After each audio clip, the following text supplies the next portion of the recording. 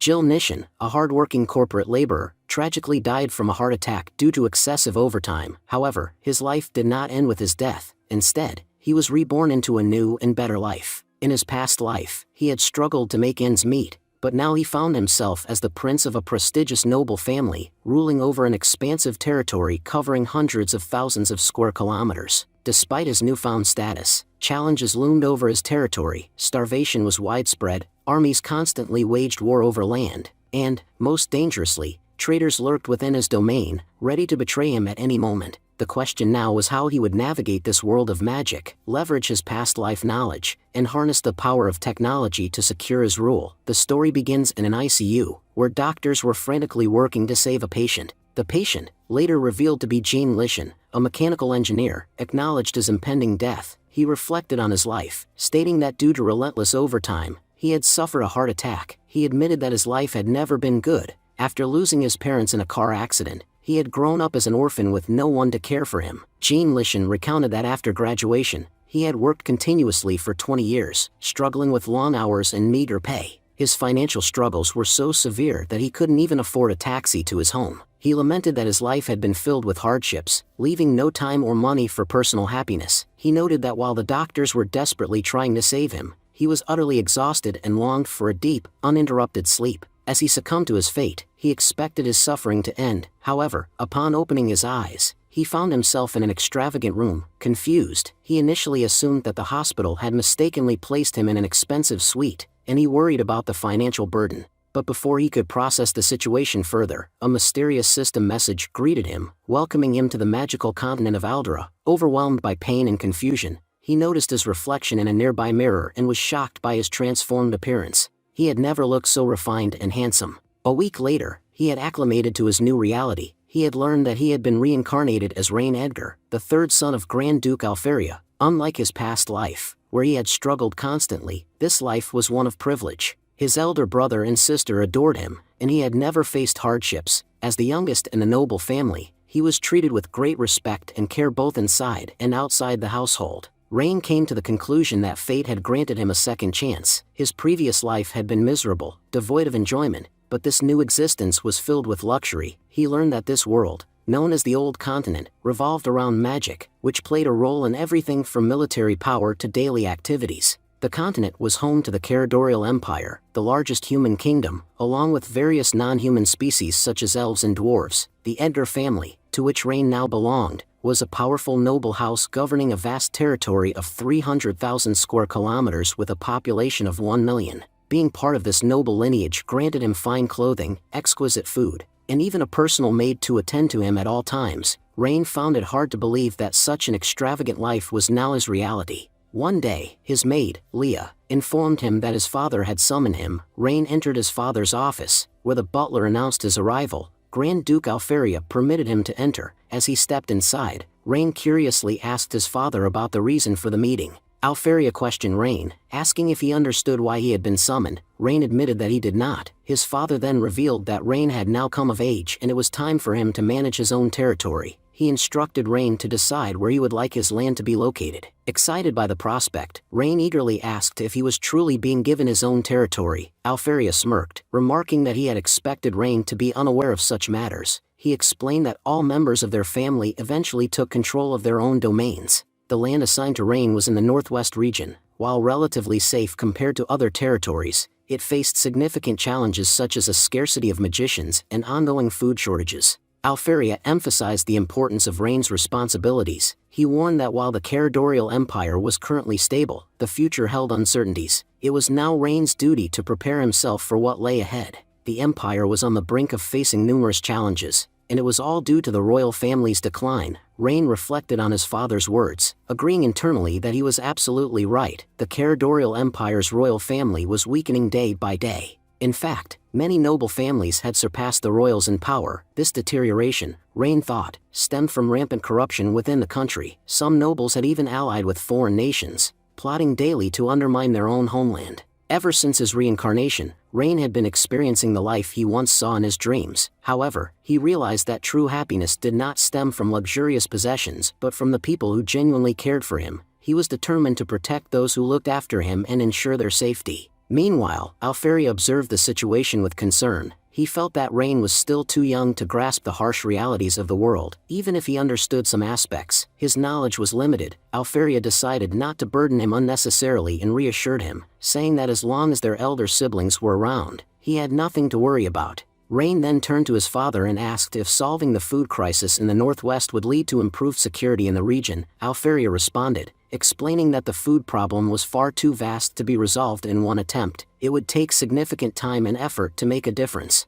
As Alferia spoke, he thought to himself that Rain was still a child, unable to fully comprehend the magnitude of the challenges they faced. Feeding a few people was one thing, but providing for hundreds of thousands was an entirely different matter. He found it naive that Rain believed such a massive problem could be solved quickly. However, Rain had his own thoughts. He knew his father likely saw him as an ignorant child, but what his father didn't realize was that he was not an ordinary person. He possessed knowledge far beyond his time, thousands of years ahead. He understood how civilizations had evolved and was determined to use those advanced methods to bring about change. Rain confidently declared that his father need not worry about the food crisis, as he would soon find a solution. The narrative then shifted focus to a city in the northwest territory of Grand Duke Alferia. This city faced significant challenges, primarily due to its vulnerable borders. To the north, it bordered the lands of Grand Duke Soren. To the west, the Elves' path began, and to the south, a vast ocean stretched out. Surrounded by adversaries, the city was frequently attacked. The constant conflicts had ravaged its lands, leading to widespread poverty and famine. The population had dwindled as many were lost to war, and now, even the enemies saw no benefit in attacking such a weakened region.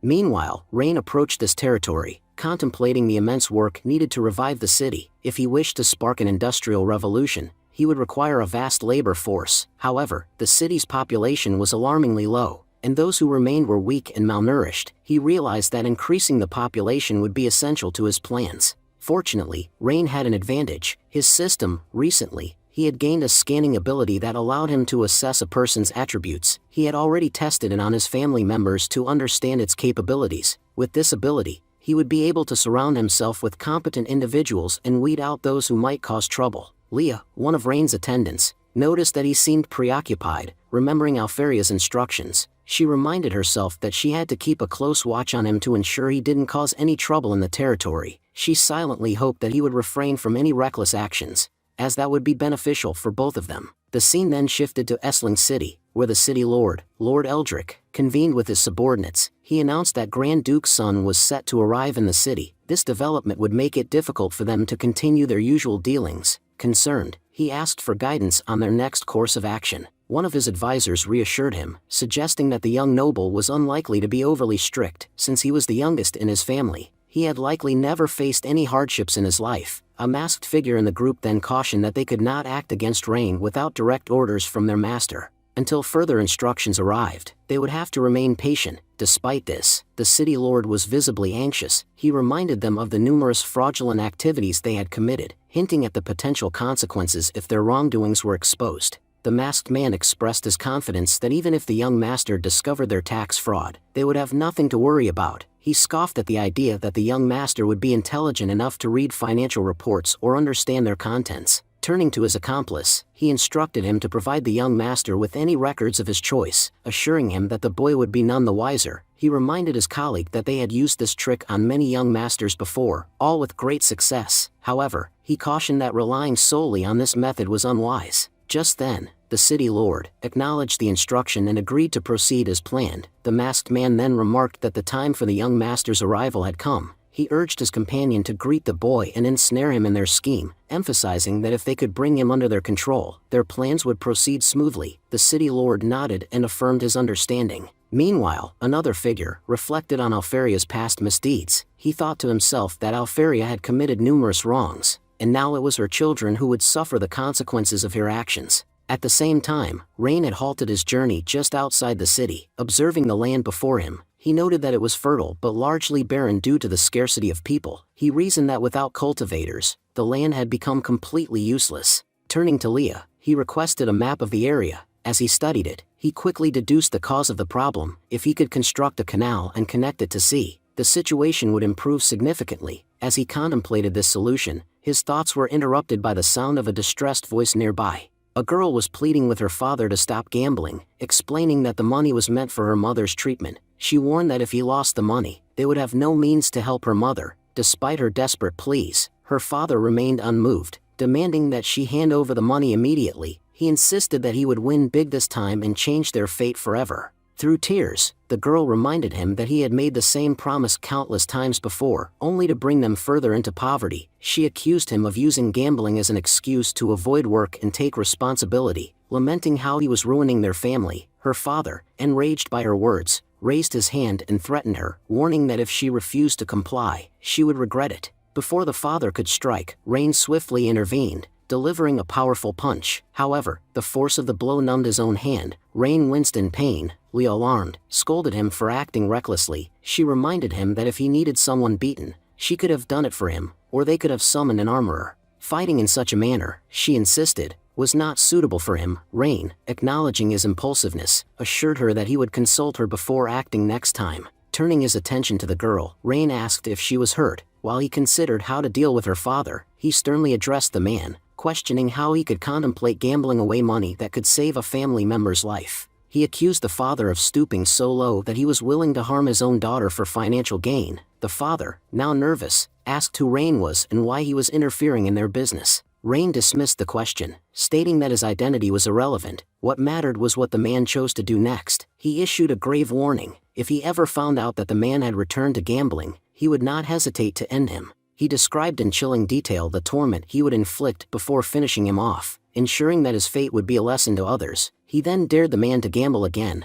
promising dire consequences if he did. Terrified, the man broke into tears and fled, repeatedly apologizing and swearing never to gamble again. Rain watched him go. Amused by how easy it was to intimidate people, he decided to use his system to check whether the girl had sustained any injuries. As he did so, the girl approached him with gratitude. She tearfully thanked him, explaining that if he had not intervened, her father would have taken the money and lost it all, leaving them with nothing for her mother's treatment. She expressed how deeply indebted she was to him, emphasizing that he had no idea how much he had helped her. System introduced the girl as Lillian Aldry, a 17-year-old with average physical stats. However, Rain quickly noted that she has special farming skills. He said that the girl has holy body of agriculture. If she were to engage in any work related to farming in the future, the results would be significantly better, revealing the full potential of agriculture. Rain mentioned that he had been planning to go to town to find a doctor for his mother. Coincidentally, they were heading there as well. He invited Lillian to join them. However, Lillian hesitated, expressing her concerns. "No,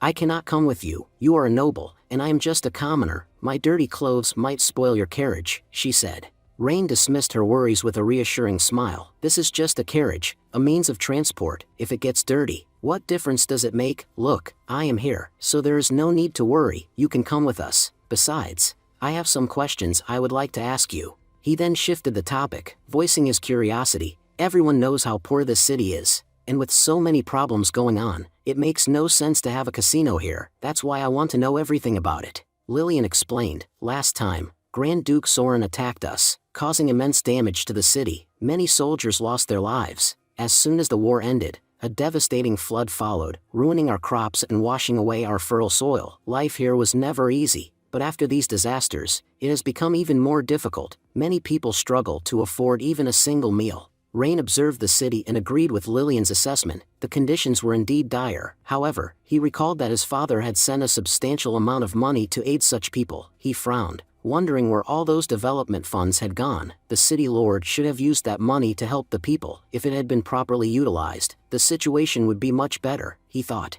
Turning to Lillian, Rain asked, "Do you know where the mansion of the city lord is located?" Lillian nodded. "Yes, I do." Just as she was about to provide directions, a man on horseback suddenly galloped forward at high speed, shouting, "Move aside, you wretched insects. If my horse crushes you, it will be your own fault." Leah quickly reacted, pulling Rain to the side just in time. As she caught her breath, she thought, whoever that person was, young master could have been seriously hurt. Rain, struggling to breathe, gasped, "Leah, let go of me. I can't breathe."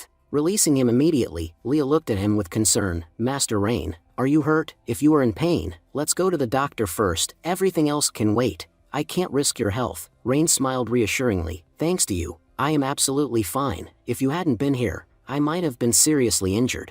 He then turned to Lillian. "Do you know who that man was?" Lillian nodded. Yes, that was the young master of the Edwin family. Earlier, you asked me about the casino. Well, all the casinos in our city belong to his family. Rain's eyes narrowed. So, all the casinos are theirs. That means they must have a lot of money. Lillian sighed. Yes, they are incredibly wealthy, but you saw how they behaved towards others. Ron pondered for a moment. For a while now, I have been wondering where all the development funds went.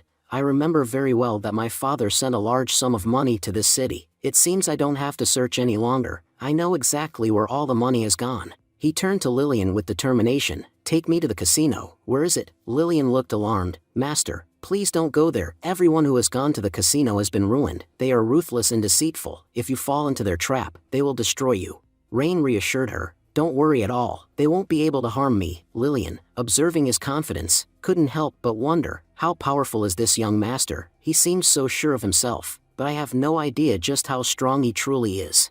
Soon, they arrived at the casino. Rain took in the sight before him. This is excessive, he muttered. The building was enormous, and 2 guards stood at the entrance, watching every passerby with keen eyes. Rain knew that if he had to lead the people towards the palace, the casino had to be destroyed. Easy ways always stopped people from working hard, and this place was no exception. It no longer served its true purpose and had instead become a den of corruption.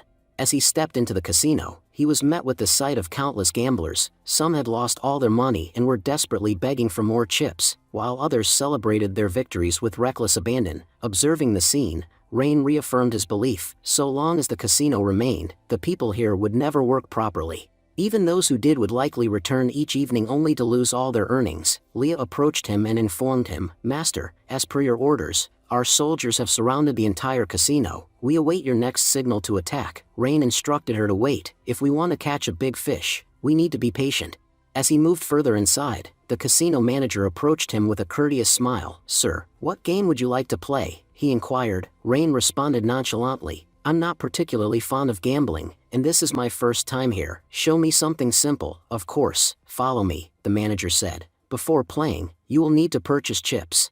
As Rain stepped forward to buy the chips, a man handed him 2 for free. This is our policy, the man explained. We offer the first 2 chips for free so our guests can experience something different. Rain saw this as his chance. He tossed the dice and declared, I'll bet on a low number. Around him, the casino patrons smirked, convinced that another unsuspecting gambler had fallen into their trap. They planned to strip him of everything he had before sending him away empty-handed. But when the dice landed, the result shocked them. 4 sixes.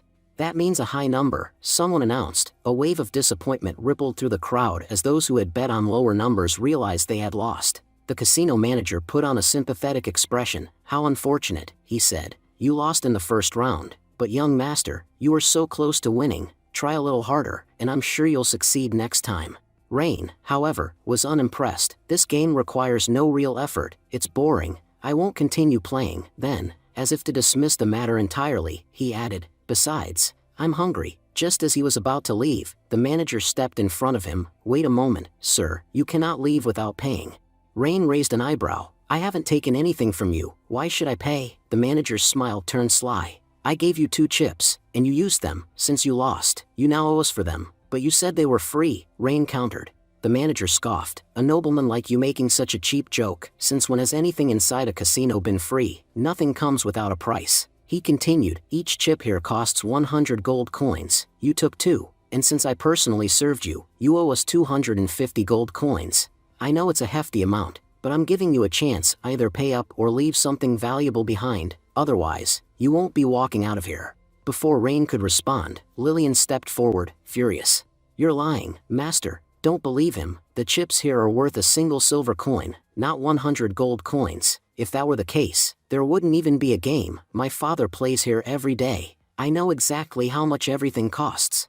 The manager's expression darkened. Who let this brat in? I had everything planned, and she's ruining it. Guards, get rid of her. These lowlifes have no place in my casino. Before the guards could act, Rain kicked the manager, sending him crashing onto a nearby table. The impact caused a pile of chips to scatter across the floor. As soon as the chips spilled, chaos erupted. Greedy gamblers lunged for them, shoving and even fighting one another to grab whatever they could.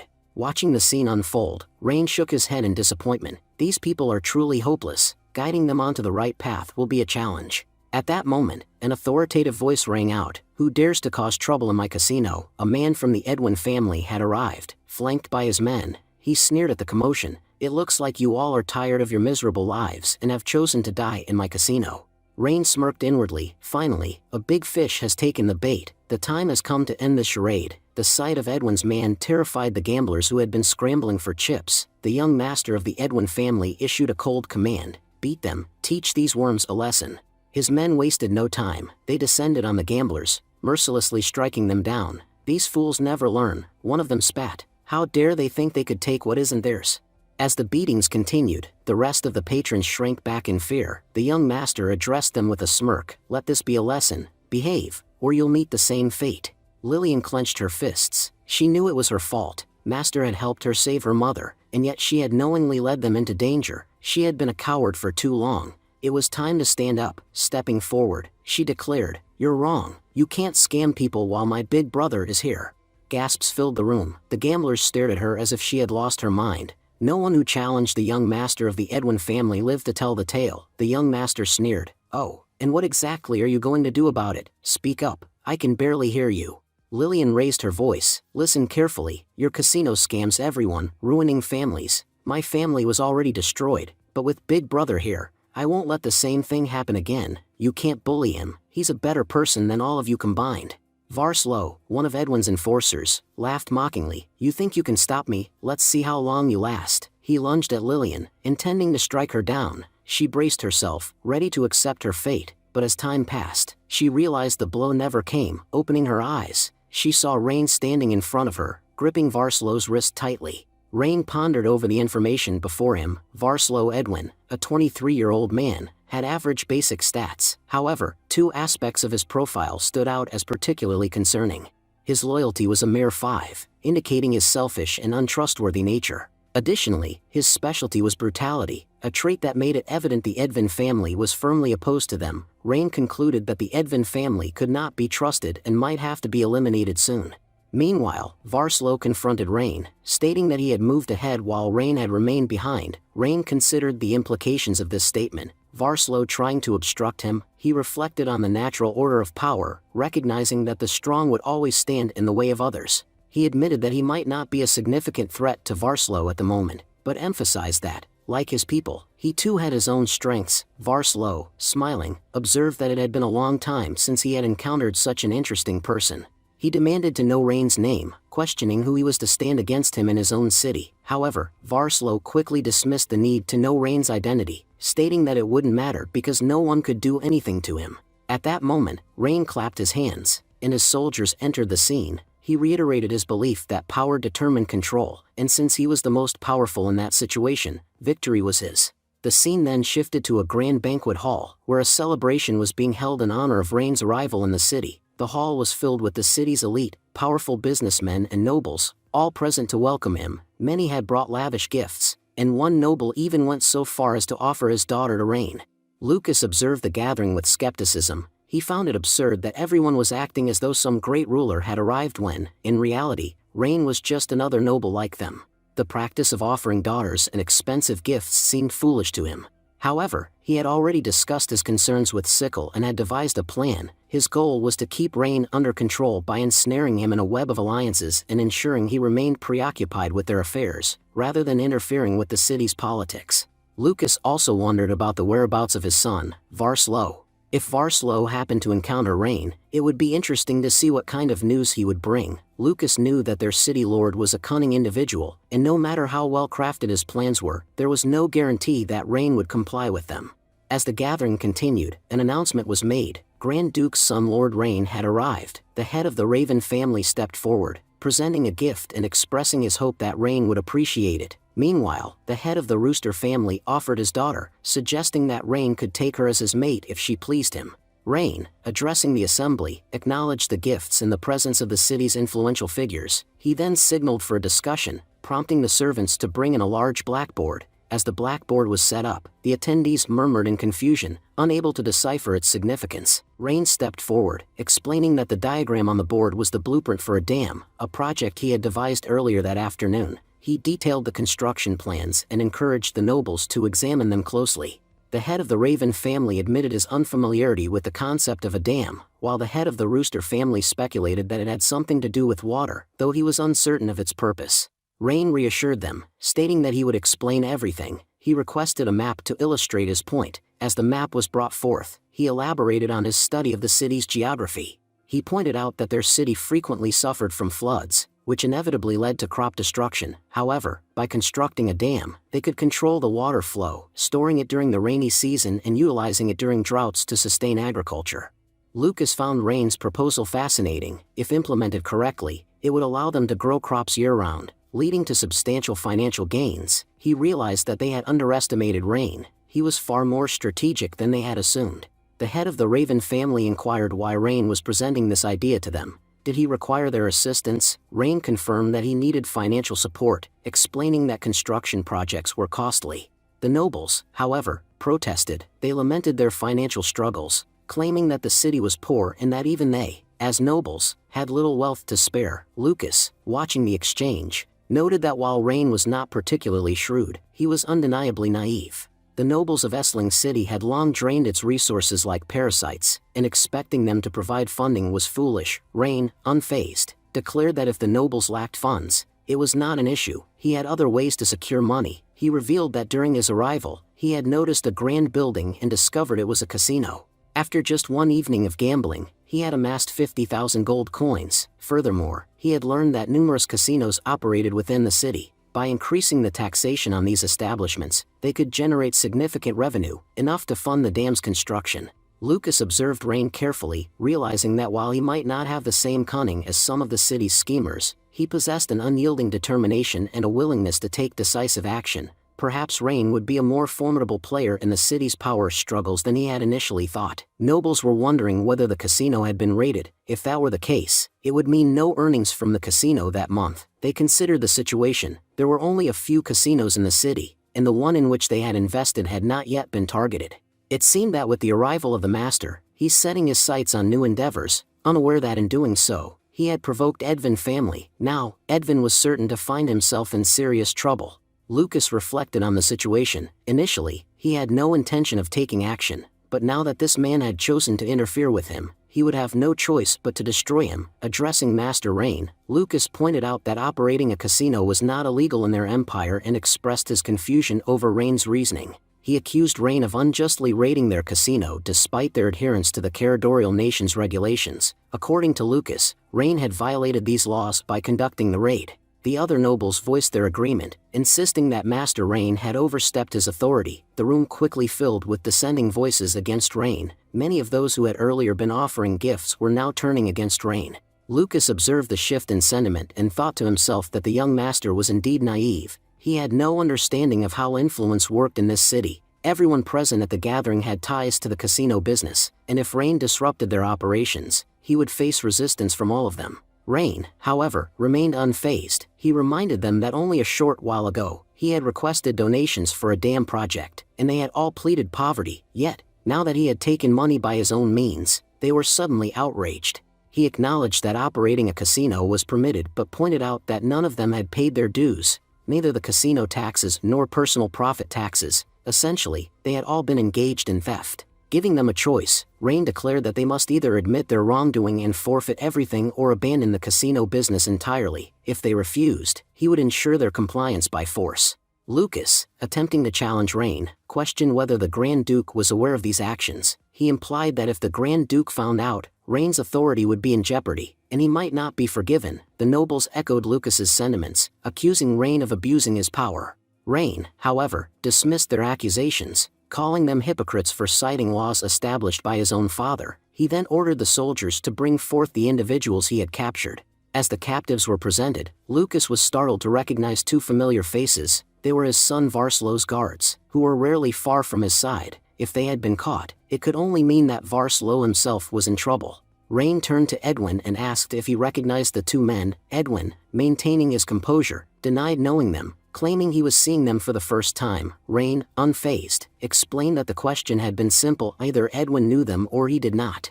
He then recounted how earlier that day, while roaming the city, these two men had attempted to assassinate him. During the attack, they had boasted about their influence, claiming that no one in the city could stop them. Intrigued, Rain had wanted to uncover the powerful figure backing them, and in this city, no one held more influence than Lucas.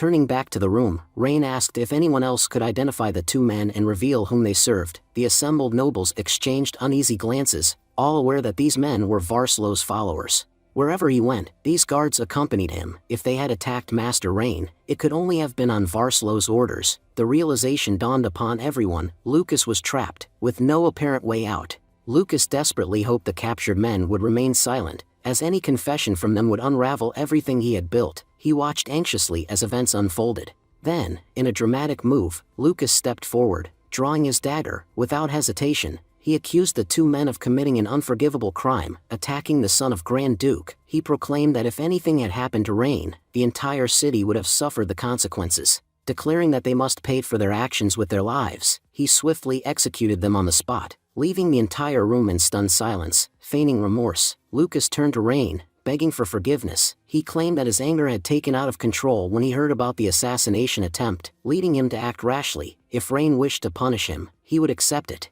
Rain, however, merely smirked. He commended Lucas's unwavering sense of justice, remarking that if only everyone shared his will, the city would be a better place. With heavy sarcasm, he declared Lucas the greatest noble in the city. Lucas, playing along, humbly thanked Rain for his praise, insisting that he had merely done what anyone in his position should have. Rain then turned the situation on its head. He pointed out that Lucas had eliminated his men before the true mastermind had even arrived. Without missing a beat, he ordered his soldiers to bring in the real culprit. As the guards dragged Varslow into the room, the young noble seethed with rage. "You bastards, if you have any courage, face me openly. You don't understand. My father is the greatest noble in Essling City." Once they were free and he had spoken to his father, he warned them that escaping from there would be nearly impossible. He reminded them of the immense power his family wielded in the city. Lucas wondered Varslow had been caught. It all made sense to him now. He had been unable to meet him since the morning. He recalled instructing his wife to befriend Grand Duke's son, yet here he was, at odds with him instead.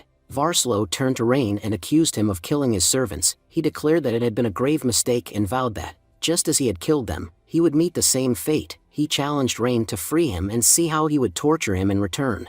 Rain smirked. "Your dreams are quite big." That not only did he want to kill him, but he sought to torment him as well. He found their way of thinking rather intriguing and offered them a chance to speak further if they had more to say. Varslow remarked that it was generous to give him opportunity to speak. He boasted that no matter how much trouble he had gotten into, there was no noble in the city who would dare stand against them. Varslow assured Rain that if he had declared he would be killed, his fate was sealed. They warned him not to take their words lightly, or he would be making a dire mistake. Rain chuckled, clearly entertained. He commented that he had encountered many courageous individuals before, but none had ever spoken to him so boldly. He was amused that this man dared to look him in the eyes and claim that he could kill him. Turning to Mr. Lucas Edwin, he expressed his admiration for the man's audacity and inquired about Edwin's thoughts on him. At that moment, Varslow was taken aback to see his father standing there. With a laugh, he finally understood the reason behind Rain's confidence. "You are flaunting power and connection to Lucas, but do you know what's the relation between me and Lucas Edwin?"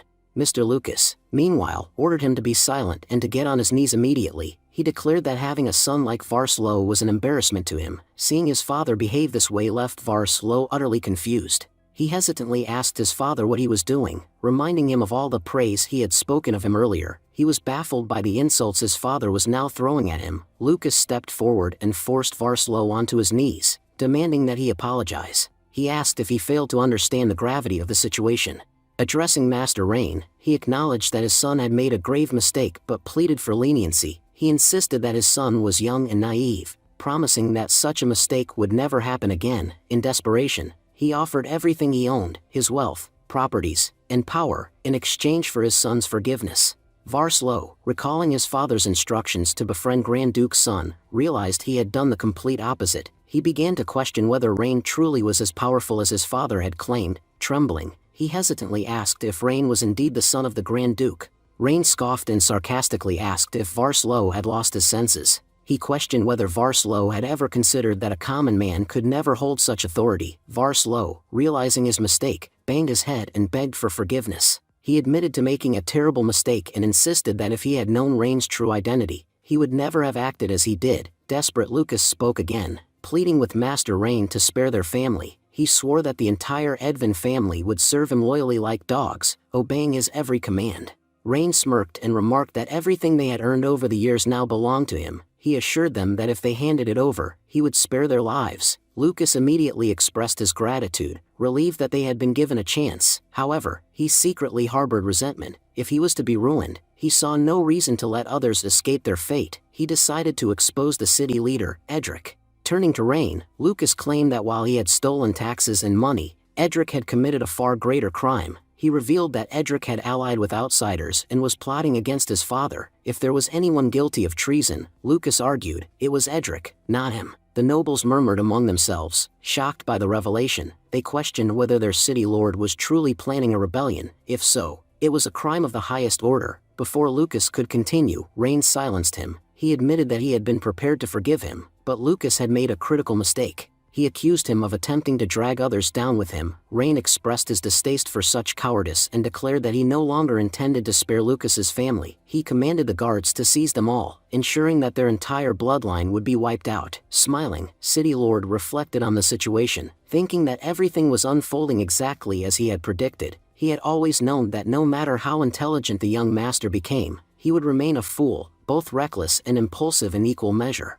Meanwhile, City Lord stepped forward and expressed his gratitude. He told Master Rain, I am absolutely loyal to our Grand Duke, and you have not tested my loyalty. Instead, you have done me a great favor. Rain reassured him, advising him not to worry. He stated that he had complete faith in City Lord, adding that if he had any doubts, he would have kept a close watch over the city. He emphasized his certainty that City Lord would not betray them. As Rain gazed at the City Lord panel, his thoughts took a different turn. He pondered how anyone could trust a person whose defining trait was greed. He noted that this individual's loyalty rating was merely 15, a glaring warning sign. Recalling Lucas Edvin's parting words, he concluded that they had been completely insincere. The scene then shifted to the study room, where Rain was seated. He calculated that they had amassed 100,000 gold coins from the casino, an amount equivalent to 2 years' worth of taxes from Essling City. He lamented that no tax revenue had come from the city in years, not even under the pretense of a development fund. He knew that his father had regularly sent funds, yet the local nobles had squandered it all in the casino. Just then, Leah entered with a tray. Master Run, I've brought you black tea. You've been working for so long, you should take a break, she urged. Rain, still engrossed in the records, responded, Leah, as I was reviewing these records, I discovered just how corrupt the nobles here are. They've plundered us for years, and not a single one among them is honorable. Leah hesitated before voicing a concern that had been on her mind for some time. She reminded Rain that Lucas had publicly declared the Eldrick a traitor, and she doubted that such a statement had been made lightly. She feared that if the Elder truly was a traitor and decided to rebel while Rain was in the city, it could place him in grave danger. She asked whether they should inform Grand Duke and the others. Rain, however, remained composed. He assured Leah that he understood her concern but insisted that there was no need to worry. He acknowledged that the Eldrick was indeed a treacherous individual who would inevitably betray them. However, he explained that he was deliberately biding his time because he had devised a dangerous plan to teach him a lesson. Until his plan was fully in place, he would not allow Eldrick to act against them. Leah, puzzled by his words, asked, Young Master, what exactly are you planning to do? Rain explained that he had yet to identify all those working for Eldrick. Without knowing his true enemies, he admitted that he was still vulnerable. He reasoned that if he acted impulsively, the consequences could be disastrous. He feared that his own recklessness might plunge the entire city into chaos. However, he found it advantageous that Eldrick currently perceived him as a fool. As long as they believed he was oblivious to their schemes, he could continue executing his plans unnoticed.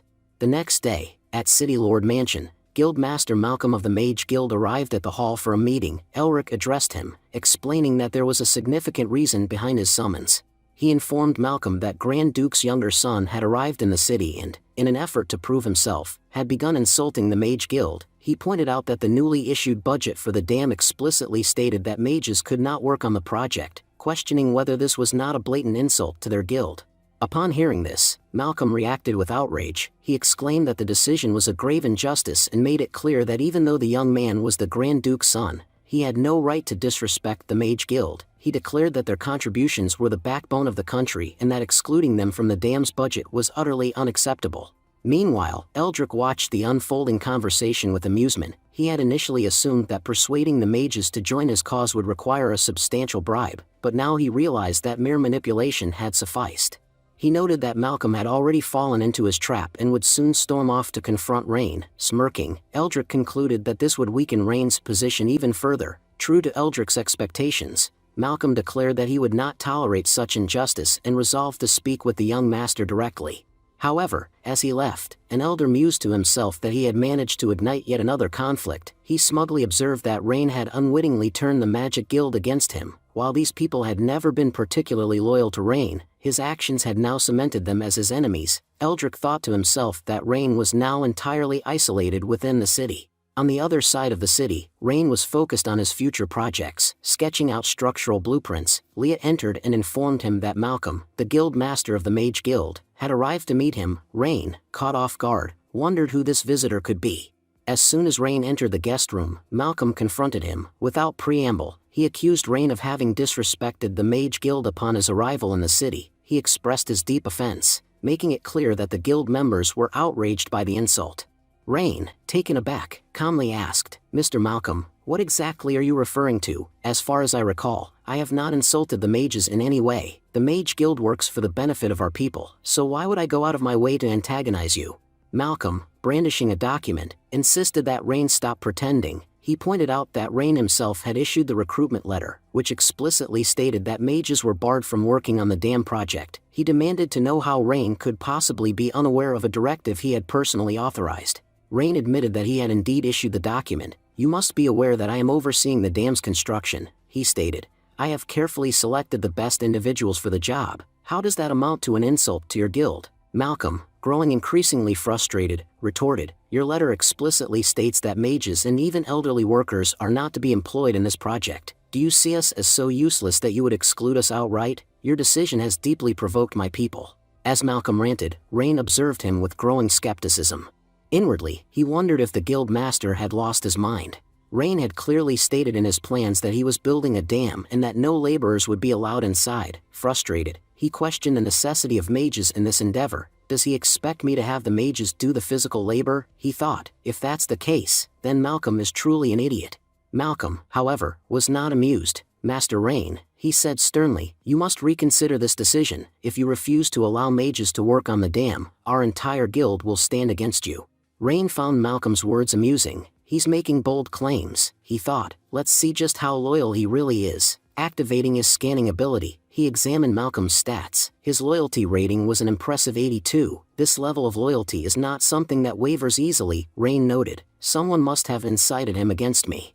Trying to de-escalate the situation, Rain addressed Malcolm calmly. "Mr. Malcolm, I believe there has been a misunderstanding. I have no intention of insulting mages. You asked for my reasoning, so let me give you 3 clear reasons why I am not employing mages inside the dam." He continued, "First, mages have limited mana, which means they cannot work continuously throughout the day. As a result, the dam would not be completed on time. Second, hiring a mage is significantly more expensive. For the same cost of hiring 1 mage, I could employ 10 laborers who would accomplish much more through sheer physical effort.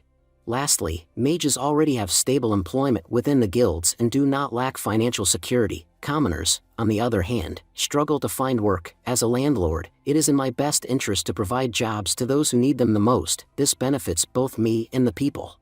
Malcolm was unconvinced. "Master Rain, you seem to have forgotten the way this world operates. Here, power lies with those who possess magic. Only a rare few can become mages, and by refusing to employ them, you are making a costly mistake." Rain shook his head. "Yes, it's true that only a select few can become mages, but this land belongs to me, and the work is mine to allocate as I see fit. No law dictates that nobles, wizards, or commoners must be treated differently. Now that this city is under my control, I intend to ensure that everyone understands this. Civilians and mages are equal. There is no justification for discrimination. Neither group is superior or inferior. I hope you can understand my perspective." Malcolm's expression darkened. "Master Rain, you're making a grave mistake. Becoming a mage requires immense effort. If you fail to recognize the difference in their status, you will make enemies of the mage community, and trust me, that is a conflict even you cannot afford." Rain remained unfazed. "Mr. Malcolm, I respect you, which is the only reason you're still standing here. Given the way you have spoken to me, my maid would have already dealt with you otherwise." Malcolm's eyes widened in alarm as he realized that Rain's maid had silently drawn a dagger and was now pointing it at him. "Master Rain," he stammered, "there's no need for this. I apologize if I overstepped my bounds. Please, forgive me." Observing Malcolm's unwavering loyalty, Rain's suspicions deepen. Even now, his loyalty remains unchanged. That means he's not acting out of personal gain. Someone has manipulated him into opposing me, he deduced, and I can already guess who. This must be Edric's doing. That man excels at using others as pawns. With a wave of his hand, Rain signaled his maid to lower the dagger. Let him go, he commanded. Malcolm is not the enemy here. Malcolm bowed his head in gratitude. Thank you, Master Ren. Just then, the system's voice echoed in Ren's mind. Host, you have completed your first mission. You have successfully used your scanning ability on 10 individuals. Your new quest is to recruit 5 high-status individuals to work under you. Additionally, a new function has been unlocked. You may check it at your convenience. A satisfied smirk crossed Rain's face. Finally, the system's missions are progressing. Time to see what rewards await. Meanwhile, outside the hall, Edric was waiting for Malcolm. As soon as he spotted him, he rushed forward. Guildmaster Malcolm, what happened? Did Master Rain understand your point?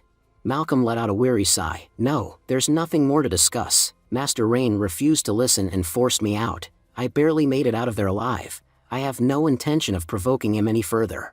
Edric, however, was undeterred. A sly grin spread across his face as he leaned in conspiratorially. Guildmaster, I have a brilliant idea. If you follow my plan precisely, I guarantee Master Rain will not only change his mind but will also start treating you with the utmost respect. Malcolm hesitated, but curiosity got the better of him. What exactly do you have in mind? The city lord, however, remained undeterred. With a sly smile, he assured Malcolm that while their initial plan had failed, he had an even better idea in mind. He confidently stated that once they implemented this new scheme, Rain would change his stance and even treat Malcolm with respect. However, there was one crucial task Malcolm needed to undertake. Malcolm, skeptical, questioned the feasibility of the plan. He pointed out that Rain's initiative was immensely beneficial to the commoners. Given their lack of employment opportunities, they were bound to accept Rain's generous offers. The city lord, however, smirked knowingly and countered that it wasn't about whether the commoners would accept the work, it was about ensuring they couldn't complete it. If the workers failed, Rain would inevitably become frustrated and dismiss them. Sensing Malcolm's hesitation, the city lord reminded him of his magical abilities, suggesting that he use a spell to exhaust the commoners, rendering them incapable of fulfilling their duties. Malcolm, shocked at the suggestion, initially resisted. He acknowledged that while he was displeased with Rain's actions, he had no personal vendetta against him or the commoners. To curse innocent workers seemed extreme and unjust. The city lord, however, pressed further. He dismissed the commoners as lazy and ungrateful, arguing that their struggles were self-inflicted. If they truly wanted to survive, they could farm, hunt, or find other means of sustenance. Instead, they relied on noble generosity.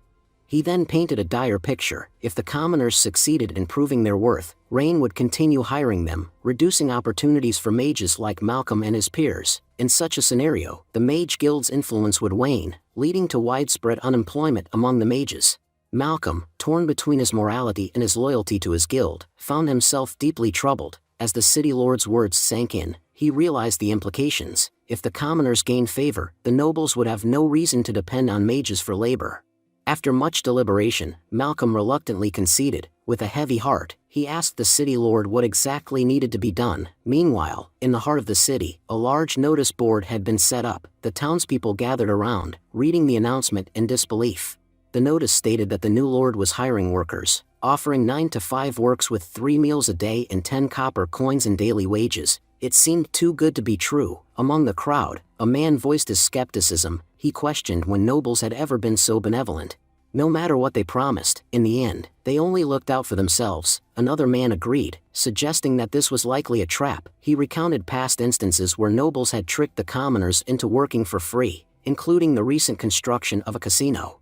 The Edwin family had convinced them to invest their earnings in gambling, leading them to lose everything they had rightfully earned. One by one, the townspeople began expressing their doubts. The consensus was clear: nobles didn't care about commoners, and this offer was likely just another deception. Just then, Lillian, who had been listening to their complaints, could no longer stay silent. Stepping forward, she reprimanded them for speaking ill of their new lord despite knowing so little about him. She asserted that if people did not have knowledge about something, they should refrain from speaking nonsense about it. She recounted an encounter she had with their lord a few days prior and expressed her admiration for him. She described him as the most noble person she had met, emphasizing that he genuinely cared for every single citizen. According to her, He had promised to transform the entire city and improve the lives of its inhabitants. However, her words were met with laughter and skepticism from those around her. The crowd murmured among themselves, wondering who she was. Some speculated that a noble had deceived her, and they dismissed her claims, believing she was too naive to understand the stark difference between what nobles said and what they actually did. Meanwhile, Lillian stepped forward and approached the person in charge of filling out forms. She firmly stated that she wanted to apply on behalf of her father for the dam project. The man filling the forms responded, saying that while they could accept her father's application, they could not accept hers. Confused, Lillian questioned why she was being denied. She insisted that she was not to be underestimated just because she was a girl. She asserted that she was strong and capable of performing the same work as her father. The man clarified that it was not a matter of personal opinion but rather a directive from Master Rain. He explained that they were not permitted to hire individuals who were underage. Judging by Lillian's appearance, he estimated that she was under 18, which made her ineligible. He added that hiring an underage worker would put them at great risk. If Master Rain found out, he would not hesitate to punish them severely. He continued explaining the work conditions, stating that she could not participate in the construction of the dam. The working hours were from 9 a.m. to 5 p.m., totaling 8 hours per day. Workers would not receive 3 full meals daily, and their wages would be calculated on a daily basis. Once a day's work was completed, they would receive their payment, which amounted to 10 copper coins per day. He invited Lillian to ask any questions if she had concerns. Otherwise, she could proceed with filling out the form to officially become a part of the dam project. Turning to her father, Lillian urged him to work diligently and not be lazy, reminding him that this was the young master's project. Her father reassured her, promising that he would no longer gamble away their money as he had in the past. He vowed to work wholeheartedly to support their family. He acknowledged that young Master Rain had stood up for the common people and declared that he could not betray such a person's trust. He then advised Lillian to stay at home and take care of her mother, mentioning that their uncle also needed someone to look after him. Hearing this, the man filling the form suddenly interjected, asking for clarification on Lillian's father's words. When asked if there was an issue, the man inquired whether his wife was seriously ill. Lillian's father confirmed that she was in poor health, but insisted that he was there only to discuss work, not his family's hardships. The soldier then revealed that he had not been asking about work but had instead been offering assistance. He explained that since Lillian's father had not asked any questions earlier, he had not been able to provide this information sooner. He happily informed him that young Master Rain had arranged accommodations for the workers. Given that the dam project was located far away, commuting daily would be extremely difficult. To address this issue, young Master Rain had provided temporary quarters for workers and their families. The soldier assured Lillian's father that as long as he remained employed on the dam project, he and his family could stay in the provided housing. Once the project was completed, they could return to their homes. If his wife was sick, she could also stay in the workers' quarters, making it easier for him to care for her while working. Overwhelmed with gratitude, Lillian's father dropped to his knees, thanking them profusely. He was astonished that someone was thinking so much about the common people. He confessed that he had been struggling to figure out how to care for his family while working, but now, thanks to young Master Rain's arrangements, his worries had been alleviated. The soldier quickly reassured him that there was no need to bow. He promised to send someone to help move Lillian's mother and their belongings to the workers' quarters. He added that if Lillian's father needed any further assistance, he should not hesitate to ask. He emphasized that young Master Rain had personally hired them for this purpose and that they were ready to help as much as possible. Witnessing this act of generosity, the townspeople who had previously doubted young Master Rain now began to change their opinions. They murmured among themselves, realizing that their new lord was indeed a kind and benevolent man. They acknowledged that rejecting such an opportunity would be a mistake. Determined, many among the crowd resolved that, no matter what, they would work on the project. The soldier, seeing their enthusiasm, assured them that there was work available for everyone. He reassured the crowd, telling them that there was no need to jostle and that they should form a queue comfortably, as he would fill out the forms for everyone. Meanwhile, the system informed him that the host was providing the blueprint for a lithium battery, marking his first task. Rain found himself wondering about the usefulness of a battery blueprint. He thought that without an electricity generator, having a battery would be of little benefit. The purpose of a battery was to store energy, but since he couldn't generate any energy in his current situation, he questioned whether the system was mocking him by giving such a seemingly useless reward. Frustrated, he turned his attention to the second task. As he reviewed it, he realized it was significantly more difficult. The task required him to recruit 5 people of high status. He pondered where he would find such individuals. Initially, he had planned to train Leah to achieve such a status. But upon checking her statistics, he discovered that all her attributes were already quite high, none falling below 90. This meant she had already reached her potential, rendering further training pointless. Since he himself did not count among the people he needed, he concluded that he would have to travel to the city, where there were likely many talented individuals who had simply never been given an opportunity to train and showcase their abilities. Just then, a knock on the gate interrupted his thoughts. Leah announced that Lillian had come to meet him. Rain instructed her to let Lillian in. As she entered, Lillian immediately expressed her concerns, explaining that something strange was happening at the construction site. She recounted how everyone had been excited before arriving, yet once there, no one was able to work. Rain, intrigued, asked her to clarify. In response, the narrative shifted to an earlier scene at the construction site. Lillian had confronted her father, questioning why he had taken another break so soon after the last one. She scolded the workers, reminding them that frequent breaks would delay the completion of their work. Her father, however, looked at her solemnly and insisted that he truly wanted to work. He explained that, for some reason, he had felt inexplicably weak since arriving at the site.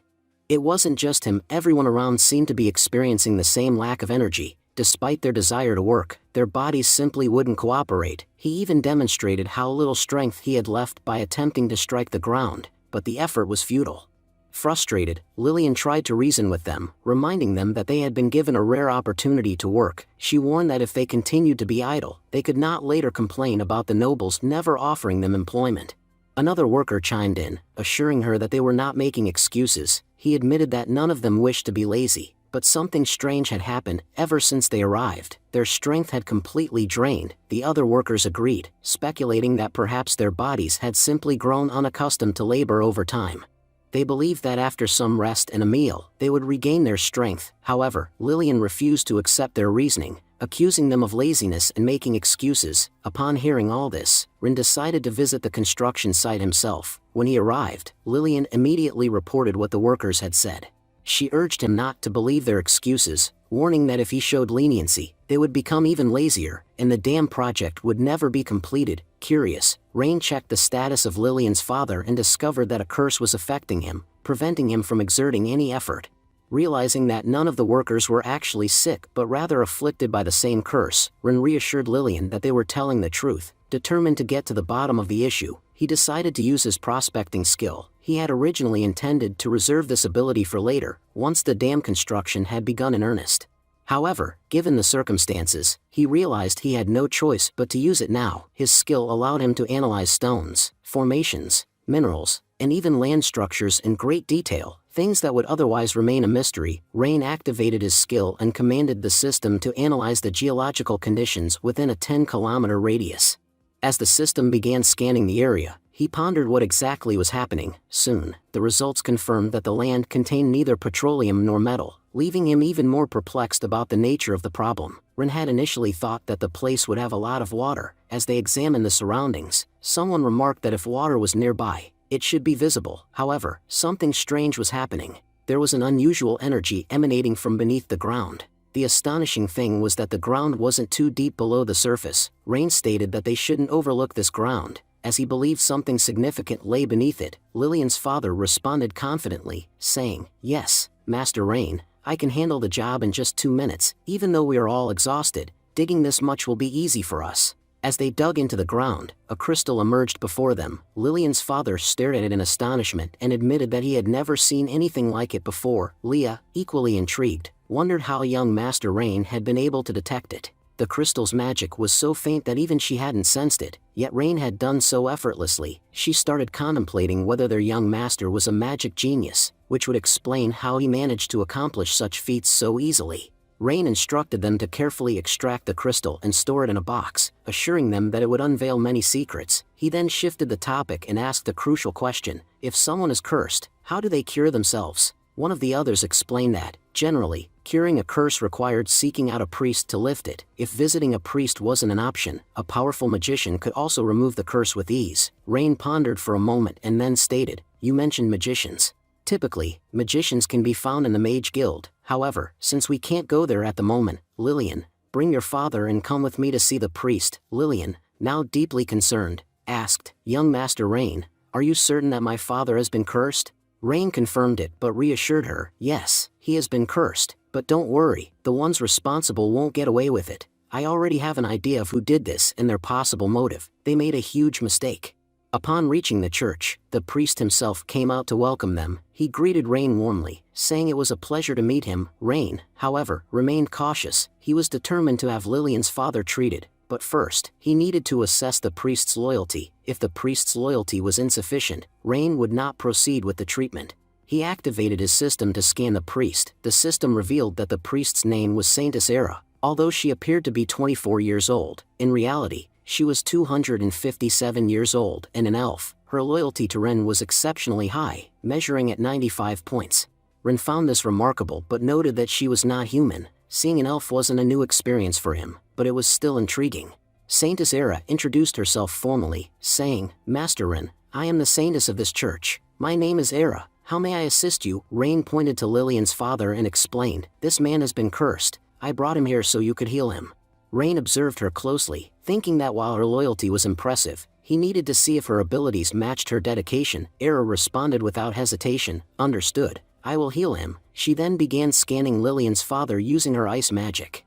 After a moment, she confirmed Ren's suspicion, saying, "Master Rain, you are absolutely right. This man has indeed been cursed." Rain then asked, "Can you remove it?" With a calm demeanor, Era summoned her light energy and said, "As a priestess, it is my duty to guide those trapped in darkness back to the light." She released a glowing orb of light that moved forward and entered Lillian's father's body. Moments later, the curse visibly lifted from his form and dissipated. Lillian's father was overjoyed. He turned to Rain and exclaimed, "Master Rain, this is incredible. I feel an entirely new surge of energy within me, as if I have been reborn." He clenched his fists in excitement and continued, "Now, I will prioritize my work. I'll be able to perform my duties with far greater efficiency than before. I felt terrible that I was unable to work properly and was simply collecting my wages, but from now on, that will change. I will work harder than ever." Rain stated that there was no need to hurry. He assured everyone that they would first resolve the matter at hand before returning to work. Addressing Saintess Era, he inquired whether she was aware of the crystal they had discovered at the construction site.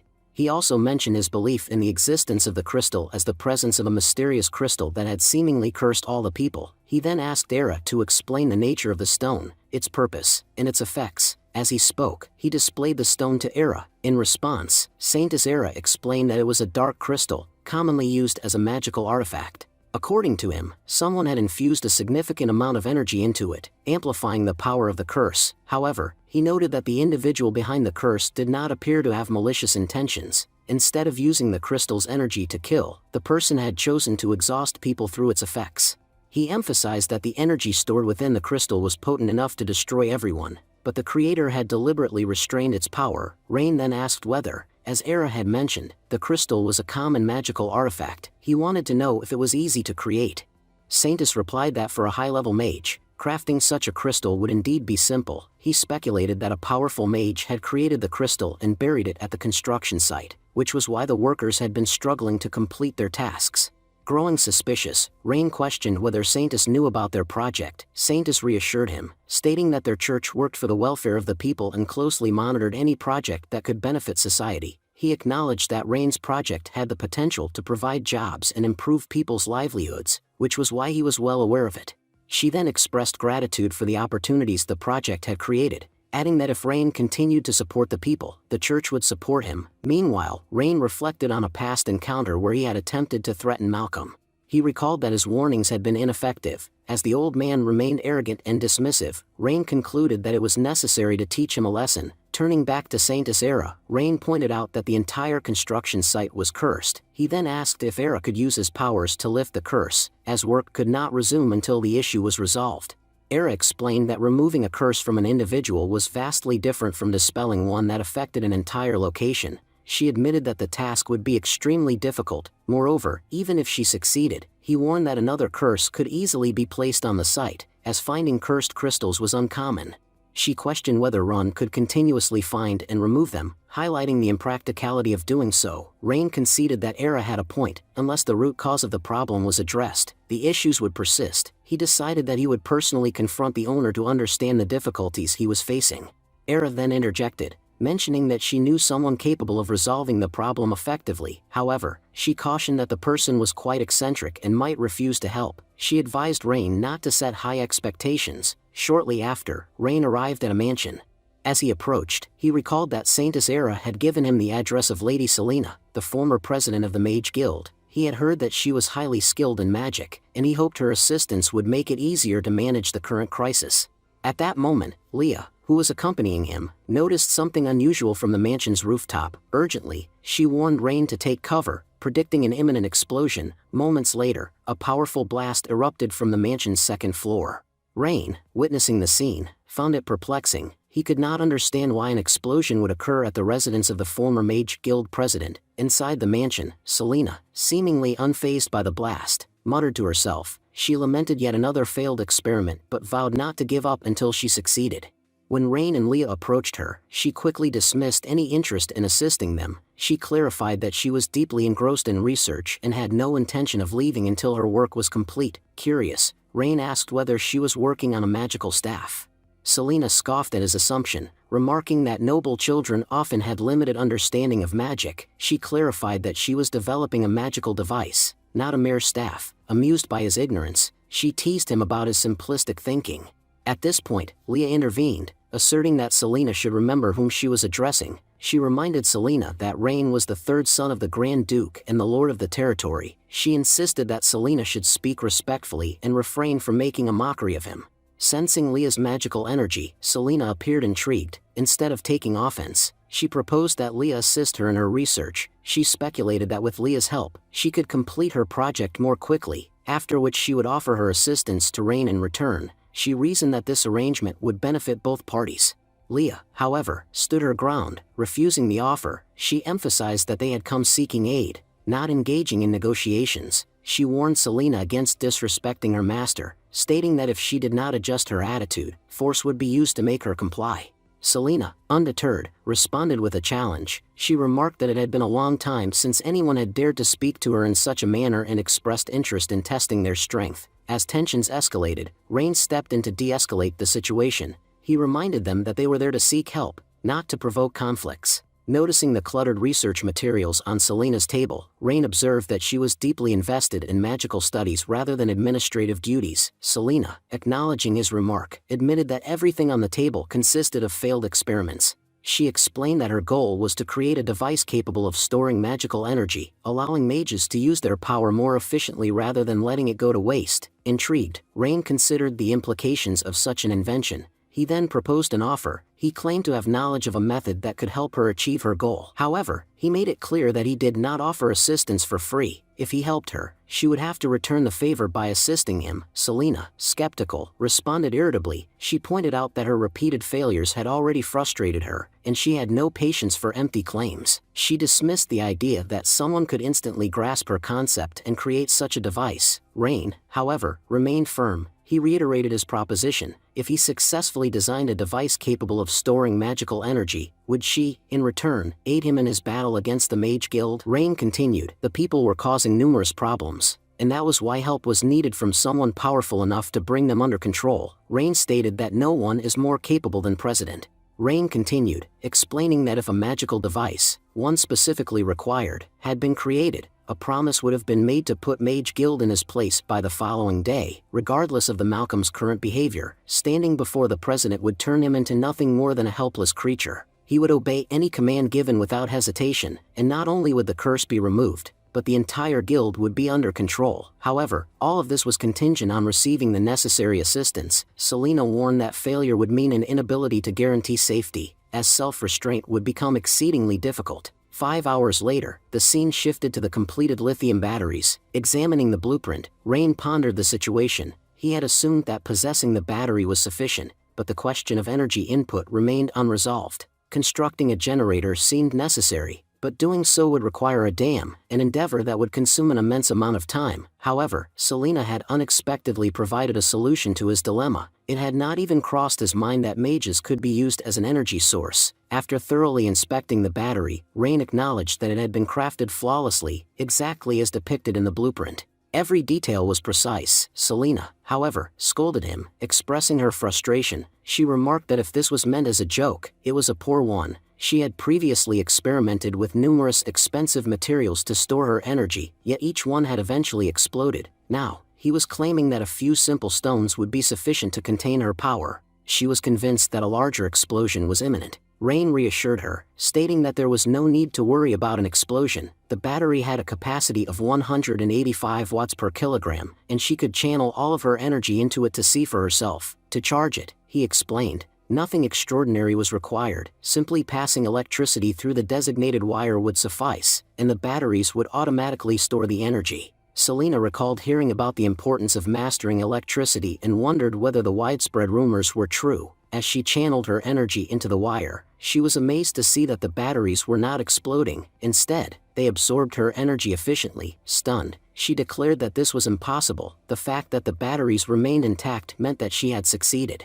Rain, however, pointed out that her energy was insufficient. Despite her efforts, she had not even managed to charge half of the battery. He concluded that she lacked the capacity to fully charge it. Frustrated, Selena retorted that he had the audacity to challenge her abilities. Determined to prove him wrong, she vowed to demonstrate true energy and unleashed her full power. Shortly after, Selena collapsed from exhaustion. She could hardly believe that the device had managed to store all of her energy. She admitted to herself that the device had far exceeded her expectations. Meanwhile, Rain examined the battery, confirming that it was already at 87% capacity. Even after using such a vast amount of energy, the battery was capable of powering an electric car for nearly 3,000 kilometers. He acknowledged Selena's immense power. Releasing so much energy from her body was an extraordinary feat. With the battery nearly fully charged, Rain declared that it was time to show the mages what technological magic could achieve. As he brought the wires together to generate electricity, Selena watched in astonishment and asked if he possessed the ability to use electricity magic. Rain replied that it wasn't just him. If he wished, every person in the city could harness this power. Selena scoffed, dismissing his claim as nonsense. She pointed out that learning magic was an incredibly difficult task, one that only a rare few could accomplish. Suggesting that everyone could use magic was absurd. However, Rain reminded her that he never joked about such matters. If she searched within herself, she would realize that he had even greater ideas for magical devices. If those devices were to be realized, they would perform wonders. He envisioned a world where every individual could wield magic, not just lightning magic, but fire magic, wind magic, and more. He urged Selena to assist him, promising that if she did, they would soon witness a reality where magic and technology coexisted seamlessly. Selena reflected on his words. Indeed, not everyone in this world was capable of using magic. As she considered the implications, the scene shifted. Elsewhere, Malcolm sat at a table, deep in thought. He anticipated that Master Rain would soon come to him, seeking aid for his people. When that moment arrived, Master Rain would finally understand the significance of mages. He would learn not to mistreat a mages ever again. However, Malcolm's confidence faltered when he suddenly found himself face to face with Selena.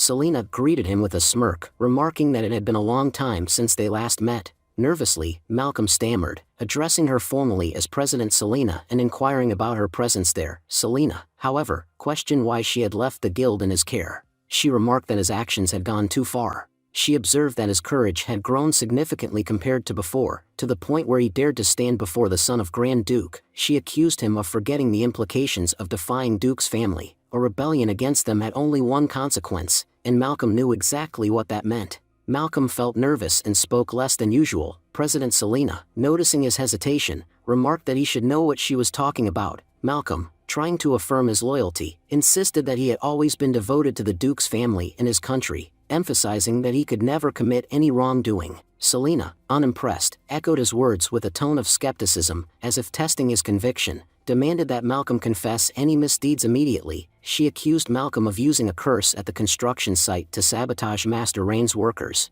Knowing how much courage he has despised such actions, she found it audacious that Malcolm dared to argue his case. Trembling and tearful, Malcolm pleaded with Selena to let him explain. He revealed that young Master Rain had not given him any work nor issued any notice, which had enraged him. Fueled by resentment, he gathered his team and convinced them that the Lord looked down on them. His frustration grew, and in his anger, he crafted a powerful crystal imbued with a teleportation magic, burying it underground at the site so that no one would detect its presence. Malcolm elaborated that the commoners under his charge tired quickly, leading the young master to perceive them as lazy and unfit for work. He had believed that if Master Rain had acknowledged his grievances, apologized, and collaborated with their faction, things would have improved for everyone. He insisted that his actions stemmed from a desire to secure work for the mages rather than allowing it to fall into the hands of the commoners. Selena, exasperated, scolded him for his foolishness, reminding him of how often she had warned him not to meddle in others' affairs. She pointed out that he had been used, manipulated to appear as a rebel. She asked if he even realized how much trouble he had brought upon himself. Still in shock, Malcolm questioned who had used him, desperation lacing his voice. Selena, however, dismissed the discussion, stating that they would address it later. She instructed Malcolm to summon his mages and bring them back before they caused further issues. Malcolm promptly agreed, assuring her that he would gather everyone immediately. Selena then turned to Rain, informing him that all his troubles had been resolved. She assured him that, henceforth, the Mage Guild would not cause any more problems. She added that, as he had seen for himself, their people harbored no malicious intent, rather, they had been manipulated by City Lord Eldrick. Rain, relieved, expressed his gratitude to Selena for her assistance. She then offered to eliminate Eldrick in a way that would leave no trace, suggesting he would simply vanish. However, Rain quickly dismissed the idea, stating that Eldrick posed no real threat. Instead, he intended to use Eldrick to uncover the true masterminds behind the schemes. He believed that the minor players would inevitably lead them to more significant figures. As he prepared to leave, Rain mentioned that he had much work to do. Selena, smiling, stopped him for a moment, reminding him that they were about to embark on a new project. She noted that he had many endeavors in motion and urged him to keep her informed. She expressed her enthusiasm for helping, confident that working together would be mutually beneficial. Rain reassured her, stating that he could never forget her assistance. He suggested that she focus first on rallying everyone and ensuring they were energized before they moved on to future plans. Selena agreed, stating that she would personally handle it. Meanwhile, elsewhere, Elric was in distress. He lamented that their plans were being foiled, blaming a troublesome child for their setbacks. He reported that even Malcolm had fallen under the child's influence and anxiously asked what their next course of action should be. A robed figure, remaining composed, advised against hasty decisions. He pointed out that the only real threat in Essling City's Mage Guild was Selena. If she were removed, the entire guild would crumble, leaving them unchallenged. However, he redirected the conversation, wanting to know the status of the dam project. The city lord responded that the project was progressing well and that, if completed as planned, Essling City would soon prosper. He noted that this prosperity would bring wealth to all, making it nearly impossible for their plans to succeed. He stressed that only in a state of ruin could their schemes be realized. He assured the robed man that he had devised a foolproof plan to entrap the master. He explained that all the city's nobles were under his influence, and he was pressuring them to inflate grain prices drastically. His strategy was to make food so expensive that commoners would be unable to afford it, ensuring that desperation and poverty played into their hands. The robed man questioned whether nobles would truly support such a dangerous plan. The city lord confidently replied that the young master had already made it difficult for these people to earn money. Previously, they had made a small profit from the casino, but with its closure, they were now struggling. In this desperate situation, he was offering them an alternative path, one that served their own interests while furthering his own agenda. He had come to earn, so he questioned why people would reject his offer. He could accept that some might cheat him, but he believed that no one would cheat their own profits and money. The nobles of Essling City, he thought, were like greedy wolves, incapable of changing their nature unless driven by their desires. As they tossed their coins, they remarked that soon the price of grain would rise significantly, and the young master would be forced to build a dam nearby. They scoffed, saying that no money would be left, no profit would be made anywhere, and that both the dam and the young master's dreams would remain unfulfilled. Meanwhile, a merchant roughly shoved Lillian aside, sneering as he spoke. He taunted that poor people like her had no right to raise their eyebrows and step into such places. If she had no money, she had no place to complain. If you want grain from here, go and get the money, he said coldly. Lillian retorted, her voice firm, you are a merchant, yet you are being completely unfair. How can you raise the price of grain so drastically? Just yesterday, we could buy 2 bags of grain for 1 gold coin, but today, within just a day, the price has doubled. Now, we have to pay 2 gold coins for a single bag. This is outrageous. The merchant smirked. Unfair, you say, and what can you do about it? This grain belongs to me. I alone decide its price. No one tells me how much to sell my goods for. If you can afford it, buy it. If not, get out. Lillian clenched her fists, frustration welling inside her. She had promised Ren that she would buy grain at a reasonable price, yet now that she had come to make the purchase, the prices had skyrocketed. If things continued this way, her business would fail. You are all greedy wolves, she accused. You know that Brother Rain is doing good work, and because of his efforts, your corrupt business practices will soon crumble. So now, you resort to these petty tricks. The merchant laughed derisively. We are simply good businessmen. We have not cheated you. We are selling our product at the price we set. Here, I am the master, and Rain can't do anything to us. We are not breaking any laws. Then, with a cruel grin, he kicked Lillian aside. Now, get out before I lose my patience.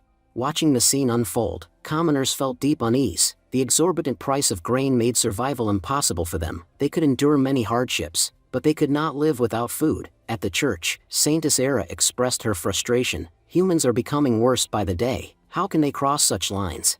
In just 3 days, they have raised the prices so much. A bag of grain that used to cost 50 silver now costs 3 gold coins. Alferia, this supply is far too little to sustain everyone through the winter. Handing over some money, she instructed, take this as well. We cannot let our people die, no matter what happens. And when you leave, pay the guards an amount. Alferia hesitated, but this is too much money. Even after bribing the guards, we won't have much left. Saintess Era insisted, do as I say. As Alferia reached to put the money in her bag, the coins suddenly vanished from her hands. Turning quickly, they saw that Leah and Rain had arrived. Rain addressed Saintess Era directly. Why deal with the guards when you can deal with me instead?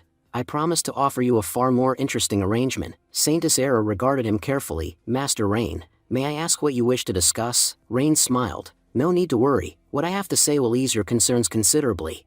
She frowned. Young master, you do realize that this is the capital, and the people here are human. How can there be elves within a human city? Returning the money to Alferia, Rain responded. You don't need to act in front of me. I know very well that you are an elf, and I have no problem with you or your people. In fact, I have no issue with the entire elf community. If we work together, we can all live in harmony. Saintess Era studied him before saying, if you truly mean that, then it is good news for us. Rain nodded. What I wish to discuss is the food supply center. Saintess Era sighed. Master Rin, I know this may sound harsh, but food supply is beyond your control. Even if you wish to, you cannot dominate it. Rin leaned forward. Explain.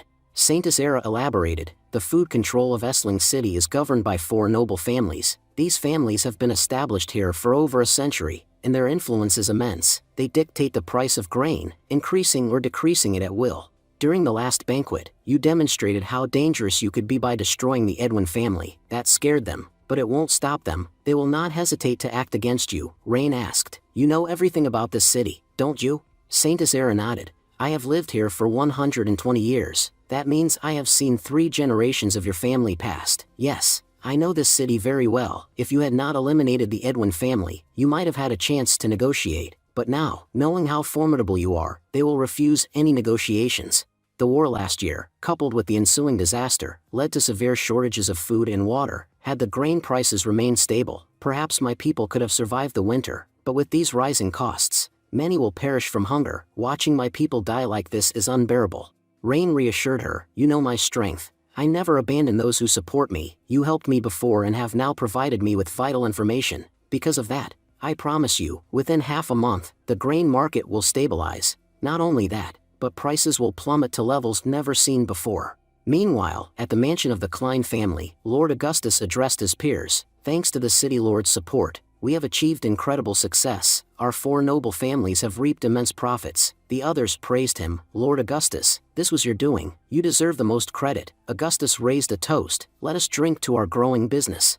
As they celebrated, a servant entered with an urgent message. Sir, young Master Rain has sent an invitation. He requests your presence at a banquet along with the other lords. One of the noble heads frowned. A banquet with young Master Rain? Is he targeting us after the Edwin family? Another added. We all know how powerful the Edwins were, yet he crushed them. What if he turns on us next?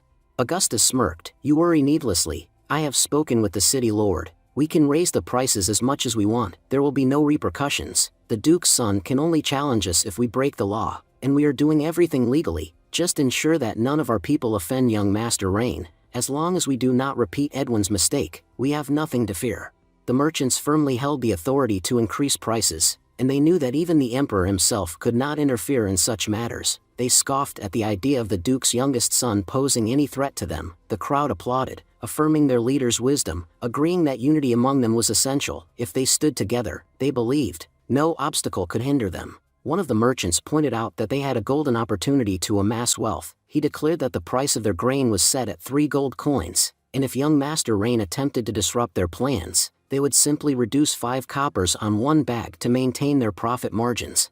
He reminded them that they had no reason to fear the young noble, emphasizing that he held no real power over them. The others assured Lord Augustus that they would remain steadfast by his side. They acknowledged the benefits of unity, warning that division would only lead to losses.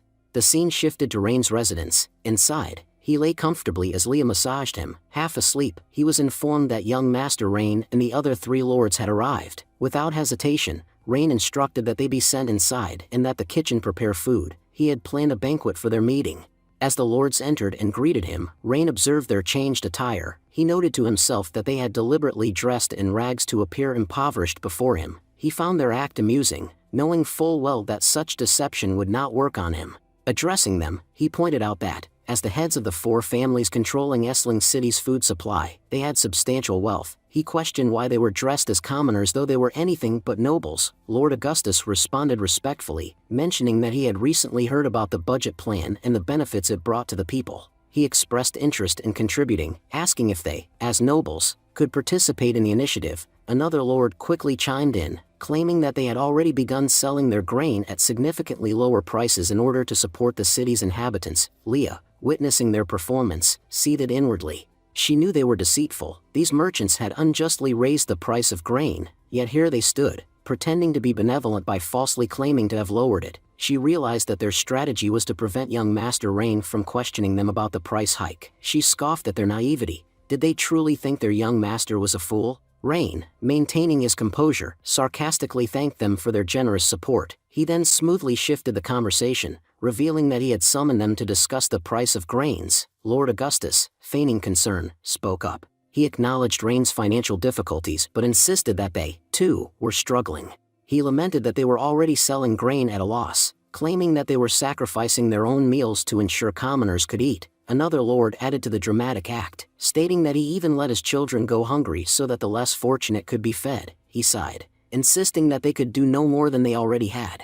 Rain chuckled and reassured them that they had misunderstood his intentions. Rather than reducing prices, he proposed the opposite, increasing them back to double their original rates. He suggested that instead of the current price of 1 gold coin per unit of grain, they should raise it to 4 gold coins. This way, they would generate more profit and, in turn, support his cause while ensuring their own children did not go hungry. Intrigued, Augustus questioned Rain to confirm whether he was truly suggesting a price increase. Rain affirmed his statement, explaining that as a noble himself, he was naturally inclined to support other nobles. If they were earning wealth, he, too, wanted a share of the profits.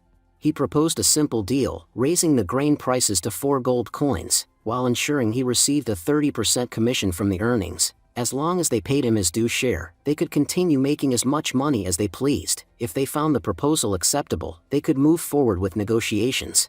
Augustus hesitated, visibly nervous. He struggled to believe his own ears and asked Rain to clarify. Had he truly suggested increasing grain prices to 4 gold coins and demanded a 30% cut of their profits? Rain confirmed without hesitation. He reiterated that, in addition to raising prices, he would personally take a portion of their business revenue. Lord Augustus, taken aback, realized that his initial impression of Rain had been entirely mistaken. He had assumed that young Master Rain was a selfless leader who prioritized the welfare of the people. However, it dawned on him that Rain was just as cunning and self-serving as the merchants themselves. Augustus smirked, acknowledging that he had misjudged the young noble's character. He now saw him as a fellow opportunist, just like them. Reflecting on past events, Augustus regretted not approaching Rain sooner. Had he known that the young noble shared their mindset, they could have struck a deal much earlier and reaped even greater profits. He now understood why the city lord had spoken ill of Rain. He had simply been provoked by jealousy. Previously, the merchants had been cautious with price increases, fearing public outrage and possible complaints to the emperor. However, now that they had the duke's son on their side, they felt emboldened. With Rain's support, they could escalate prices without fear of repercussions. Their profits would soar while the commoners suffered the consequences. Augustus expressed his gratitude to Rain, acknowledging his understanding of their struggles. He noted that not everyone took the time to empathize with others and asked when the new prices would be officially announced. He explained that a formal declaration would make it easier for them to manage their affairs. Rain responded that the document was ready but had yet to be finalized. He mentioned that he would send it to his father for approval, and once it was stamped, everything would be set in motion. he assured them that he would expedite the process as much as possible. Additionally, he reminded them that he was making great efforts on their behalf and expected them to acknowledge this in the future. He even admitted that he had considered giving the Edwin family a chance, but their disrespect had left him no choice but to destroy them. He clarified that he had no personal grudge and had merely wanted a share in the casino. The nobles nodded in agreement, and one of them remarked that Rain was a wise leader. They acknowledged that aligning with those in power was always beneficial and expressed their gratitude, noting that thanks to him, their children would have food and better clothing. Meanwhile, in another household, a nobleman questioned Augustus about whether their young master was as noble as he appeared. He suggested that they should be cautious and examine the day's events more closely. Another noble voiced his concerns, finding it strange that Rain had raised the prices instead of lowering them. He speculated that it might be a test. Augustus, frustrated, scoffed and threw his glass. He rebuked them, stating that Rain had made it clear that his primary concern was profit rather than the well-being of the commoners. He pointed out that they were the only ones aware of this knowledge, which presented them with a great opportunity to amass wealth.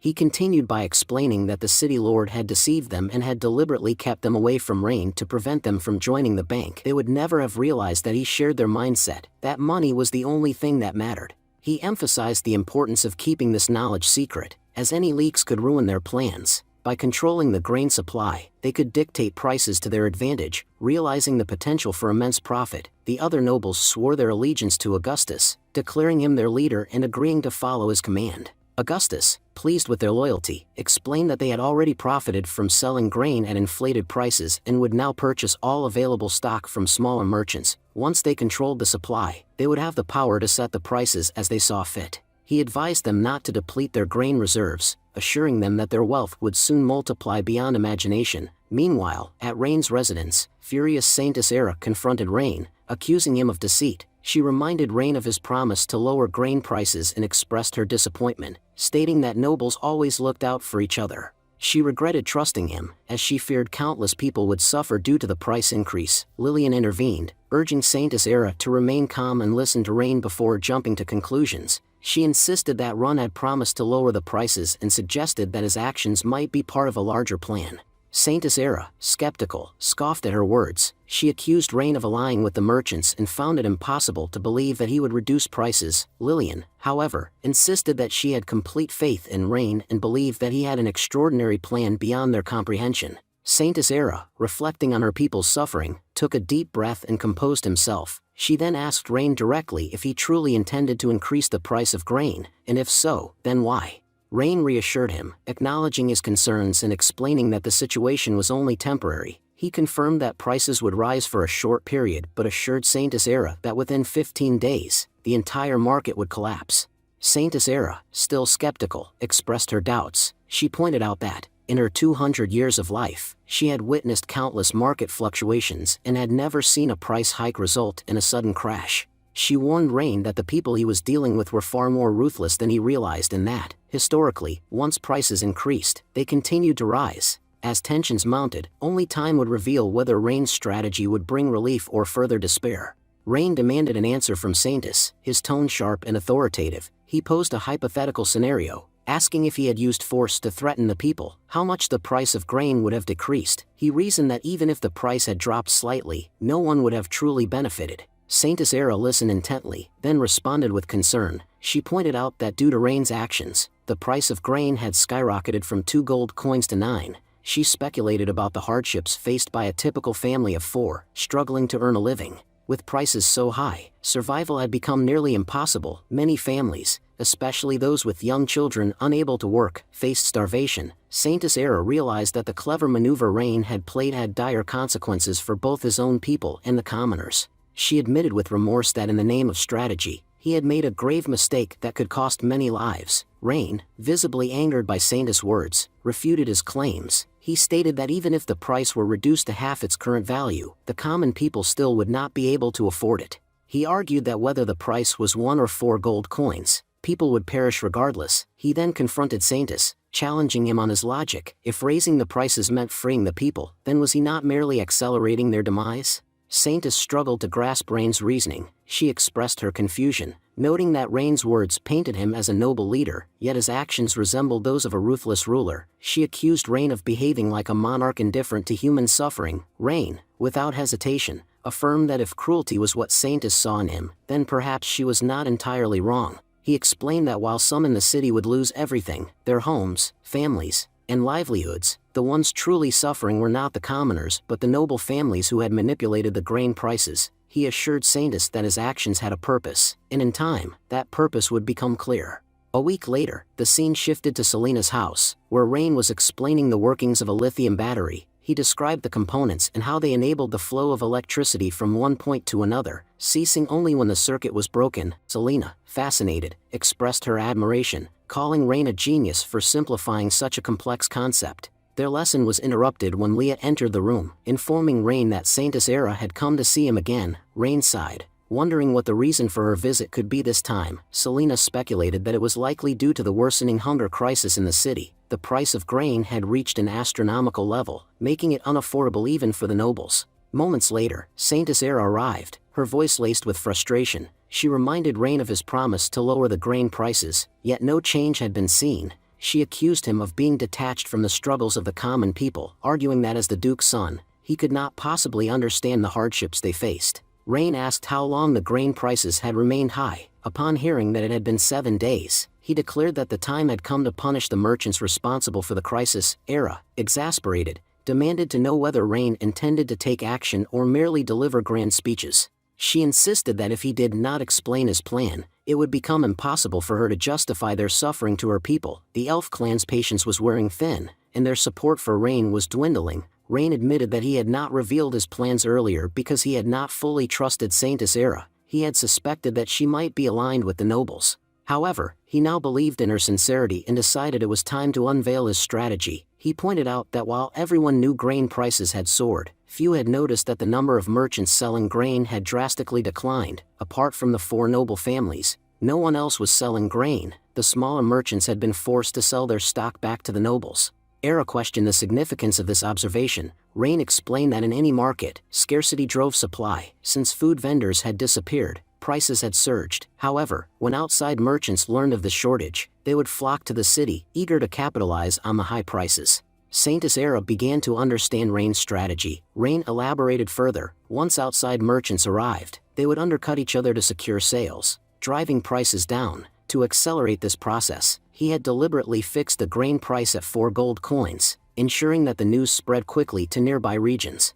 Expecting substantial profits, merchants would rush in with their goods, but they would soon realize that the market was not as lucrative as they had hoped. He then assigned Era a crucial task, distributing documents throughout the city announcing her dissatisfaction with Rain's actions.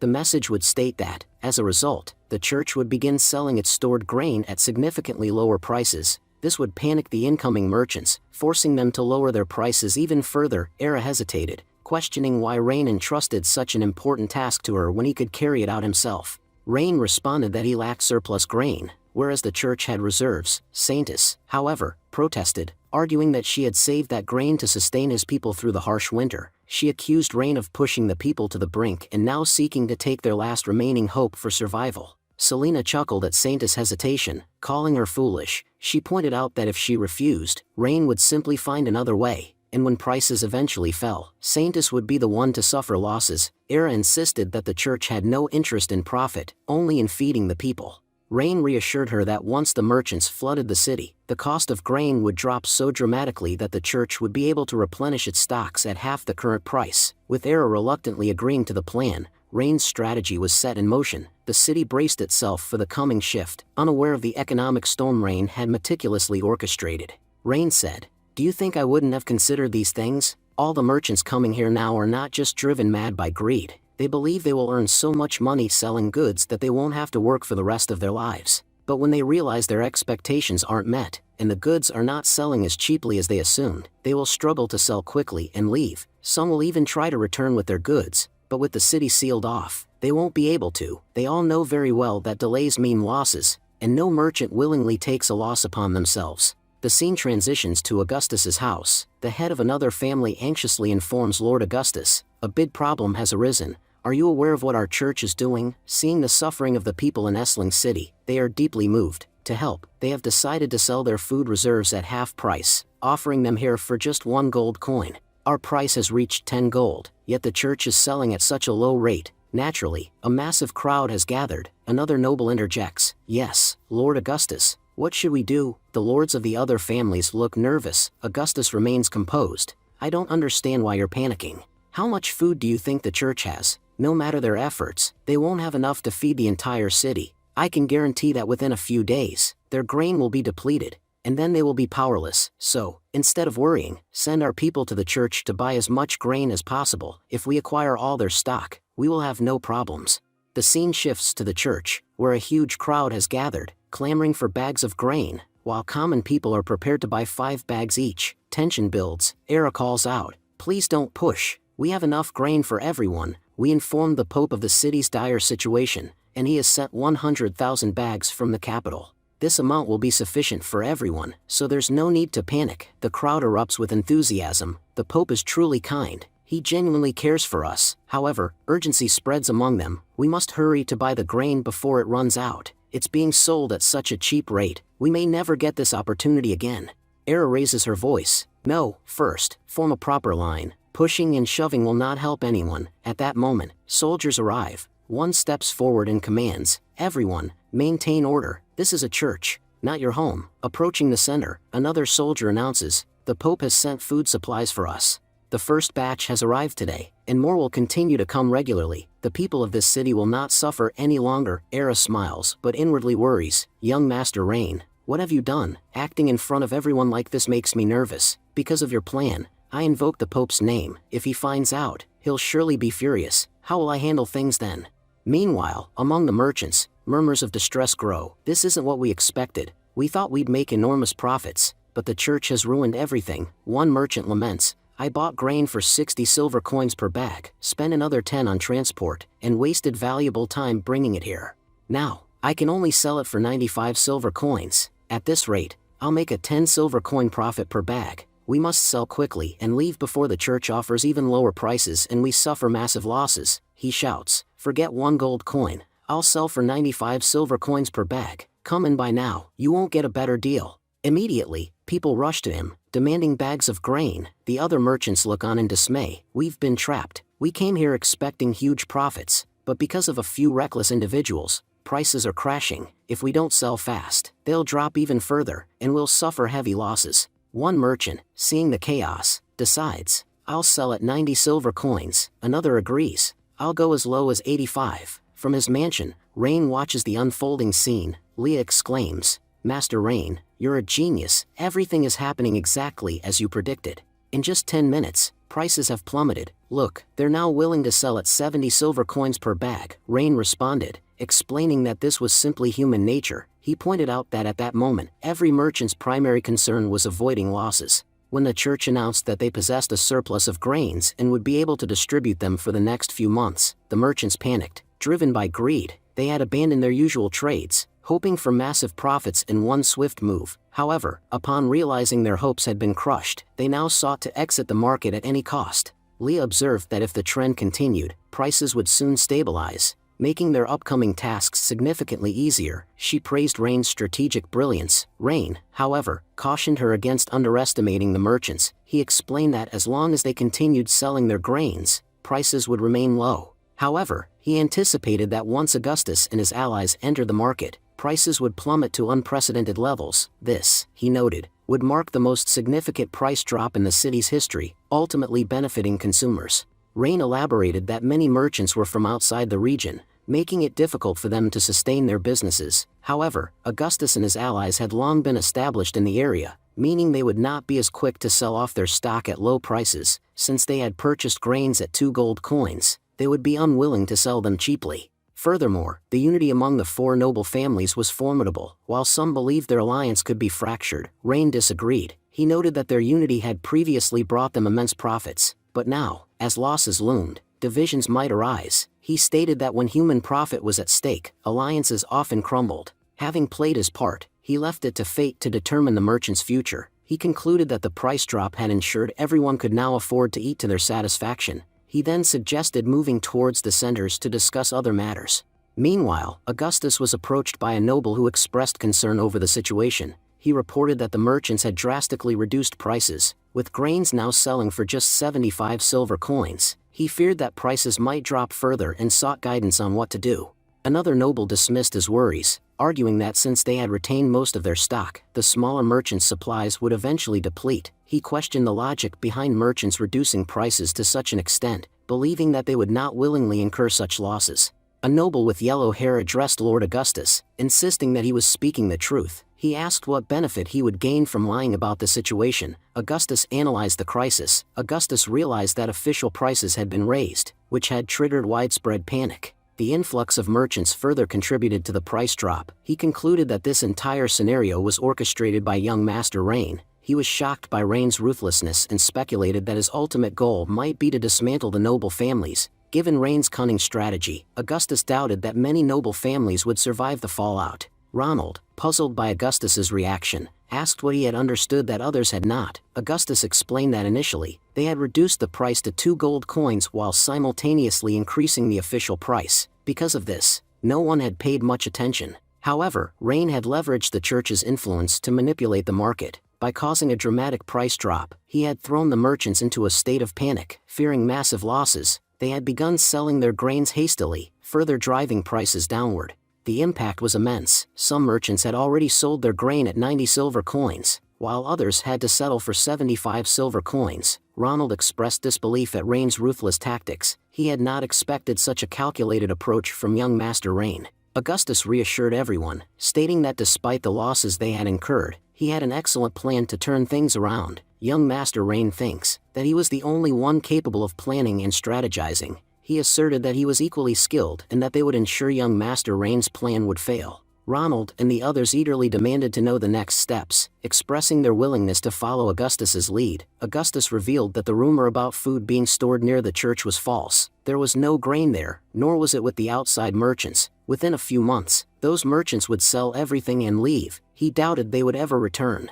He further explained that once these merchants departed, they would sell their remaining stock at exorbitant prices. However, their own success depended on unity. If even one of them lost patience and started selling grain prematurely, all of them would suffer devastating losses. He emphasized that under no circumstances should anyone sell their grain until the time was right. Hearing this, the group became visibly nervous. Ronald, understanding the gravity of the situation, agreed with Augustus. He quickly declared that he would return home and instruct everyone to halt the sale of grain until Augustus gave the signal. As Ronald left, he contemplated the situation. He felt there was no point in staying and resolved to sell her grains before anyone else could. If he hesitated, he believed he would suffer immense losses. Meanwhile, the other noble family heads regarded Ronald with suspicion. They were convinced he was deceitful and planned to secretly sell his stock first, which explained his hasty departure. They left one by one, each harboring their own schemes. Back with Augustus, his butler hesitantly asked if he should instruct their people to withhold their grain as well. Annoyed, Augustus kicked a bottle and rebuked the butler, calling him an idiot. He pointed out that their competitors, Ronald and the others, were all untrustworthy. They had left in such a hurry precisely because they intended to sell their grain first. If Augustus held back, he would be the only one at a disadvantage.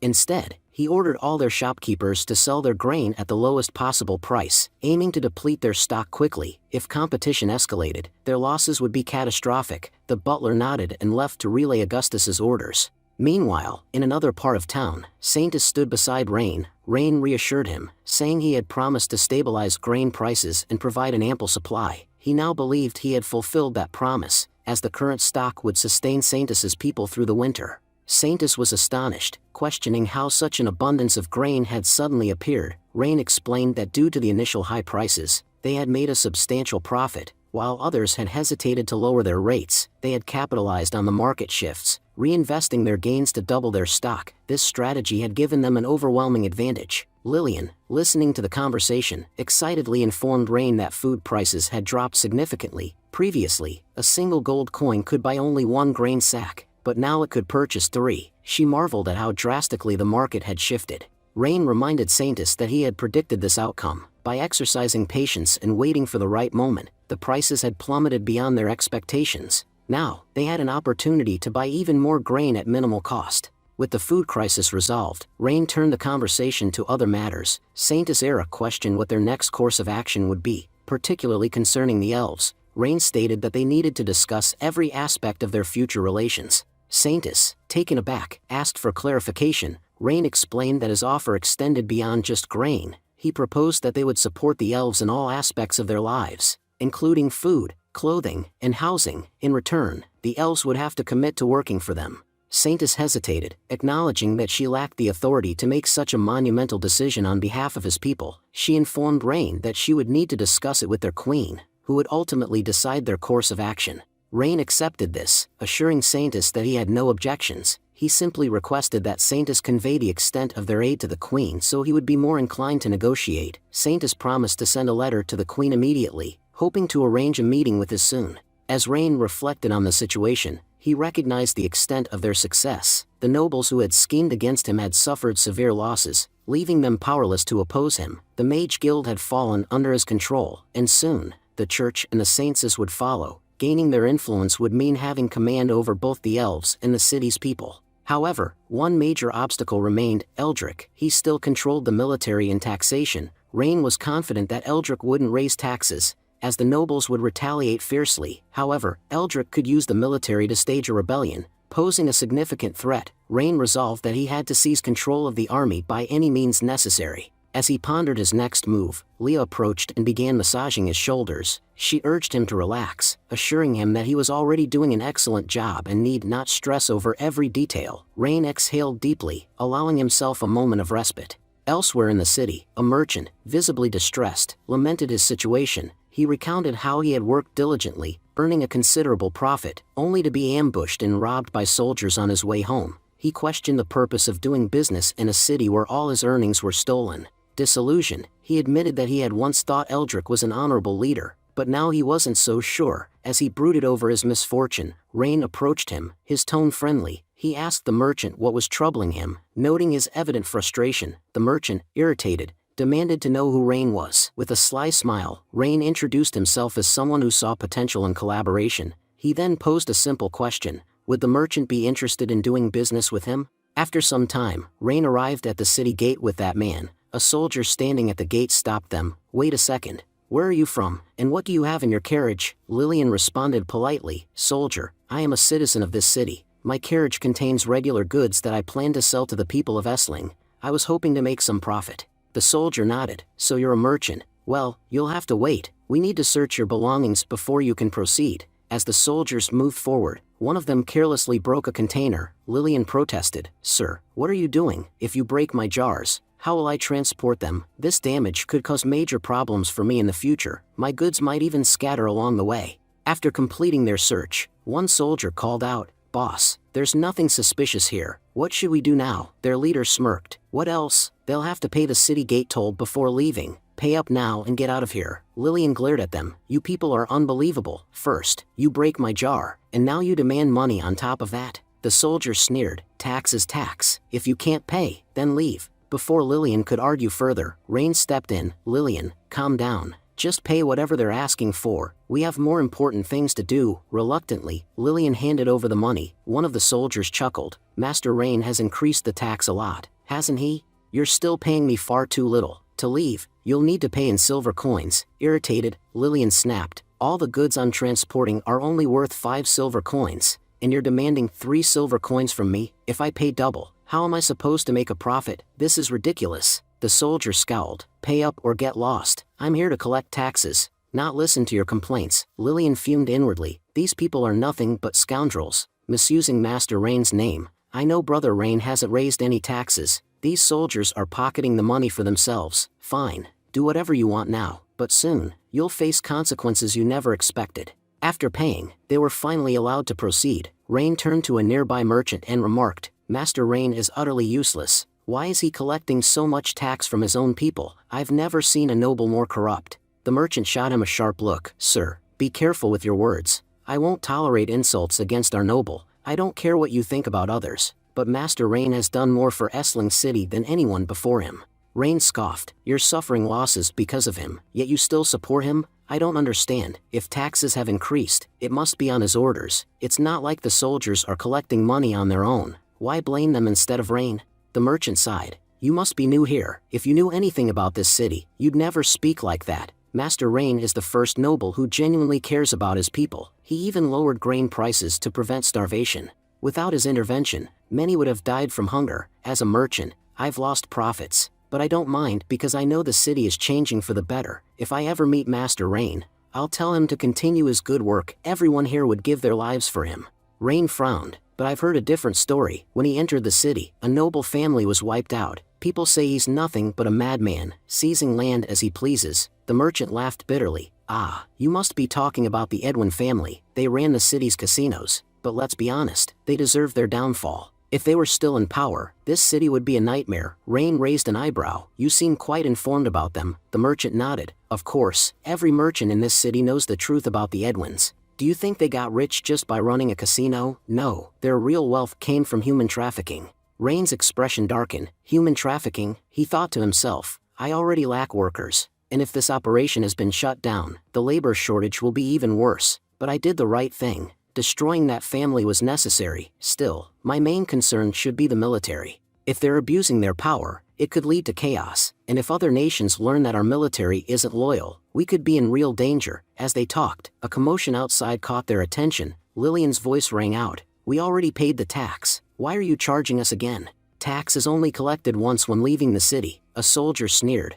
"What you paid earlier was the city tax. Now, you must pay the border tax." Lillian glared. "That's nonsense. In the past, we were only charged once, and the tax was never this high. You robbed us already, and now you want more?" The soldier chuckled. "Little girl, pay up or turn back. I'm not here to listen to your whining." Lillian crossed her arms. "Fine. How much do you want?" "1 gold coin." The soldier replied smugly. Lillian's eyes widened. "1 gold coin? Do you even understand how much that is? You're nothing but thieves disguised as soldiers." Before she could continue, Rain interjected. "Lillian, just give them what they want. It's not worth arguing." Lillian turned to him in disbelief. "Brother Rain, this is too much. They're just trying to rob us." One of the soldiers narrowed his eyes. "Who's inside the carriage? Get out now. No one leaves without verification." The tension in the air thickened. As Rain stepped out of the carriage, a soldier immediately confronted him, demanding, "Who are you?" However, upon noticing Trist, the soldier's expression shifted. "Trist, you're here too," he remarked. Rain, puzzled, turned to Trist. "You know each other?" he asked.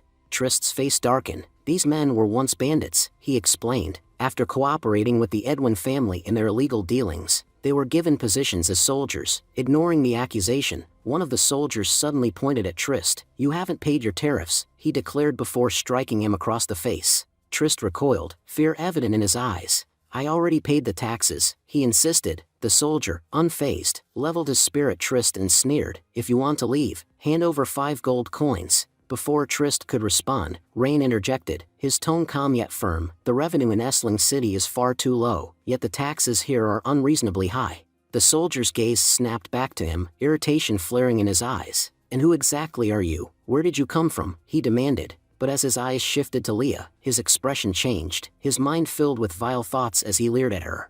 Sensing danger, Trist quickly pulled out 5 gold coins. "Here, take it. Just don't make things difficult for my friends," he pleaded. The soldier snatched the coins greedily, but rather than stepping aside, he took a step toward Leah, his intentions clear. Before he could get any closer, Rain grabbed his wrist in a crushing grip. His voice was cold as he remarked, "At first, I considered using you as free labor, but it seems you're beyond saving." Infuriated, the soldier ripped his arm free and lunged at Rain in a blind rage. However, before he could land a blow, Leah struck. In an instant, the soldier collapsed, lifeless. The remaining soldiers froze, horror flashing across their faces. Rain's expression remained unreadable as he gave a single order, "Kill them all." Panic surged through the soldiers, and they turned to flee. "She killed one of our own. She's a murderer. Someone, help us," they cried. But their pleas were in vain. Leah moved like a shadow, cutting them down one by one with ruthless efficiency. Within moments, every soldier lay dead, their bodies motionless on the cold ground.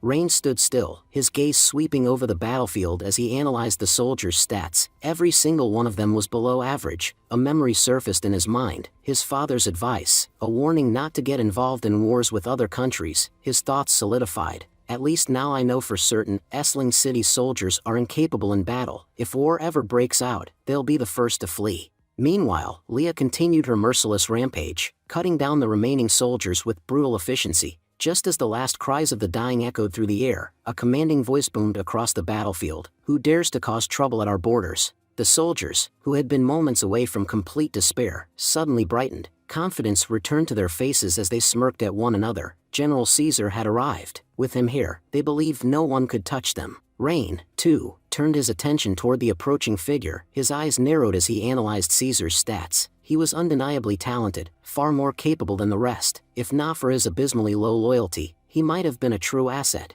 But as he was now, to Rain, he was nothing more than a burden. "You must be Caesar of the Holker family," Rain said, his voice calm but assertive. "Your brother serves in Prisia's territory." Caesar let out a short chuckle, his expression amused. "And who exactly are you? How do you know about my brother?" Rain met his gaze without hesitation. "Because Prisia Edgar is my older sister." A heavy silence fell over the battlefield. The soldiers who had just moments ago been so confident now stared in shock. Even Caesar's amused smirk faded as realization dawned on him. "That means," Caesar muttered, his voice trailing off. His eyes sharpened as a memory surfaced. "His brother's letter, your master Rain, the Grand Duke's youngest son." Caesar recalled the letter his brother had sent him, instructing him to protect young Master Rain in the future. His brother had warned him that Essling City would soon become Rain's territory, making it his duty to ensure the young master's safety. However, a month ago, Eldrick had approached him with a different proposition. Bringing a chest overflowing with gold coins, Eldrick had sought to manipulate him. He had claimed that the Grand Duke did not truly value Caesar's talents. Why else would he have assigned him to such a meaningless post? With his abilities, Eldrick had insisted, Caesar deserved a far higher status. Now, standing before Rain, conflicting thoughts warred in his mind. He could honor his brother's command and protect the young master, or he could embrace Eldrick's vision and seize power for himself. Temptation won. His expression hardened as he turned to Rain and declared, "How dare you pretend to be Master Rain?" The soldiers hesitated, confusion flickering across their faces. Raising his voice, Caesar gave the final command, "Everyone, listen to me. Kill this impostor. Whoever slays him will be richly rewarded." Leo warned Caesar sternly, saying, "You're crossing the line. If you take a step toward the Lordran, the rebellion will rise, and I won't hesitate to cut you down before that happens." Even the panicked soldiers pleaded, "Lord Caesar, don't do this. Attacking Grand Duke's family is the gravest crime, and it will only bring destruction upon us. There's still time to step back." Caesar, however, dismissed their concerns with disdain. "Fools, have you forgotten what we've been fighting for? We already defied the laws made by the Grand Duke's son and became traitors. There's no point in pretending to be noble now. Besides, this scoundrel has destroyed the Elven family and crushed the other 4 noble families entirely. Anyone who opposes him meets the same fate. Their mistake was sparing him. If they had killed him sooner, they'd have avoided their downfall. I won't make the same mistake." He continued confidently, "Over the years, I've accumulated wealth by plundering. If I behead this runt and flee to the Empire, I guarantee they'll make me a minor noble. I can live the rest of my life peacefully. The choice is yours. Support this scoundrel and face death, or follow me and live a peaceful life." The soldiers, still nervous, pondered their options. They knew staying in this country was pointless. If we side with the general, we might survive, they thought. Meanwhile, Leo realized that Caesar had cunningly manipulated the soldiers, who were now preparing to attack Rain. Determined, the soldiers declared, "We'll follow the general and secure a better life." Caesar, smiling triumphantly, said, "Master Rain, I'm not so cruel that I'd kill you without giving you one last chance. Say your final words." Rain retorted calmly, "If you got down on your knees and begged for forgiveness, I might have spared you, but your arrogance has sealed your fate. You've dug your own grave." Infuriated, Caesar commanded, "What are you all waiting for? Kill him. That runt is a threat to the upcoming battle." Taking out her dagger, Leah cuts off her skirt and throws it away because it would make it difficult for her to fight, and then moves forward to fight. Leah leaped into action, cutting down soldiers with swift precision. Her every move demonstrated the vast difference in skill between her and the soldiers. As she fought, one soldier tried to attack her, but Rain stood unfazed. He knew she would protect him, and she did, saving him just in time. Rain called out to Caesar, "This is your last chance. Surrender, or you'll regret your stubbornness. Who knows? I might even let you live."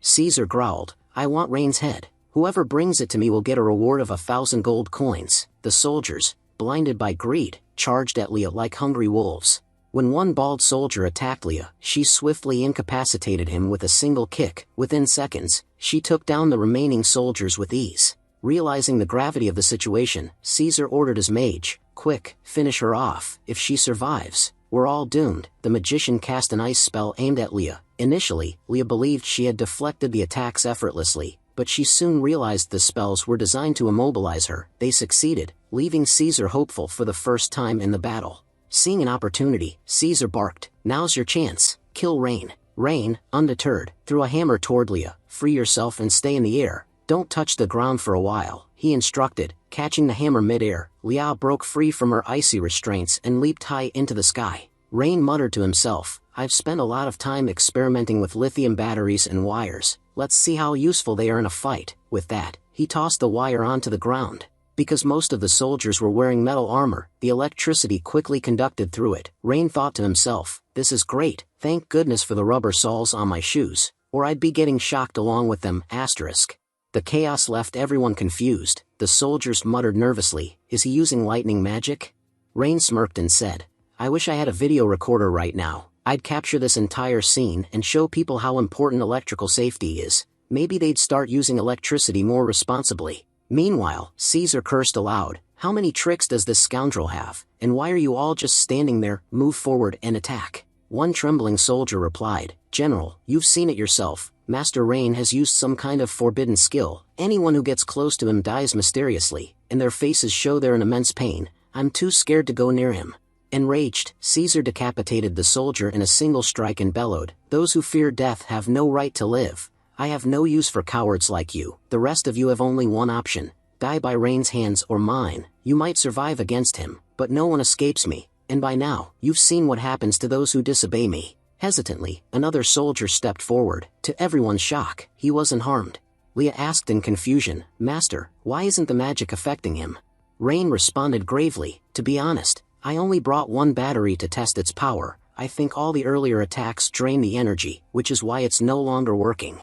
Leah, frustrated, exclaimed, "If that's the case, we need to retreat, otherwise, they'll regroup and attack us again." Rain smiled reassuringly, "Don't worry, Leah, even if reinforcements come, Caesar won't escape his fate today. His death is rushing toward him faster than he can imagine." Caesar, misinterpreting the situation, declared confidently, "It seems this scoundrel's magic is exhausted. Everyone, advance and finish him off. There won't be a better opportunity to kill him." Just as the soldiers moved forward, a massive lightning strike descended from the sky, halting them in their tracks. Caesar, now visibly shaken, stammered, "The Mage Guild, what are they doing here? Their arrival at such a time could spell disaster for me." From the blinding light emerged none other than Selena. She glared at Caesar and said, "Caesar, it seems even dogs have grown bold enough to bark at their masters." Selena turned to Rain with a playful smile and asked, "Young Master Rain, was my timing perfect or not?" Rain replied with a small smirk, "Yes, Selena, it was as perfect as always. And by the way, the lithium battery just ran out of power." Selena's eyes lit up with curiosity. "Wait, did you actually use that battery? How was the effect?" Rain chuckled but kept his tone calm. "After we catch Caesar, I'll tell you everything about the lithium battery." Selena nodded enthusiastically. "All right, young master, then it's time for some lightning action." Turning her attention to the mages gathered behind her, she issued a commanding order, "Magicians of the Mage Guild, annihilate the rebels and show them their place." In an instant, the mages unleashed their devastating attacks. The sheer power of their magic sent shockwaves across the battlefield. The rebel soldiers screamed in terror as the attacks turned their bodies to dust, leaving only an eerie silence in their wake. The sight of the rebels being reduced to dust by the mages' relentless attacks sent shockwaves of fear through the remaining soldiers. Terrified, they abandoned their weapons and fled in a desperate attempt to save their lives. Meanwhile, Caesar stood his ground, his face twisted with anger as he watched his forces crumble. Gritting his teeth, he vowed, "Rain, I'll kill you with my own hands." Suddenly, the mages shifted their focus, directing their attacks toward Caesar. With a powerful leap, he dodged the incoming assault, snarling, "Rain, go to hell." As Caesar's sword sliced through the air, its blade closing in on Rain with deadly precision, Leah appeared out of nowhere. In a stunning display of strength, she intercepted the attack with her bare hand, halting the blade mere inches from Rain. Caesar froze in shock, his eyes wide with disbelief. This made she's a nightmare, he thought, panic creeping into his expression. As long as she's by Rain's side, I can't touch him. Without wasting a moment, Leah retaliated. With a single, devastating kick, she sent Caesar hurtling through the air, crashing into a stone wall. The impact sent up a cloud of dust and debris, obscuring the scene for a moment. When the smoke finally cleared, Caesar lay slumped against the wall, unconscious from the sheer force of Leah's strike. His once determined figure was now limp and defeated, unable to continue the fight. When Caesar finally regained consciousness, he opened his eyes to see Rain calmly sitting in front of him, a faint smile on his face. "Ah, you're awake," Rain remarked casually. "I thought it might take you the entire day to recover." Caesar glared at him but remained silent. Rain leaned forward slightly, his tone steady and measured. "You know, Caesar, I've always respected your work as a border guard. For years, you carried out your duties independently, earning both recognition and wealth. But I have to ask, when did you start working for City Lord Eldrick?" Caesar's eyes widened in shock, his composure slipping. "How did you know I was working for Eldrick?" he stammered. Rain's smile deepened, but his gaze turned sharp. "Don't be so surprised. From the very first glance, I can tell what kind of person someone is. And over the years, I've become well aware of how many serpents we've unknowingly raised in our midst." Caesar's breath hitched as Rain continued, his voice unwavering. "When I first met Eldrick, I knew he would eventually rebel against us. I've been waiting for the right moment to expose him, and thanks to you, that moment has finally arrived. You've provided me with the evidence I needed to take Eldrick down red-handed." Caesar chuckled darkly, a sly grin spreading across his face. "You nobles always think you're so smart, but in reality, you're not," he sneered. "City Lord Eldrick is the most corrupt man I've ever encountered. He's cunning beyond measure. As a city lord, he controls the entire region with an iron grip. Sure, as the Grand Duke's son, you have more authority on paper, but here, in this region, you're nothing compared to him." Rain remained unfazed, his calm demeanor unshaken. "You're not wrong, Caesar," he replied evenly. "These pieces of evidence alone aren't enough to bring down someone like Eldrick. They aren't a direct threat to him, but these records, they'll give me something far more valuable, the real tax records of Essling City. With that knowledge, I'll ensure that no one, not Eldrick nor anyone else, can scam the city again. I'll shape Essling City into what it should be." Hearing this, Caesar threw his head back and laughed loudly, the sound echoing in the room. "Transforming Essling City, that's your dream? Let me tell you something, boy, it's a dream that will never come true," he said mockingly. "Eldrick has corrupted every noble in the city. They're all as dirty as he is, and they depend on him like a lifeline. Do you really think those nobles will listen to you? They'll fight tooth and nail to keep their precious system intact. Your dream of transformation is nothing but a fantasy." Rain smirked, his sharp gaze fixed on Caesar. "Caesar," he said, his voice calm yet menacing, "let me tell you something. A living person can be called a noble, but the dead, they aren't nobles or commoners. They're just corpses. You're a smart man. I'm sure you understand exactly what my words mean." Caesar's confidence faltered, and a wave of fear washed over him. His face darkened, beads of sweat forming on his brow, each one a testament to the terror gripping him. His voice trembled as he said, "Rain, do you realize what you're planning will turn all of Essling City into a river of blood? You can't kill all the nobles in the city." Rain leaned forward, his tone cold but resolute. "I'm not a cruel monarch, Caesar," he replied. "I'm giving the nobles of Essling City two choices. The first, they can continue following Eldrick down his path of corruption, which will ultimately lead them to a horrific death. The second, they can choose to follow me, obey my orders, and work toward a brighter future for the city. Together, we can make Essling a place where every single person has an opportunity to thrive." He paused, his smirk returning. "And you know the nobles of this city, don't you, Caesar? They're clever. What do you think they'll choose when faced with those two options?" Later, Rain deepened thought as he began calculating the city's future. His sharp eyes scanned a map spread across the table, his mind already working through the challenges ahead. Every year, during the autumn season, Grand Duke Soren sends his troops to attack the borders. Rain muttered to himself, and given the current state of Essling City, we're far from prepared for such a conflict. The city walls, which are already severely damaged, must be repaired immediately. In their current condition, they won't hold against an enemy assault for long. His gaze shifted to the map, his fingers tracing the territories surrounding the city. The Western Territory is under Saintus Era's control, he noted thoughtfully. She'll likely negotiate with the elves to ensure peace in that region. If successful, we won't have to worry about war there.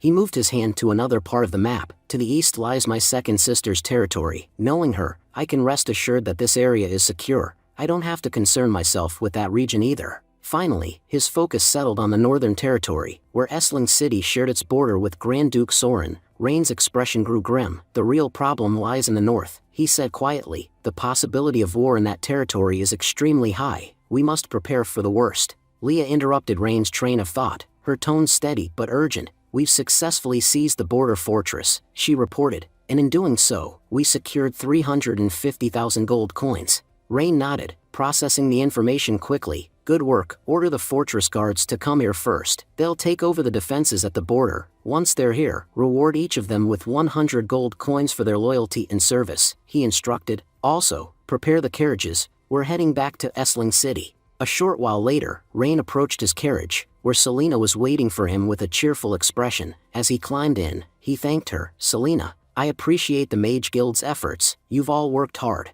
Selena smiled, brushing off the praise with a wave of her hand. It's nothing. For the mages, tasks like these are a piece of cake. Her expression brightened with curiosity as she shifted the conversation. By the way, young master, about the lithium batteries, can you explain how they discharge energy, and how can we refill them? Rain chuckled softly at her eagerness. All right, I'll explain it to you on the way back to Esling City. But be patient, I'll go through it slowly. Selena opened her mouth to thank him, but before she could, Malcolm rushed toward them, his face pale and his voice shaky. Young master, there's a problem, he exclaimed. Selena frowned, crossing her arms. Why are you panicking? Take a breath and tell us what happened, she said firmly. Malcolm swallowed hard before blurting out, his voice laced with shock. Eldrick has rebelled against us. He's taken over Esling City. The atmosphere grew tense as his words sank in, the weight of the situation pressing heavily on everyone. Hearing Malcolm's news, Selena froze in shock, her usual composure shaken. In contrast, Rain remained unnervingly calm, as if he had anticipated this turn of events.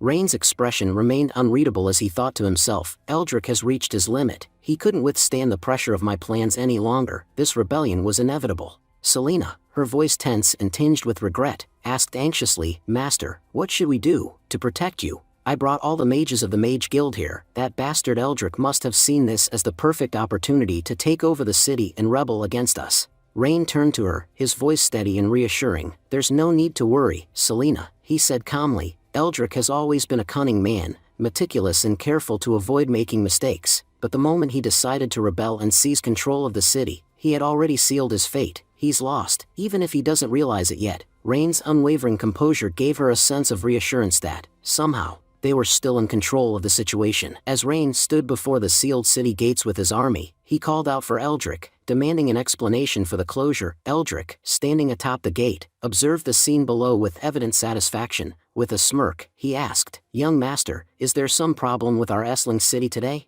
Rain's voice carried the weight of accusation as he questioned why Eldrick had betrayed his father. At this, Eldrick's expression darkened, and his voice rose with anger. He retorted that Rain was only asking now because he had chosen to rebel, yet for years, he had asked Rain's father why he had been cast aside, why he had been banished to the weakest city in the entire country, a place no one wanted to govern. He recounted how he and Rain's father had once joined forces with the shared ambition of building an empire, but while Rain's father had risen to become a great noble, Eldrick had been discarded, abandoned to a desolate city unworthy of his efforts. He had believed that his loyalty would be rewarded, that he would be granted a better post, but instead, he and his family had been condemned to a place he considered nothing more than a wasteland. With bitterness, Eldrick admitted that he had written countless letters, pleading for a transfer, yet not once had he received a reply. His resentment had only grown with each passing year. Fixing Rain with a cold stare, he declared that if anyone was to blame, it was not him, but Rain's father, whom he branded as ruthless, selfish, and utterly heartless. Eldrick looked down at Rain from the city gate, his voice filled with conviction as he spoke. He reminded Rain that the people standing with him had once served his father, but due to his father's treatment of others, they had all turned against him. This, he claimed, was not a rebellion, it was merely them taking what was rightfully theirs. Rain, unimpressed by Eldrick's justification, scoffed and accused him of making weak excuses for his betrayal. He had expected Eldrick, known for his wisdom and cunning, to have a far better reason for turning against his father. Looking at the assembled nobles, he declared that because they had served his father for so long, he was offering them a final chance to surrender. However, if they refused, he warned that within 3 days, they would come to regret their decision. Hearing this, the nobles on Eldrick's side erupted into laughter, mocking Rain. They jeered that he must have taken some kind of drug to be speaking so boldly. One of them sneered that Rain wouldn't even be able to set foot inside the city gate in 3 days, let alone make them regret their actions. Amused by Rain's confidence, Eldrick smirked and issued a challenge. If Rain was so certain that he would make them regret their decision in 3 days, then why not place a bet? His voice rang out over the city walls as he proposed the terms. If Rain failed to break through the city's defenses within the given time, he would have to surrender in front of Eldrick. Rain's expression remained firm as he asked what kind of bet Eldrick had in mind. Eldrick, his tone filled with arrogance, repeated his terms in an even louder voice, ensuring everyone heard. The challenge had been set, and the fate of Essling City would be decided in the coming days. Rain met Eldrick's gaze without hesitation and asked what would happen if he succeeded in breaking through the city gates. In response, Eldrick smirked and declared that if Rain managed to do so, he would surrender before him. His tone was laced with challenge as he addressed Rain directly, asking if he had the courage to gamble on such high stakes. Before Rain could respond, Selena stepped forward and advised him against making a reckless bet. She reminded him that the Grand Duke's army would arrive in a few days, and until then, they could fight strategically, wearing down the enemy rather than rushing into unnecessary risks. Leah nodded in agreement, stating that once the Grand Duke's reinforcements arrived, their victory would be assured. There was no need to wager everything on a hasty decision.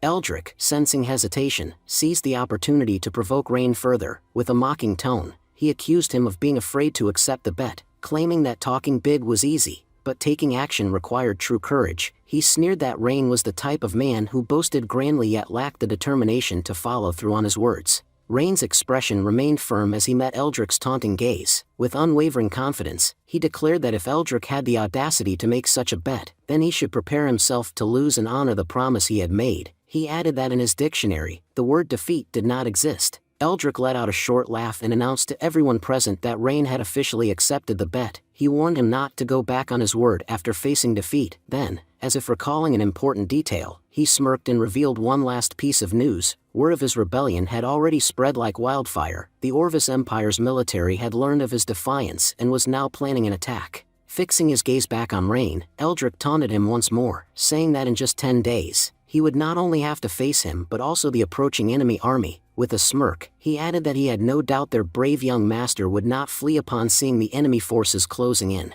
The scene shifted to Rain's base camp, where he had gathered all key figures to discuss their next course of action. The atmosphere was tense as they deliberated on their strategy. Selena was the first to speak, voicing her concerns. She acknowledged that while Essling City's walls were weak, breaching them in such a short time would still be a difficult task. Another soldier stepped forward, expressing his worries about the growing danger of their current location. He suggested that Rain should not remain in such a perilous situation. However, Rain remained calm, his voice steady as he addressed the group. He stated that Eldrick and Essling City were not their primary concerns. The real threat lay in the approaching Orvis Empire army. His focus was on devising a plan to handle them under these difficult circumstances. Turning to Leah, he asked if she had gathered the firewood grass as he had instructed. Leah immediately confirmed that they had collected a significant amount from the nearby lake, even more than what he had originally requested. Satisfied, Rain then looked at Selena and gave her a new task. He instructed her to use her magic to freeze the lake, ensuring that the temperature dropped below 0 degrees Celsius. His command left Selena momentarily puzzled. She couldn't understand what he intended to do. Despite her confusion, she hesitated only briefly before asking how these preparations would help them break through Essling City's walls. Rain, maintaining his composed demeanor, reassured her that once everything was in place, they would understand his plan soon enough. With that, the meeting continued, as each person prepared to carry out their assigned tasks. Rain stood at the front lines, his gaze firm as he raised his arm. The signal was given. His soldiers, carrying nothing but bundles of firewood, dried grass, and shields, charged forward. There were no swords, no spears, just an odd assortment of seemingly harmless materials. Yet, with unwavering determination, they rushed toward the towering walls of the city. From atop the fortress, Eldrick watched the scene unfold, his expression shifting from intrigue to outright confusion. His keen eyes scanned the battlefield, but not a single enemy soldier carried a weapon. Instead, they flung the firewood and grass against the sturdy stone walls. "What in the world is this?" Eldrick muttered, his brows knitting together in frustration. He turned sharply to his nearest officer. "Have you ever seen anything like this before?" The soldier hesitated, clearly just as puzzled. "No, my lord, this is the first time I've witnessed such an attack." After a brief pause, he speculated, "Perhaps they intend to set fire to the city walls?" Eldrick's irritation flared. Without warning, he delivered a swift punch to the soldier's arm, making the man stumble back in surprise. "Idiot!" Eldrick snapped. "How can fire burn stone? Do you take me for a fool?" Before the soldier could stammer a response, another messenger sprinted toward them, panting. He barely managed to salute before blurting out, "My lord, they've set fire to the wood."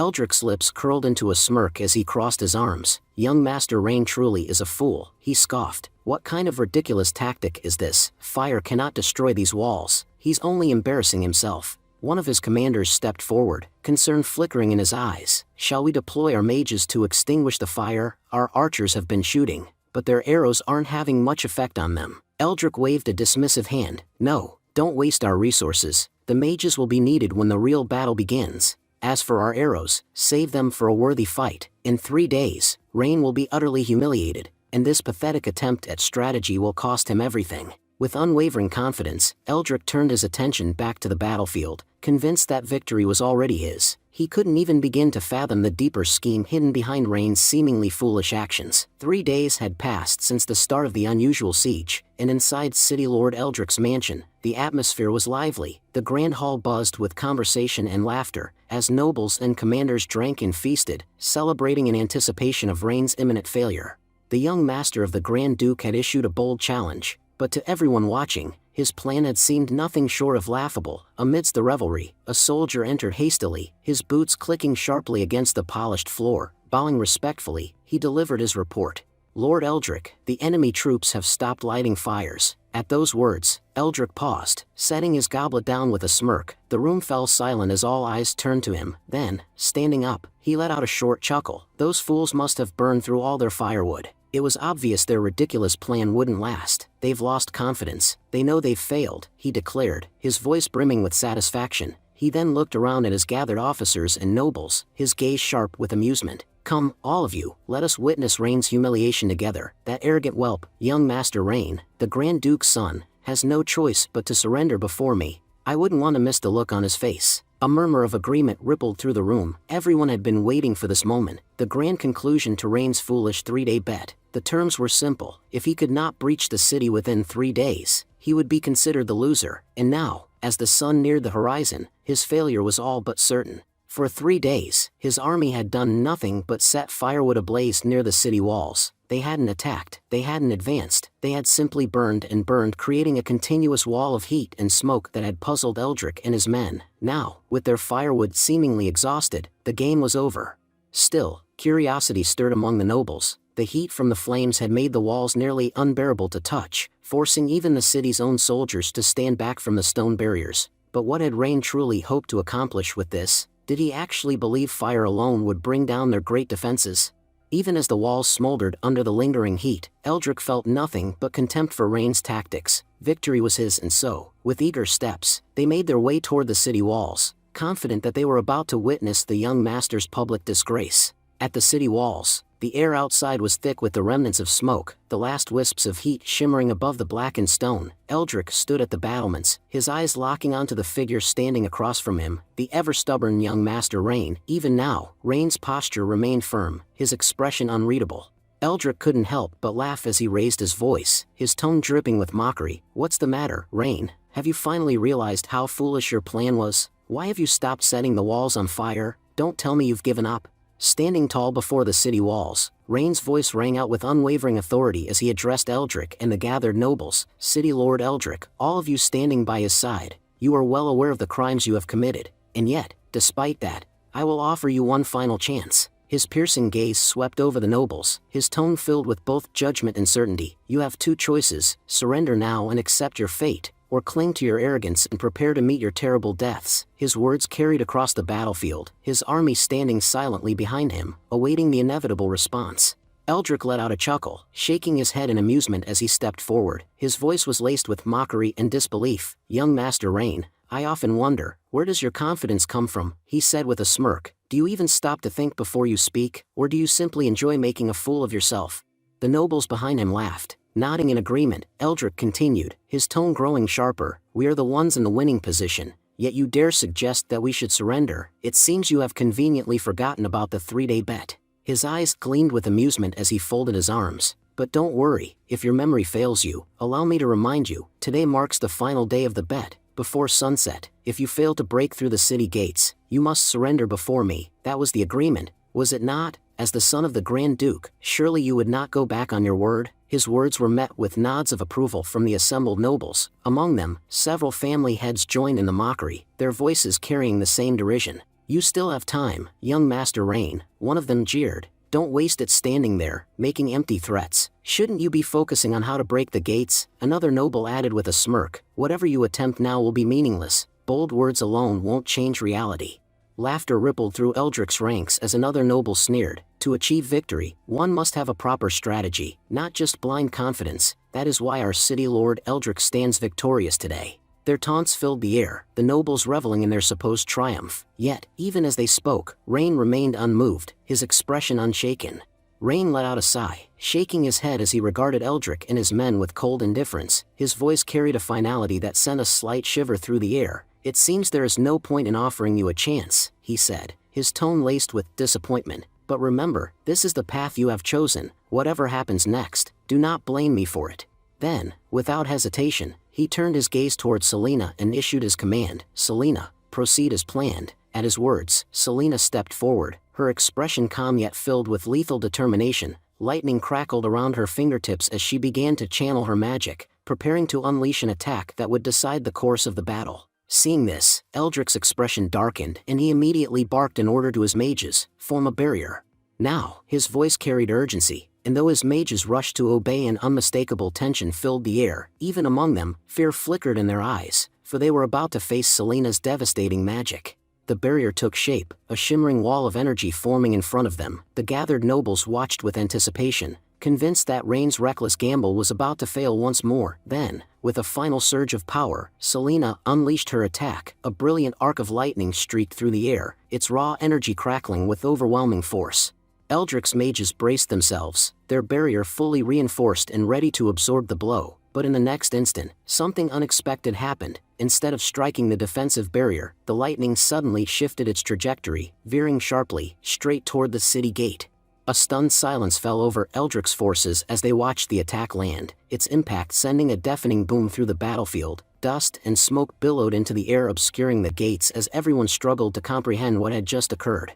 Even Eldric's most seasoned mage stared in confusion, his voice hesitant as he finally broke the silence. "What just happened?" For a moment, there was only quiet. Then, Eldric threw back his head and laughed, his amusement echoing through the battlefield. "Nothing at all," he said dismissively, his voice dripping with mockery. "Just another foolish act from a fool." Did he truly believe that Selena's attack alone could break the city gates? His nobles joined in his laughter, their confidence unwavering. To them, Rain had once again proven himself reckless and naive. A single drop of water landed on Eldric's face. He instinctively wiped it away. But as he glanced at the sky, his expression shifted. The once clear heavens had darkened, and the gentle breeze had turned into a biting wind. It had begun to rain. A deep unease settled in his chest. When did the weather change? He wondered.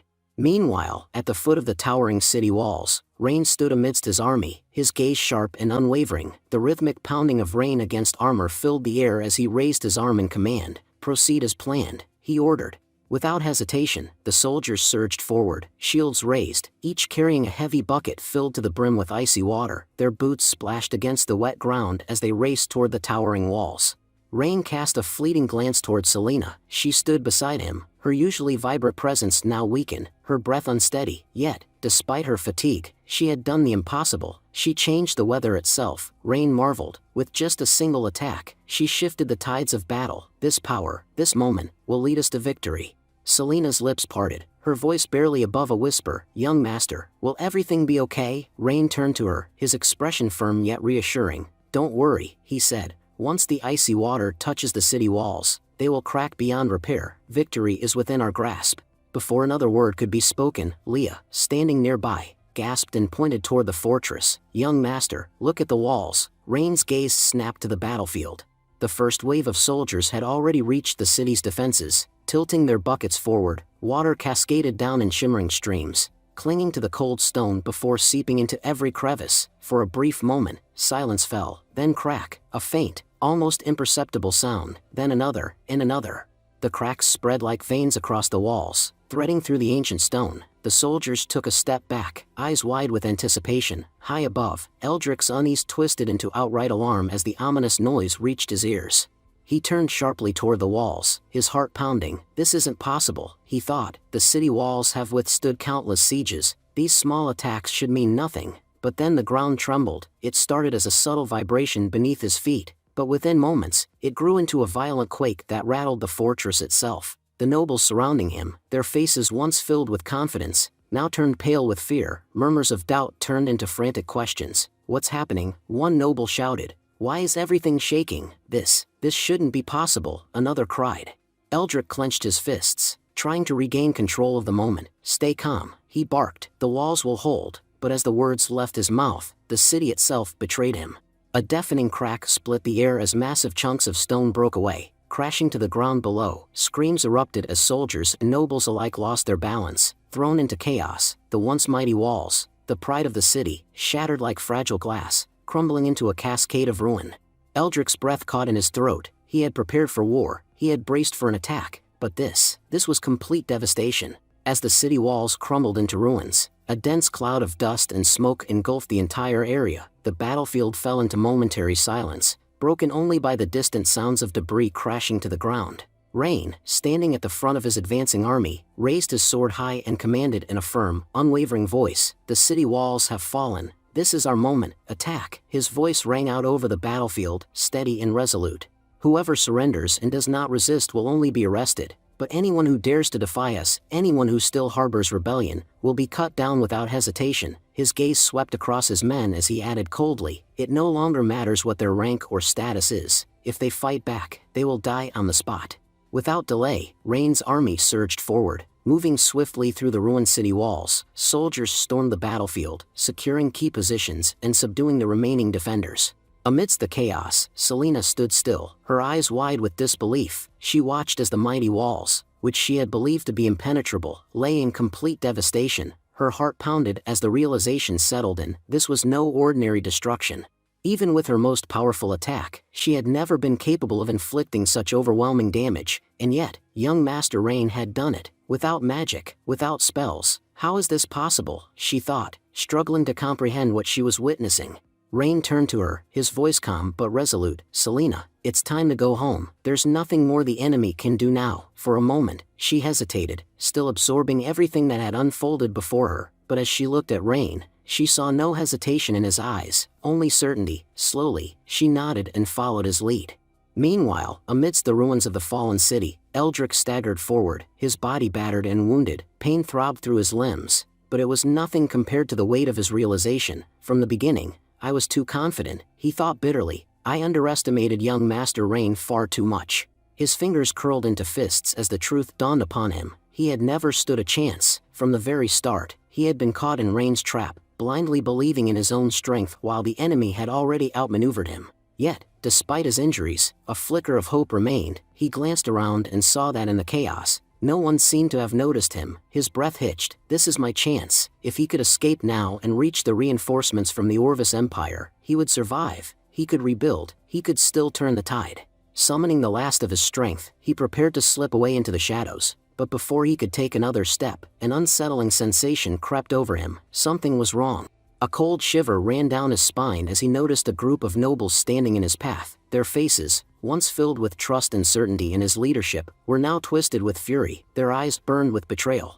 Eldrick froze as they stepped forward, blocking his escape. One of them, his voice laced with anger, demanded, "Where do you think you're going?" Another sneered, his tone dripping with resentment. "After everything you've done, after leading us to ruin, do you really believe you can just walk away?" The weight of their glares pressed down on Eldrick like an unshakable burden. His heart pounded in his chest as he realized he was no longer their leader, he was their enemy. The scene shifted to another part of the city. Meanwhile, Rain was seen patrolling the city with his army, proudly displaying his victory. He wanted to make it clear that he had reclaimed Essling City. Observing the triumphant procession, the people of the city murmured among themselves, praising their young master Rain. They expressed their amazement, admitting that they had once believed the city would never be freed from Eldrick's control. Yet, within just 3 days, Rain had overturned the situation, accomplishing a feat that would be remembered in history. Some among the crowd marveled at how the battle had resulted in no serious injuries. They pointed out that even those who did get hurt had suffered only minor injuries, like twisting an ankle while walking.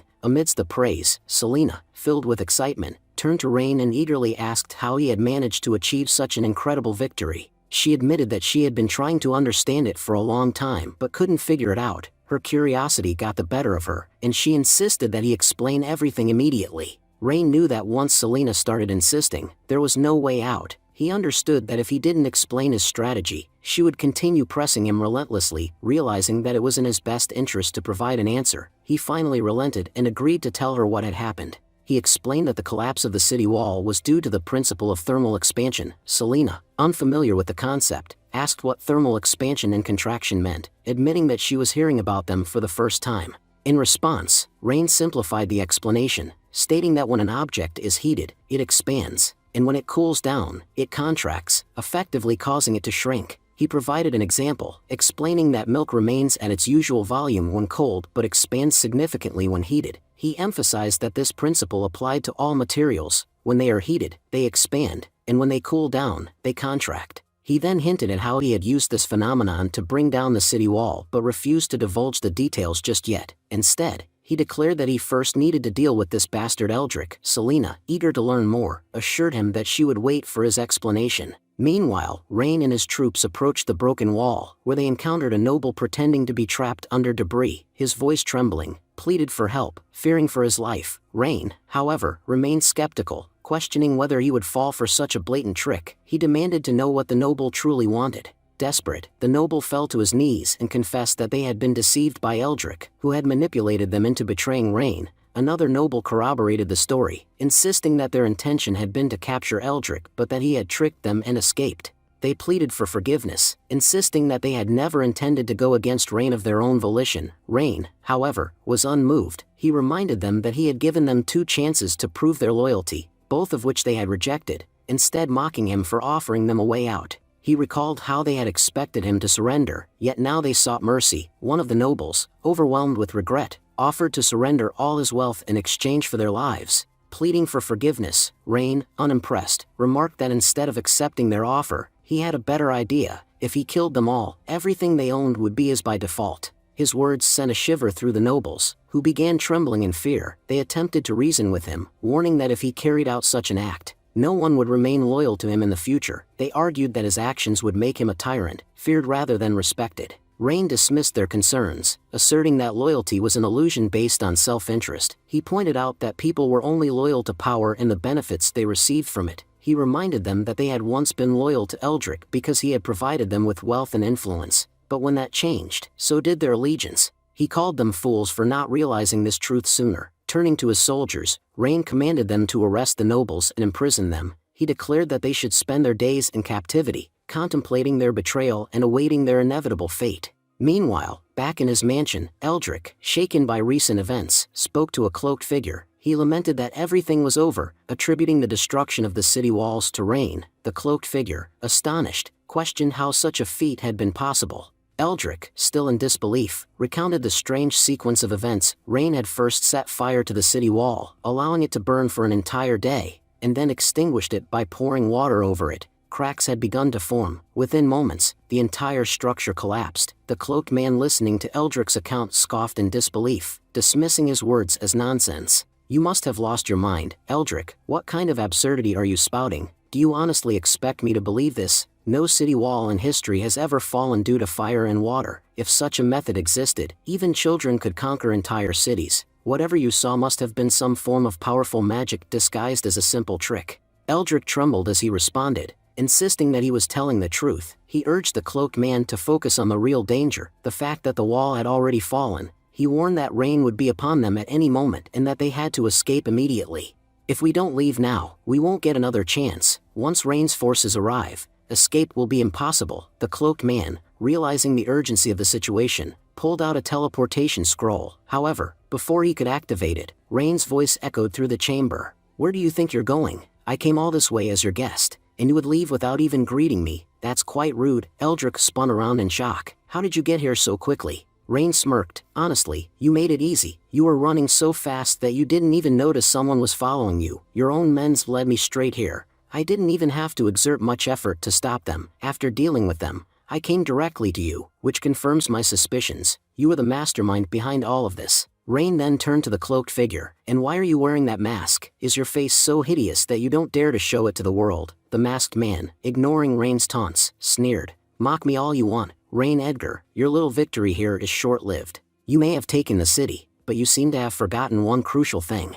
The Orvis Empire will soon send reinforcements. By breaking the wall, you've sealed your fate. If you had held back, you might have survived a little longer, but now the Empire's forces will flood in, and I will have my revenge. You will suffer as I have suffered, and when the time comes, I will kill you with my own hands." As he spoke, he pulled out his teleportation scroll, attempting to activate it. Rain immediately ordered Leah to stop him. Leah, reacting swiftly, threw a knife at the man, slicing through his robes and embedding itself into his shoulder, pinning him against the wall. His mask slipped off, revealing his scarred face. Leah gasped as she recognized him, but before she could act further, the teleportation scroll activated. Just before disappearing, the masked man spat out his final words. "Rain Edgar, I will remember this. This is far from over. I will return and settle the score." The moment he vanished, Leah turned to Rain, regret evident in her eyes. "Young master, I'm sorry. If I had acted a little faster, he wouldn't have escaped. My hesitation cost us the chance to capture him." Rain, however, remained calm. "No need to worry. Capturing them here wasn't our main objective. Now that I've seen their faces, tracking them down won't be difficult." Leah hesitated for a moment before speaking. "Young master, I recognize that man." Rain raised an eyebrow. "Oh, do you know him? Was he an old lover of yours?" Leah quickly shook her head. "No, young master, that man was never that close to me, but I do know who he is." Leah hesitated for a moment before speaking. "Actually, that man's name is Revan Edwin. He once worked under the Grand Duke, but for unknown reasons, he betrayed him and joined the army of our enemy, Grand Duke Soren. Since then, he has been working against Grand Duke Alferia." Rain raised an eyebrow. "Edwin, that name again. Does that mean he's also from the Edwin family? Is he related to Lucas Edwin, the man we executed a few days ago?" Leah nodded. "Yes. Before Lucas, Revan was the head of the family. He never approved of the way our Grand Duke operated, and his ideology clashed with ours. That's why he first abandoned his own family and later aligned himself with Grand Duke Soren." Rain smirked. "So, Eldrick isn't the first traitor in this city. There have been others before him." Just then, Selena approached them. "Young master, we have taken control of the situation here, but the Orvis Empire's forces are advancing. They will be here soon. Even if I employ all the mages of my guild, we won't be able to rebuild the wall fast enough to stop them. The biggest problem is that once constructed, the wall needs time to dry, and we simply don't have that time. Your thermal expansion technique inflicted significant damage, making repairs even more difficult." Rain, however, remained unfazed. "You don't need to worry about that. I have a brilliant plan to resolve this problem. I can assure you that the Orvis forces won't be able to harm us." With that, Rain strode to the center of the city, preparing to address the gathered citizens. Selena, watching him, thought to herself, the entire city is already aware of the impending attack. They have witnessed countless unsettling events unfold before their eyes. The young master wishes to calm them down, but how? This crisis is monumental. Keeping the people from panicking will be nearly impossible. Rain's voice rang out over the hushed crowd. "People of this city, listen to me carefully. I have come here today to tell you something of great importance. The Orvis Empire's army is advancing to attack us. Within a few days, they will reach our gates. I needed to inform you all of this so you can prepare." A wave of fear swept through the crowd as murmurs turned into shouts. "The army is coming to attack us." Selena's eyes widened in disbelief. "Young master, what have you done?" The townsfolk murmured in agreement, recalling how they had just emerged from a war with the city lord Eldrick, and now, another threat loomed over them. Many suggested that it would be wiser to gather their valuables and flee, believing there was no point in staying in a city prone to constant attacks. A man nearby lamented that under young Master Rain's leadership, their lives had been improving, but now, with another attack imminent, they would have no choice but to leave. Selena criticized Rain further, saying he had made a grave mistake by alarming the people, causing unnecessary fear and chaos. Rain, however, defended his decision. He questioned why it was wrong to tell the truth and argued that people needed to be aware of the threat. Selena, still frustrated, explained that common people were not trained soldiers. In times of danger, fear would paralyze them, making the situation worse. If the citizens couldn't function under stress, it could create serious problems. Rain countered, insisting that Selena was mistaken. He argued that it wasn't necessary for the people to remain calm. In his view, the battlefield thrived on emotion. While the commander needed to stay composed, it was beneficial for the soldiers to be passionate and driven. Their excitement and anger could fuel their will to fight, increasing their chances of victory. Selena, now confused, admitted that she didn't fully understand Rain's intentions. To clarify, Rain pulled out a letter and presented it to everyone. He explained that the letter wasn't just a warning, it was an insult. The Orvis Empire had mocked them, calling the citizens of Esslin cowards who would rather flee than fight for their homes. He emphasized that even a rat would defend its burrow. but the Empire believed the people of Essling lacked such basic courage. These words sparked outrage among the crowd. The citizens, furious at being belittled, declared that they would no longer allow the Orvis army to pillage their lands. They vowed to stand their ground and fight back this time. Rain, seeing the fire in their eyes, encouraged them further, reminding them of their strength and resilience. He assured them that they were neither fools nor cowards and that when it came to protecting their homes, they would be the first to risk their lives. The crowd roared in agreement, shouting that they would not flee like scared dogs. They were ready to fight, even if it meant sacrificing their lives. Rain, filled with pride, swore that the Orvis army would not succeed this time. They would be forced to retreat without gaining anything from their land. Later, Rain returned to his mansion, sitting in his study, deeply engrossed in planning their defense strategy. Leah entered the room and gently urged him to take a break. Noticing how long he had been working, Rain refused, explaining that there was no time to rest. The enemy would soon reach Border Fortress, and before they did, he needed to devise a solid plan. He acknowledged that their army was much weaker in comparison to Orvis Empire army, and without a smart strategy, the city would fall. Leah, hesitantly, questioned Rain about his earlier actions. She admitted that while she usually understood the motives behind his decisions, this time, she was unsure of his intentions. Rain smiled slightly and revealed that he hadn't just been giving the people courage, he had been giving them confidence. He needed them to believe in their strength, not just to fight, but to win. Rain explained that he wasn't merely giving courage to the people of his city, he was giving them confidence. He emphasized that there was no need to panic as long as he was standing. He would take care of Orvis Empire. His trust had calmed the citizens, and he believed it was even more important to inform them about the approaching army. If they had learned of it through another source, they would have panicked. He noted that the people were now willing to fight for their homes. However, if they had discovered the truth directly not from him, they would have abandoned their homes in fear. Rain questioned how difficult it would have been to save the city or evacuate its citizens if they had been fleeing in panic. He had already decided to secure the children and elderly women, knowing that once they were safe, defending the city would become much easier. Leah had voiced her concern, pointing out that while Rain had thought of everyone else, he hadn't once considered his own safety. She reminded him that enemy's forces were approaching, and the greatest danger was to him. She pleaded him to let her take him far from the city, unable to bear the thought of him being harmed. But Rain reassured Leah that there is no need to worry about him. He had already instructed Malcolm and Selena to evacuate the city's children, elderly, and women, stressing their safety as a top priority. As for himself, he had no intention of giving up. He was confident they would find a way to save the city. While holding a book in his hand, Rain contemplated asking Leah whether they could use something mentioned inside it. Turning to her, he asked about the dark green oil referenced in the text and what its significance was. Leah had recalled that it was something witches once used in their craft, a flammable substance. Rain quickly realized what it might be. He thought about the dark green liquid that could burn and considered whether it could be petrol. He remembered that petrol could appear in various colors, deep red, golden yellow, and dark green, depending on its composition. The darker it was, the more refined it tended to be. Convinced that the dark green oil mentioned in the book was indeed petrol, he ordered to be taken to the warehouse immediately to see it for himself. Upon reaching the warehouse with Leah, Rain commanded Soldier to open its doors. Once inside, he ordered soldiers to bring him the dark green oil, stressing the importance of caution. There must be no open flames nearby. He instructed them to bring the entire supply safely, warning against any spillage. The soldier assured him that he would handle it with care. As Rain examined the warehouse's contents, his eyes landed on piles of gold. He thought of Eldrick, the thief who had looted the city extensively but had never been able to use the stolen wealth. Rain vowed that once this looming war was over, he would use that gold to build industries and, if possible, construct a steam engine to rapidly transform the city's future.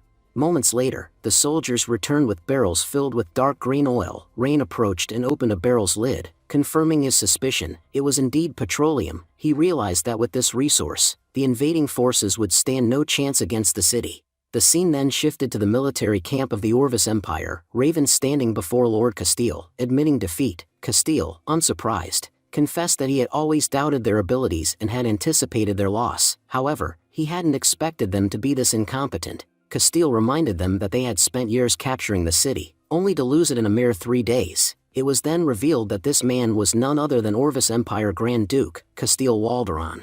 Nervous Eldrick quickly defended himself, insisting that it wasn't their fault. He explained that the enemy had used a forbidden spell on the city wall, which led to their swift defeat. Without that spell, Eldrick claimed, they could have held the city until Castile's arrival and perhaps maintained control. Castile, unimpressed, questioned the idea of a forbidden spell. He found it hard to believe that Alferia would send a forbidden spell master just to protect his younger son. It seems Alferia values his youngest son more than we thought, he remarked dryly. Raven then tried to reassure Castile, pointing out that using a forbidden spell was extremely difficult and could not be cast again easily. Since the spell had already been used against them, their army was now safe. He added that the enemy had destroyed the city wall using the spell, and it would be impossible to repair it in such a short time, making this the perfect opportunity for Castile to launch an attack. Although Raven admitted their defeat, he argued that they had unintentionally created a strategic advantage. However, Castile cut him off coldly. I don't need you to tell me what to do. I didn't become Duke by accident. I have plenty of ability, unlike garbage like you, he sneered. Then, with finality, Castile dismissed him. Your work here is done, go home. Raven, shocked and furious, protested, Lord Castile, I've supported you from the very beginning, and now you're casting me aside? Are you kicking me out of this plan? Castile didn't flinch. Raven Edwin, you were never part of the plan, you were merely a tool, and now that you're no longer useful, you're being discarded.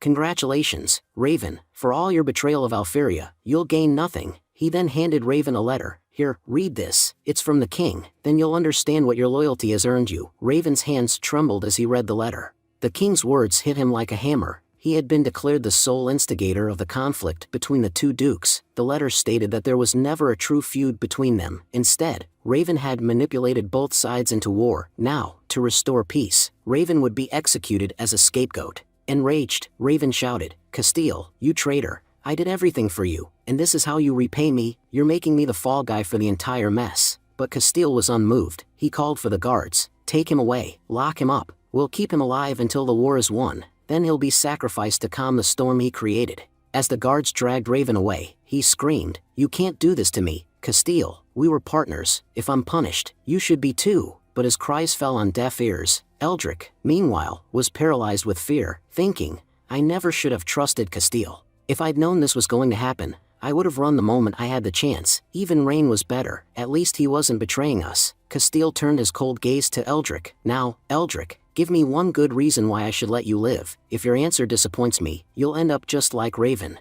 Panicked, Eldrick stammered, Duke Castile, please, I can be of great use to you. I know a secret, something that could greatly benefit Orvis Empire's future. Castile's curiosity was piqued. A secret? What kind of secret could you possibly have that would help us progress? The scene shifted to Thran City Lord's mansion, the domain of Prisia Edgar, Rain's older sister. She was seated in her grand office, engrossed in reviewing documents related to her territory. The room was silent except for the occasional rustle of parchment as she turned the pages. Her personal maid, Gwen, approached and respectfully informed her that a letter had arrived from young Master Rain, written by Leah Alice. Upon hearing Rain's name, a warm smile appeared on Prisia's lips as memories of his childhood surfaced in her mind. She wondered how much he had changed and resolved that she would visit his territory whenever she found the time.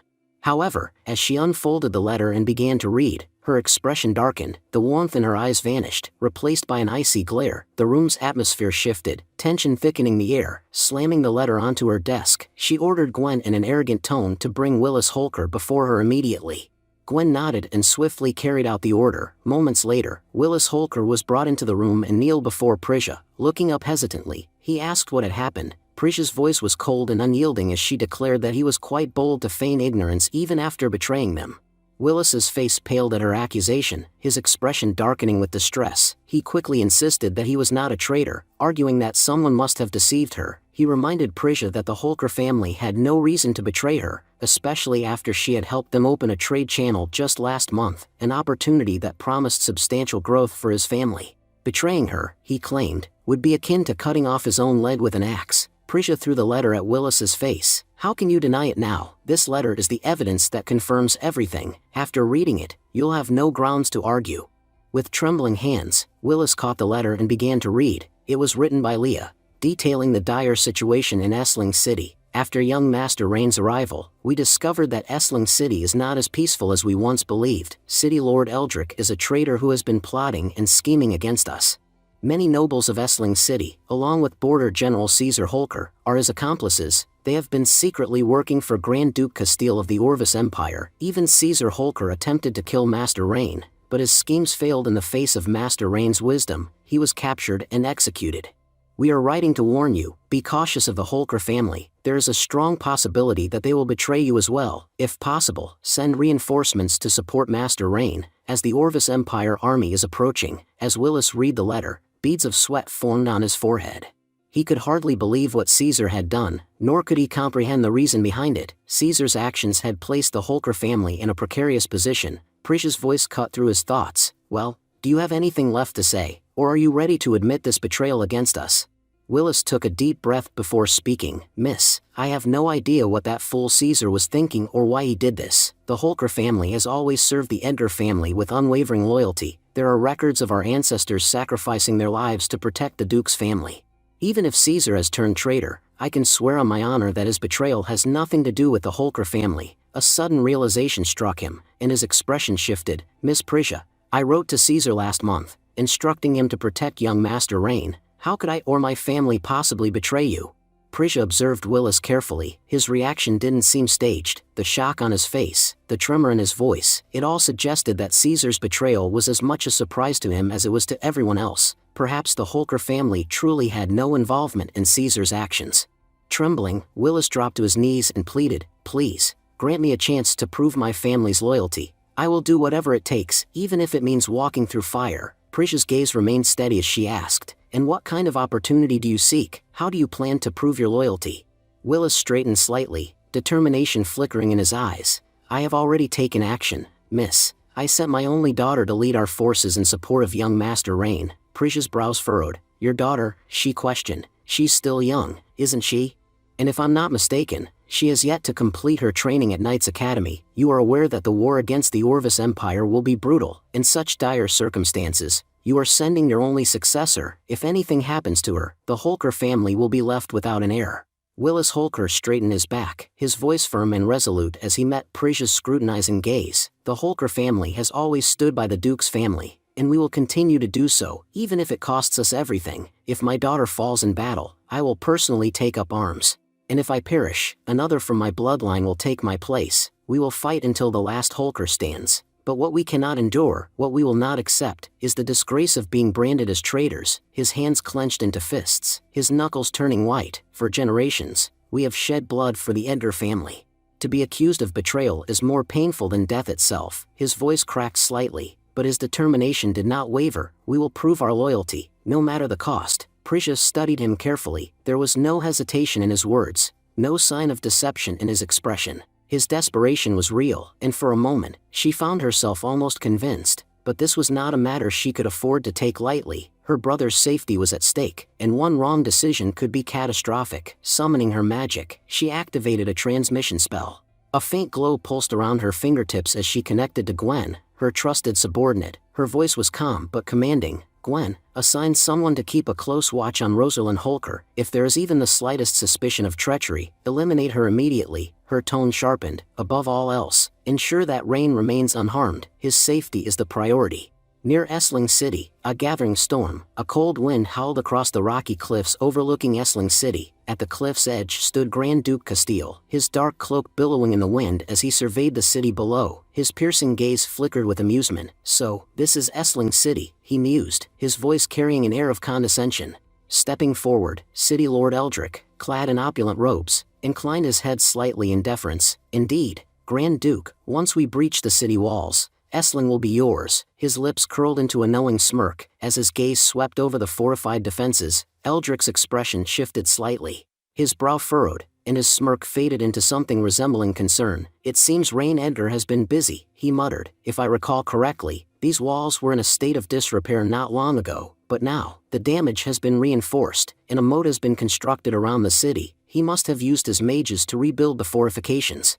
A moment of silence passed before Castile suddenly let out a low chuckle, which soon grew into full-blown laughter. "That fool," Castile said between laughs, "wasting his mage's power on city walls and ditches. What a pitiful attempt at defense. Rain Edgar plays at war like a child stacking stones. He believes he can keep us out with repaired walls and a trench." His laughter faded into a smirk. "Let him exhaust his resources. Once we strike, his so-called defenses will crumble before him." Eldrick furrowed his brows, his concern evident as he turned to Grand Duke Castile. "My lord, the city walls have been repaired, which will make the battle far more difficult for us. Why, then, do you seem so pleased? The fortifications pose a challenge, yet you still call Rain Edgar a fool." Castile smirked, his gaze lingering on the city before them. Eldrick, if this were a mountainous or uneven terrain, then constructing walls and moats would have been a strategic advantage. However, look around you, this is open plains. Between us and the city, there is only a narrow river, barely an obstacle for an advancing army. If Rain had conserved his mage's strength, he could have used them in battle to halt our advance, but instead, he foolishly wasted their power reinforcing city walls that cannot truly protect him. He let out a short laugh. Now, when we launch our attack, his mages will be drained, powerless to resist, and without them, no one in his army will be able to stop us. Eldrick's eyes widened in realization. He let out a low chuckle and shook his head in admiration. You truly think several steps ahead, Lord Castile. I did not fully grasp the situation at first, but you had already foreseen everything. Against your wisdom, Rain Edgar doesn't stand a chance. Just then, one of Castile's generals approached and saluted before speaking. My lord, if our goal is to capture Essling City, launching a direct assault on the fortress may not be the wisest approach. Instead, we should first surround them, cut off their escape routes, and then march directly to Essling City itself. Once the city is under our control, the fortress will be completely isolated. Castile's expression darkened as he turned his sharp gaze toward the general. His voice was cold and piercing. Are you suggesting that I, the Grand Duke, am incapable of defeating a mere fortress? A tense silence followed, the air thick with anticipation. The general held his breath, realizing he had unintentionally provoked Castile's pride. Realizing his mistake, the general immediately dropped to one knee before Grand Duke Castile, his head bowed in deference. My lord, you misunderstand me, he said quickly. I would never doubt your ability to defeat them. I only meant that by adopting a different approach, we could minimize unnecessary casualties. After all, our primary objective is to seize the city, not to needlessly sacrifice our men. Castile regarded him with cold, calculating eyes before letting out a quiet chuckle. Casualties in war are inevitable, he remarked. Soldiers are meant to fight and die, that is their purpose. Besides, we have brought plenty of new recruits for this battle. Consider it a training exercise for them. The more they experience war firsthand, the better prepared they will be for future battles. With that, Castile turned away. Dismissing the general's concerns entirely, his smirk returned as he glanced toward the city walls. Now then, he mused, let's have some fun. He gestured toward his chief mage. Come with me to the city fortress. I want to greet Rain Edgar personally, perhaps humiliate him a little. Who knows, maybe after seeing me, he'll surrender without a fight. Meanwhile, within the city, Rain Edgar sat at his desk, his fingers lightly tapping against the wooden surface. His expression was grim, frustration evident in his eyes. This task has been stalled for half a month, he muttered to himself. Finding 5 high-attribute individuals was supposed to be simple, yet I've made no progress. I need to figure out a way to complete this task immediately. Before he could contemplate further, a knock on the door interrupted his thoughts. A moment later, Leah stepped inside, her expression urgent. Young master, she announced, Grand Duke Castile of the Orvis Empire has arrived at the city gates. He has requested to speak with you. As soon as Rain stepped onto the battlements, Castile's gaze locked onto him. A smirk played on the Grand Duke's lips as he spoke in a commanding tone. Rain Edgar, I will give you a chance. Before he could finish, Rain interrupted in an almost playful manner, tilting his head slightly. Wait, don't tell me this fool is Grand Duke Castile.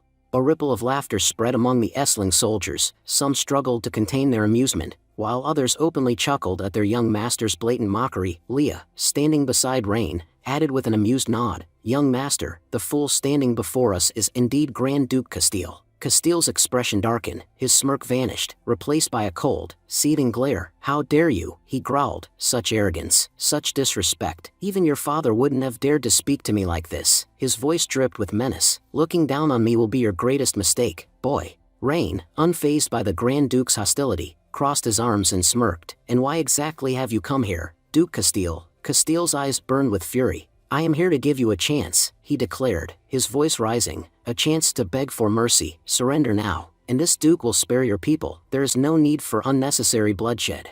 Rain let out a short chuckle before responding, his tone unwavering. So, you came here to give me a chance. How generous of you. He took a step closer, his voice growing sharper. Then let me offer you a better one. His expression hardened as he met Castile's gaze directly. If you don't want to die here, turn around and lead your army back to your territory immediately, otherwise, blood will flow today, but it won't be ours, it will be yours. Castile ordered to Rain, accusing him of growing increasingly arrogant. He urged him to abandon his fantasies, emphasizing that life in this realm was not as easy as Rain imagined. Castile declared that he had brought 100,000 soldiers with him, all awaiting his command. At a single signal, they would launch an attack so devastating that Rain would be unable to withstand it. Offering one final chance, Castile demanded Rain's surrender, warning that otherwise, he would be consumed by the flames of war. Rain turned to Leah and remarked that Castile was speaking excessively. He instructed Leah to warn Castile about the consequences of his insolence while standing on their border. Without hesitation, Leah lifted her skirt, drew her dagger, and hurled it with great force toward Castile. Just as the dagger flew through the air, a mage nearby cautioned Castile to be careful. However, Leah's dagger effortlessly sliced through the mage's protective spell and grazed Castile's cheek, drawing blood. The mage, visibly shaken, rushed to Castile's side and inquired about his well-being. Castile, now enraged, directed his fury toward Rain, vowing that this single drop of his blood would cost him dearly. In response, Rain taunted the Grand Duke, questioning his indignation over a mere warning shot. He asserted that if they had truly intended to kill him, the strike would not have missed, and by now, Castile's head would have been severed from his body. As he retreated, Castile promised that he would remember this act and warned Rain that their next encounter would be on the battlefield. Meanwhile, Rain instructed Selena to prepare for battle, cautioning against a hasty attack, as it might provoke an assault from Orvis' army. Upon Castile's return, his general immediately noticed the wound on his cheek and demanded an explanation. Castile, seething with anger, dismissed the attack as a cowardly act typical of the weak. He revealed that Rain had dared to strike him and ordered his army to prepare for an immediate assault. Furious at the humiliation he had suffered at the border, Castile vowed to exact vengeance, declaring that he would torture Rain by hanging him upside down until he found satisfaction. The general, shocked by Castile's command, questioned the wisdom of launching an attack in their current state. He pointed out that their soldiers had been marching for 3 consecutive days without proper rest or nourishment. In such a condition, engaging in hand-to-hand combat would be sheer folly. He implored Castile to reconsider, suggesting that they allow the troops a half-day to recover before launching a full-force attack. In a fit of rage, Castile hits the general on the spot, denouncing him as an idiot unworthy of his rank. He declared that their army was not for cowards who feared battle. Another soldier stepped forward, urging Castile to remain calm. He clarified that no one feared the fight but reiterated that exhaustion had weakened the troops. Even if they were denied rest, they would still need to construct a bridge over the river and prepare their equipment before launching an attack. Without these measures, they would be at a severe disadvantage, as the enemy could easily pick them off with arrows while they swam across the water. Supporting the fallen general's stance, other soldiers pleaded with Castile for additional time, assuring him that once rested, they would strike with full force. Castile, however, dismissed their concerns, accusing them of cowardice and ignorance of warfare. He chastised them for their lack of tactical knowledge and insisted that history favored those who acted swiftly in battle. According to him, all who had hesitated in war had ultimately faced defeat. He proclaimed that speed was the key to victory and remained resolute in his decision to attack immediately. Lord Castile addressed his army, emphasizing that their opponent did not matter at the moment. He acknowledged that some might feel they should rest for a day before attacking, but he insisted that such an assumption would leave their enemy unprepared. Castile stated that their strategy was to launch a surprise hand-to-hand attack, catching the opposing soldiers off guard. He reminded his troops that they were the ones initiating the assault, not the other way around, and in such circumstances, they could not afford to slow down. At that moment, a soldier hesitantly objected, expressing his doubts about the plan. However, Castile dismissed his concerns, asserting that his orders were final. He declared that their army was fully prepared and that they would attack immediately, refusing to entertain any excuses. Meanwhile, in Orvis military camp, a group of soldiers sat together, engaged in conversation. They lamented how they had been on the move for 2 consecutive days and 3 nights without rest. One soldier, exhausted, admitted that he had once believed being a soldier would be a relatively easy job. Another soldier, equally fatigued, remarked that if no one else was tired, then perhaps they were different. Interrupting their discussion, a soldier excitedly shared something he had seen on the way. Another, impatient with suspense, urged him to speak quickly. The soldier then revealed that he had spotted sheep nearby, suggesting they could capture them and bring them back. The group responded with enthusiasm, realizing this meant they could finally enjoy a good meal. They agreed that after eating and resting, they would be able to fight with full strength the next day. One soldier even noted that many among them were about to experience their first battle. However, before they could carry out their plan, their general arrived and ordered them to gather immediately, announcing that they were about to launch an attack. The soldiers, initially confused, questioned whether they were truly leaving at that very moment. They expressed their frustration, reminding the general that they had been running continuously for 3 days and were also extremely hungry. They pleaded for food before engaging in battle, insisting that they would fight better with some sustenance. Despite their complaints, the general remained firm, relaying Lord Castile's strict orders. He informed them that there was no time for trivial concerns like eating and sleeping. Disheartened, the soldiers lamented their misfortune but ultimately had no choice but to obey. As they hurried toward the city wall, Rain observed the approaching enemy forces and, filled with concern, asked his commander if they could use a strategic maneuver against them. However, before a plan could be executed, Rain was taken aback by what he witnessed. The enemy soldiers did not attempt to cross a bridge but instead leaped directly into the water and began swimming. Perplexed by their seemingly reckless decision, Rain turned to his general and inquired whether anyone in their army had previously fought against the forces of Avorvis Empire. The general confirmed that he himself had battled them many times and was familiar with their tactics. Rain, finding this information useful, proceeded to ask another question. He pointed out that the opposing soldiers looked exhausted and appeared to have gone without food. He was curious whether they were always in such a weakened state or if this was an unusual occurrence. The general, drawing from his experience, explained that these soldiers were mostly new recruits. The higher ranks often recruited a large number of fresh soldiers before any major battle. He agreed with Rain's observation, noting that their expressions suggested severe hunger. It was very likely, he speculated, that they had not eaten in days. Rain continued questioning why all the enemy soldiers appeared to be starving. He wondered aloud why Duke Castile had brought his troops into battle in such a weakened state. If hunger had drained their energy, how could they possibly fight effectively? He speculated whether Castile had made such a foolish decision intentionally. The general, addressing Rain's concerns, suggested that there were two possible explanations. The first was that Castile's supplies were running dangerously low, leaving him unable to feed his army properly before sending them into battle. However, the general found this unlikely, as the enemy had attacked them multiple times before, and it seemed improbable that they would mismanage their provisions so severely. Before he could continue, Rain urged him to elaborate. The general then revealed the second and more sinister possibility, that Castile did not value his men's lives at all. He explained that Castile had likely sent his fresh recruits to the front lines, knowing they would be the first to fall. His goal, the general suggested, was to deplete Rain's army of its arrows and other resources before sending in his more seasoned warriors. In essence, he was using his own men as disposable pawns to weaken their defense. Rain, intrigued by this revelation, was taken aback. He questioned how a leader could willingly send his own soldiers to their deaths, especially when they were fighting for his cause. He wondered whether the emperor or other high-ranking officials were aware of Castile's ruthlessness. The general responded with a grim chuckle, telling Rain that his innocence was showing. He explained that very few lords truly cared for their people. In fact, compared to most nobles, Rain and Grand Duke Alferia were considered relatively kind despite their positions. The majority of those in power, he stated, were just like Castile, willing to sacrifice their men without hesitation. For them, soldiers were nothing more than pieces on a chessboard, used and discarded at will. Hearing this, Ren's expression darkened. He thought to himself that Castile was even more of a monster than he had originally believed. Determined, he vowed to ensnare him in a way that he would never be able to escape. Initially, he had planned to go easy on him, but now that he had seen the true depths of Castile's cruelty, he decided that leaving such a man unchecked would be a grave mistake.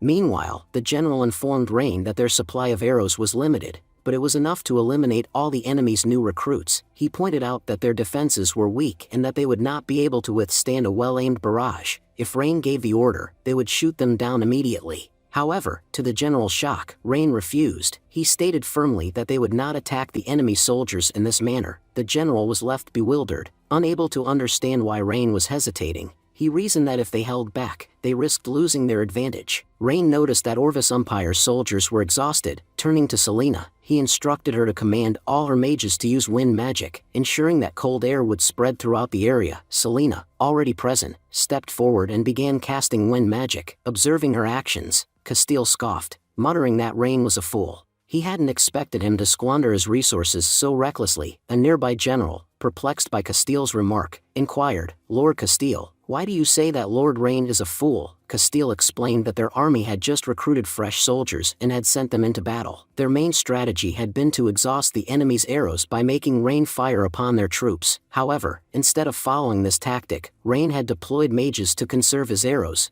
Castile shook his head in disbelief, emphasizing that mages were usually reserved for the final stages of battle due to their superior offensive and defensive capabilities.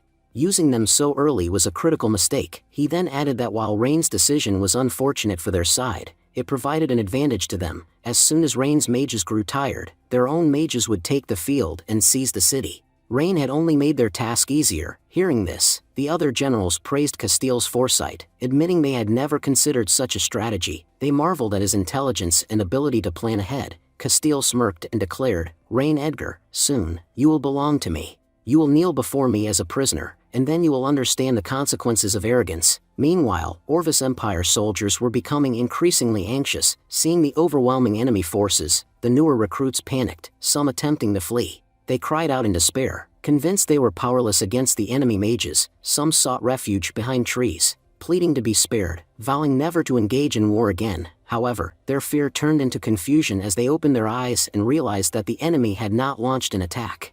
One of them hesitantly asked, "Why are they holding back? I thought they would open fire on us." The enemy general, noticing their hesitation, shouted, "Cowards, hiding will gain you nothing. If you want to survive, pick up your weapons and fight. No one leaves this battlefield without victory." Selena, still casting magic, turned to Rain with uncertainty. "Young master, I don't understand. You believe the cold winds will make our enemies retreat, but I fail to see the logic. Wouldn't it be more effective to use lightning magic? If we struck them with a powerful attack, they would scatter in terror. In fact, a strong enough strike could wipe out half their army instantly." Rain, however, shook his head. "No, we won't use any other form of magic. Many believe that victory in war depends on numbers and superior weaponry, but the truth is, there is another crucial factor: morale. As long as a soldier's spirit remains unbroken, he will continue to fight, but if that spirit is shattered, he becomes incapable of resistance." He continued, "Throughout history, two things have consistently broken a soldier's morale. The first is hunger, which saps their strength.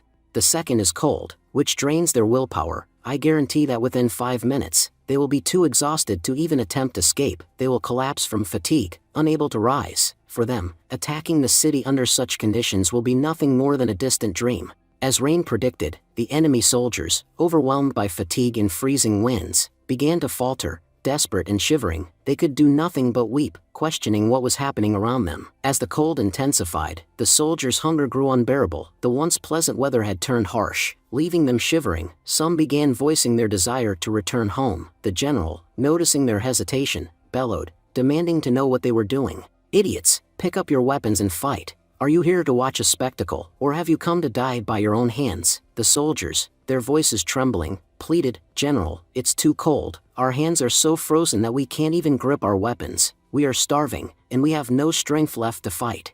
Frustrated, the general ordered one of his men to report the situation to Lord Castile. "Tell him our soldiers are refusing to fight. Until then, we will continue the attack." Meanwhile, a soldier arrived at another military camp, where Castile's forces were stationed. He hurriedly approached Castile and announced, "Lord Castile, I bring urgent news from the battlefield." Before he could continue, his gaze fell upon the soldiers at the camp, sitting comfortably and eating hot food. The sight filled him with resentment. "We are out there freezing and starving to death, while these scoundrels feast in comfort," he thought bitterly. Steeling himself, he turned to Castile and reported, "Our frontline attack is failing. Rain has employed wind magic, and though I don't know its full effect, our soldiers can barely stand due to the cold and hunger. Their strength is completely drained, and they are so exhausted that they would rather die than fight. I beg you, please recall them. If they are fed and allowed to rest, I guarantee they will return stronger and fight effectively." Castile, his expression darkening with anger, scoffed, "Who made a coward like you a soldier? You are unworthy of serving in my army. A high-ranking soldier should not spout such nonsense." The soldier fell to his knees, desperate. "Master Castile, we are not cowards. All I am saying is that if we are given food, we will regain our strength and fight to protect our nation." Castile remained unmoved. "No matter how many excuses you make, I will not listen. Only cowards recall their armies in battle. I refuse to entertain such a pathetic request." Castile declared that he had now understood that nothing would change with his people, which was why he would personally lead the army. As he stepped forward, the general protested, insisting that there was no need for him to risk his life. "We are here for you," the general pleaded. "Going to the battlefield could be extremely dangerous." Castile, however, dismissed the concern, clarifying that he was not questioning their loyalty. He simply wanted to demonstrate to the other generals what it meant to be truly capable as the Grand Duke of Castile. He intended to show them firsthand how a leader should control his forces. "You may hold the title of general," he remarked, "but many of you still do not know how to command an army." With that, Castile gathered his troops and set out. Upon reaching the city walls, he issued a command to the mages. All mages, listen to me. Construct a bridge immediately so we can advance without obstruction. We must not allow this water to hinder our path. The mages promptly agreed and began their spellwork. Castile then turned to his soldiers. Move forward. Whoever captures Rain Edgar alive will receive a grand reward from me personally, he announced. I promise you, the prize will be so great that you will never need to work another day in your life. Motivated by the promise of wealth, the troops surged ahead, eager for battle. Meanwhile, within Rain's camp, a soldier reported that while their enemies had previously sent fresh recruits in waves, it now appeared that a full-scale attack was imminent. Rain, undeterred, issued his orders swiftly. Tell all soldiers to use that green liquid, pour it into the moat and seal all its passages. The water must not flow under any circumstances. Leah, standing by his side, nodded in acknowledgement. Understood, young master, it will be done. Without delay, the soldiers began funneling the green liquid into the moat through a system of pipes, ensuring that the advancing forces of the Orvis Empire remained unaware of what was happening beneath them. Unbeknownst to the enemy, the liquid was actually petrol, gradually mixing with the water. Oblivious to the trap, the army of the Orvis Empire continued their march forward, unafraid and unsuspecting. But the true consequences of their advance would soon be revealed. The scene then shifted. Rosalind Halker was seen leading her troops away from Priscia's territory to assist Rain. As they traveled, her mind was consumed by a single thought: her responsibility to protect Master Rain at any cost. She recalled her father's words, emphasizing that the future of the entire Halker family rested in her hands. If she succeeded in safeguarding Rain, the family would be saved. If she failed, their destruction would be inevitable. One of Rosalind's soldiers hesitantly approached her and suggested taking a short break, pointing out that they had been traveling continuously for 3 days with heavy equipment. He acknowledged her resilience but warned that the soldiers and horses were growing exhausted. Rosalind, however, dismissed his concerns and demanded to know their exact route and estimated time of arrival. The soldier informed her that they were still a day's journey away. Determined, Rosalind ordered the mage to open the map before her. She needed to see their path clearly. There was no room for error. As she studied the map, she speculated that the enemy army must have reached Border Fortress long ago, and in all likelihood, had conquered Border Fortress. She reassured herself that, despite being trapped, Rain and his people would not face food shortages. Her father had told her that the city's residents had stocked up on supplies, and with Rain's assistance, they had been able to cultivate food. Lost in thought, Rosalind suddenly sensed someone watching her. Halting her horse, she called out, commanding Knox to reveal himself. She had known from the start that he had been observing her and wanted to discuss something important. Her soldiers, confused, looked around but saw no one. Then, a portal opened, and Knox emerged. It was revealed that Knox was one of the most trusted mages of Priscia, sent by Priscia to monitor Rosalind. Seeing him appear, a soldier panicked and ordered everyone to prepare for an attack. Rosalind immediately intervened, reassuring them that Knox was not an enemy but a loyal ally of their territory. Knox, unimpressed, dismissed any pleasantries and demanded to know why Rosalind had summoned him. She wasted no time and revealed her plan to defeat Orvis Empire army. She had learned that sustaining the massive army of 100,000 soldiers required an enormous food supply. If they could cut off the enemy's provisions, they would be forced to retreat, securing Rain's city. However, she admitted that she could not achieve this alone and required his help. Knox stated that his sole mission was to keep an eye on Rosalind. He warned her that if he noticed even a single action against young Master Rain, he would be forced to kill her. He further clarified that he had not been commanded to assist her, and for that reason, he would not. Rosalind, taken aback, questioned whether he truly would not help. She reminded him that young Master Rain's life was at stake and that his inaction could cost Rain dearly. She emphasized that saving the young master was a monumental task in itself. After a moment of hesitation, Knox admitted that he never dared to doubt anything in his special mission. However, since the matter concerned young Master Rain, he decided to help. He then asked Rosalind what needed to be done. Rosalind explained her strategy. She planned to launch an attack on Orvis Empire army with her own forces. During this time, Knox was to head to the border fortress and block the moat, ensuring that no reinforcements could enter. He was to maintain the blockade until she signaled him. Once Orvis Empire's army attempted to cross the water barrier, the flow would become so strong that many would be swept away, causing massive losses. She believed it was an efficient strategy to minimize their own casualties while devastating the enemy forces. The scene then shifted to the Elf Kingdom, where Elf Queen was reading a letter sent by Rain. The Elf Queen pondered over its contents, questioning whether they should trust humans. The letter proposed that by working together, both parties could advance and permanently resolve their problems. Alfiria, one of the elves, expressed her skepticism. She stated that, in her experience, humans were selfish and greedy, always prioritizing their own interests. She argued that if even humans could not trust one another, there was no reason for elves to trust them. She firmly believed that forming any kind of relationship with humans would be detrimental. Another elf, however, disagreed. He argued that their clan could not survive alone and that they already depended on humans for food every winter.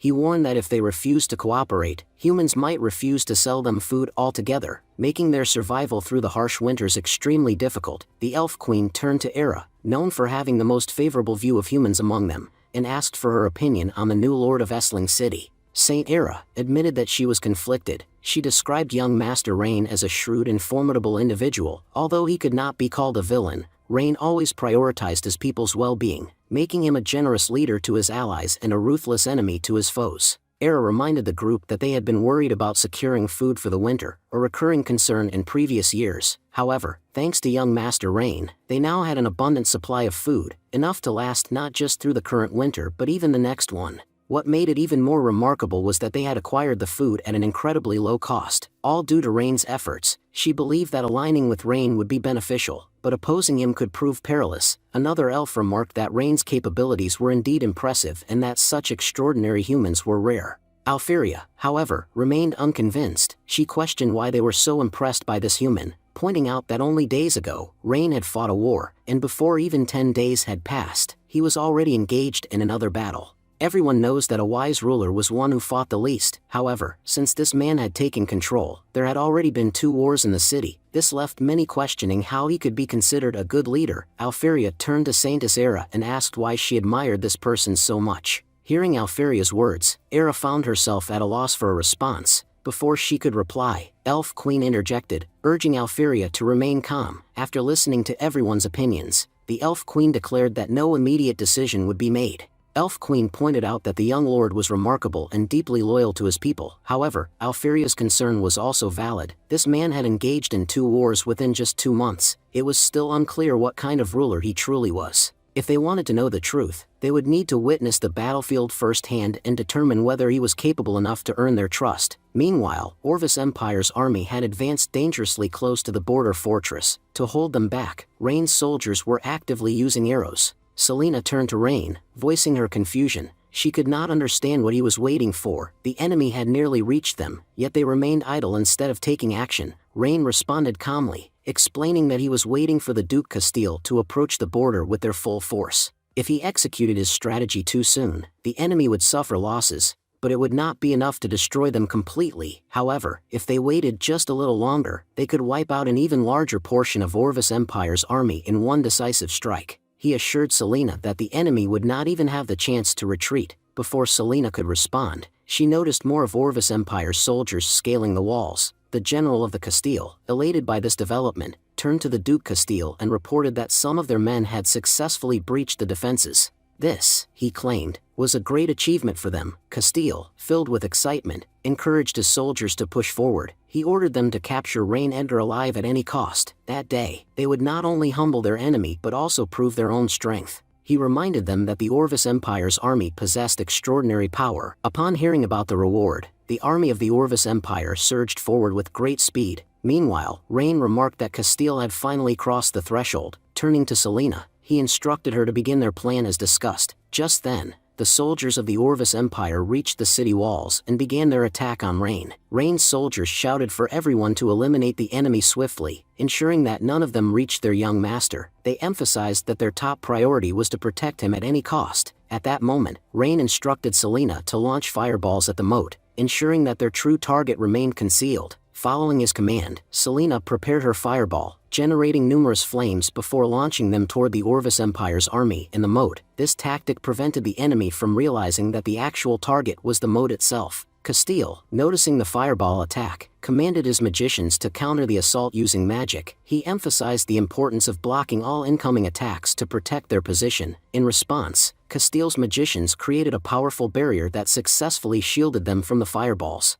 One of Castile's generals expressed concern, stating that their magician's power was depleting rapidly. He questioned whether it was wise to expend so much magical energy, considering they had a limited number of magicians and were still unaware of the enemy's remaining magical strength. Laughing, Castile dismissed his concerns, confidently stating that the enemy had no magic power left. He reasoned that before the fireball attack, the enemy had been manipulating the wind, likely exhausting their magical reserves in the process. Castile was convinced that the fireball attack had been a bluff, designed to intimidate them. He proudly declared that they had effortlessly blocked the foolish enemy's attack and that their victory was now within reach. Overcome with excitement, Castile and his soldiers ignored the fireballs heading toward the moat. As a result, several fireballs landed directly on the moat. With a smug expression, Castile claimed that the enemy's magicians had grown weak, causing their aim to falter. He pointed out that most of their attacks had missed their intended target and had instead fallen on the moat. Laughing, he boasted that the enemy's own plan had backfired. His soldiers joined in his laughter, praising Castile's military genius.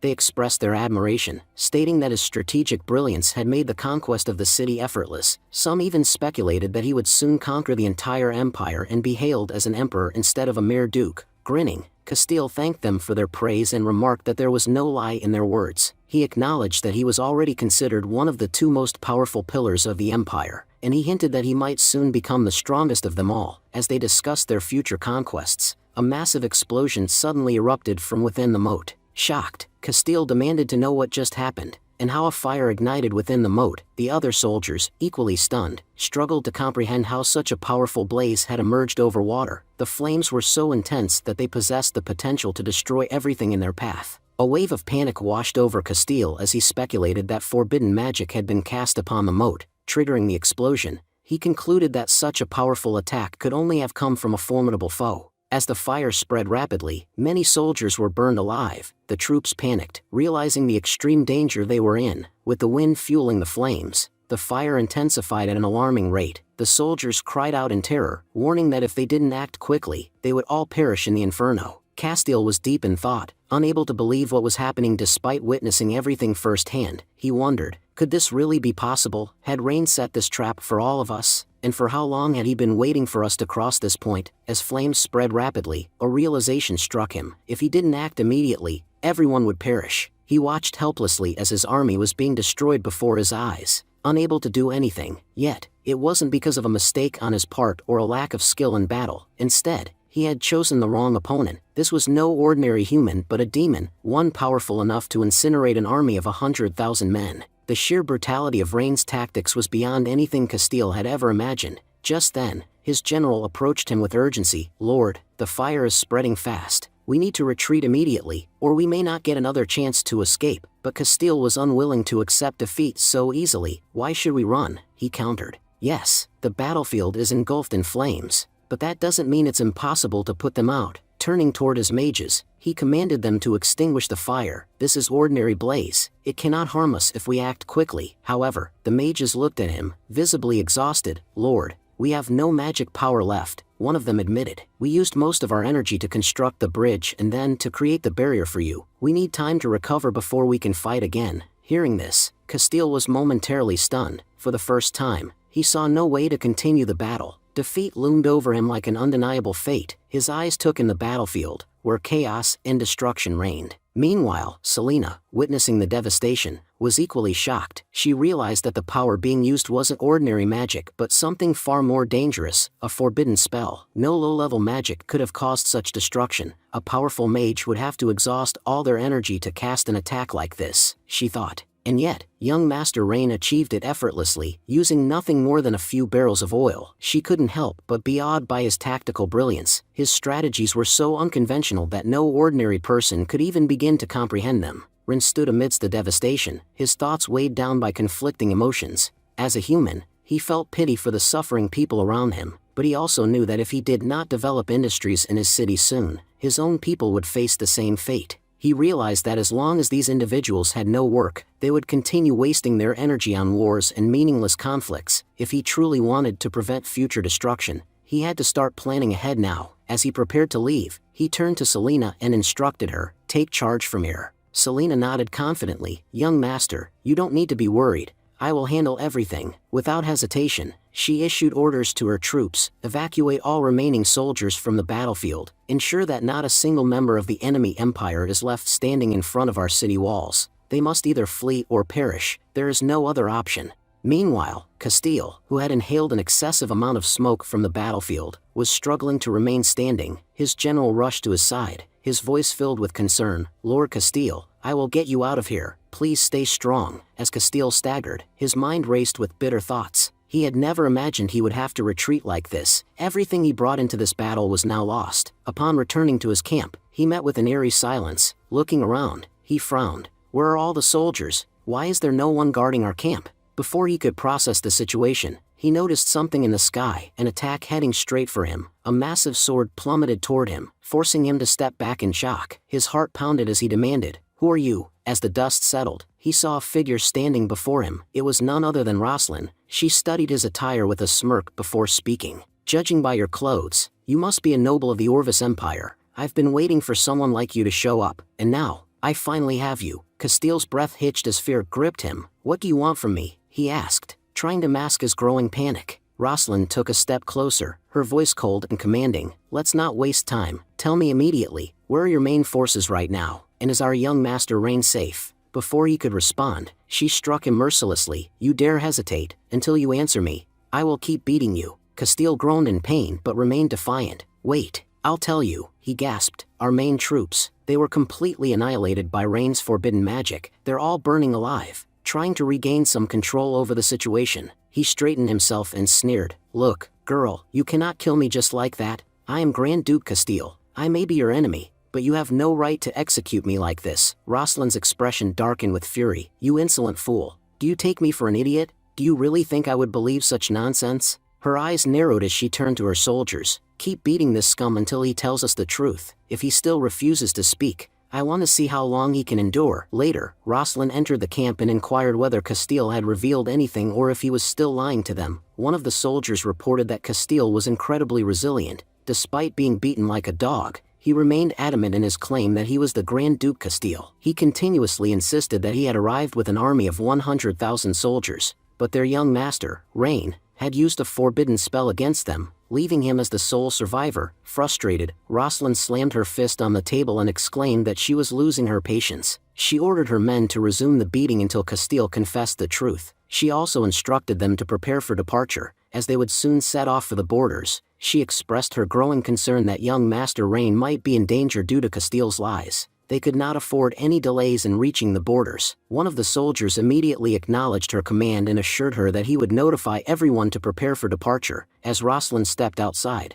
she reflected on the information Castile had given them. He had claimed that the enemy had built a bridge over the moat to attack the border fortress. She considered using the bridge to reach young Master Rain more quickly. However, she realized that infiltrating the fortress with so few soldiers would be extremely difficult. She concluded that in order to win, they needed to lure the enemy outside the fortress, after which she could collaborate with Nox to defeat them. If Castile's claim about the bridge was true, it would be a significant advantage, allowing them to reach the borders swiftly. While deep in thought, Rosalind noticed someone approaching and immediately alerted her men to prepare for an enemy attack. The soldiers raised their shields to protect her and warned the intruder that attacking them would be futile. As they were the most vigilant soldiers in the world, they asserted that as long as they were there, the enemy had no chance of launching a successful assault. As the figures came into view, Rosalind was shocked to realize that they belonged to the Elf Kingdom. She began to suspect that the elves had allied with the Orvis Empire forces to attack young Master Rain. If that were the case, it would mean great danger for him. Rosalind voiced her suspicions, stating that she had always known the elves were despicable, but she had not expected them to stoop so low as to ally with the Orvis Empire army to attack them. She expressed her deep disappointment in them. However, Alfiria, an elf, dismissed Rosalind's accusations, stating that they were not there to attack anyone. She revealed that young Master Rain had invited their queen for a meeting, and they were only there because of his summons. Rosalind, still skeptical, questioned the legitimacy of their claim. She accused them of fabricating stories, asserting that every visitor to the camp had been lying. First, a strange man had appeared, claiming to be the Grand Duke Castile, and now the elves were claiming that young Master Rain had summoned them. She sarcastically suggested that if they truly wanted to deceive her, they should at least come up with a more convincing lie. She remained convinced that the elves were in league with the Orvis Empire forces. Infuriated, Alfiria retorted that they were not ordinary elves but noble elves. She reprimanded Rosalind for insulting them without cause, and in anger, commanded her archers to prepare for battle. She declared that it seemed necessary to teach Rosalind and her people a lesson. Rosalind remarked that she had expected this outcome, I knew you wouldn't be able to keep up the act for long, she said. Now you're showing your true colors. She then instructed soldiers to hold onto his shield tightly. These elves have only one primary attack strategy, using arrows. Apart from that, they can't do much. At that moment, the Elf Queen used her magic to create a wall between them. Elf Queen addressed Rosalind, saying, "Calm down, little girl. We didn't come here of our own free will. We have a reason for being here. The city lord, young Master Rain, sent us a letter inviting us for a business discussion. That is the only reason we are here. Otherwise, we wouldn't have bothered coming at all." She further explained, "If you are an ally of Rain, there's no need for us to fight. But if you are his enemy, then go ahead and complete your battle. We will wait until it's over. Either way, we have no reason to engage in a fight. It will benefit neither you nor us." Rosalind, still skeptical, questioned them. "You claim that young Master Rain invited you here, but he wouldn't have personally come to extend the invitation. What proof do you have that he sent for you?" At her words, the Elf Queen turned to one of her subordinates. "Era, show them the letter," she instructed. Era held up the letter and said, "This is the letter we received from young Master Rain." Rosalind examined the symbol on the letter and thought to herself, "This really is young Master Rain's letter. The symbol belongs to the Edgar family and is created using a special kind of magic. No matter how powerful a magician is, they cannot replicate it." "Still cautious," Rosalind said. "Until I meet young Master Rain myself, I will only tentatively believe your words. However, I will not allow you to go to him alone. Some of my people will accompany you and keep watch throughout the journey." The Elf Queen nodded in agreement. "That's fine with us. Your caution benefits both sides. This way, neither of us will have doubts about the other." After concluding the discussion with the elves, Rosalind turned to her people and instructed, "Go and rest. We will proceed according to the plan we had already made. There will be no changes." She then gave a direct command to one of her subordinates, "Keep a close watch on these elves. If you notice anything suspicious, report it to me immediately." The soldier responded promptly, "Yes, miss. We have been keeping a special eye on them, especially the one who can use magic." Meanwhile, on the other side, Alferia expressed her frustration. "The letter was written so politely, yet the moment we step onto their land, they refuse to trust us. Do you really think we can conduct business with such unreliable people? This seems like nothing but a waste of time." Elf Queen stated firmly that she had said it before and would say it again. Humans had a natural tendency to distrust others. She remarked, "If they trusted people so easily, they wouldn't be human in the first place."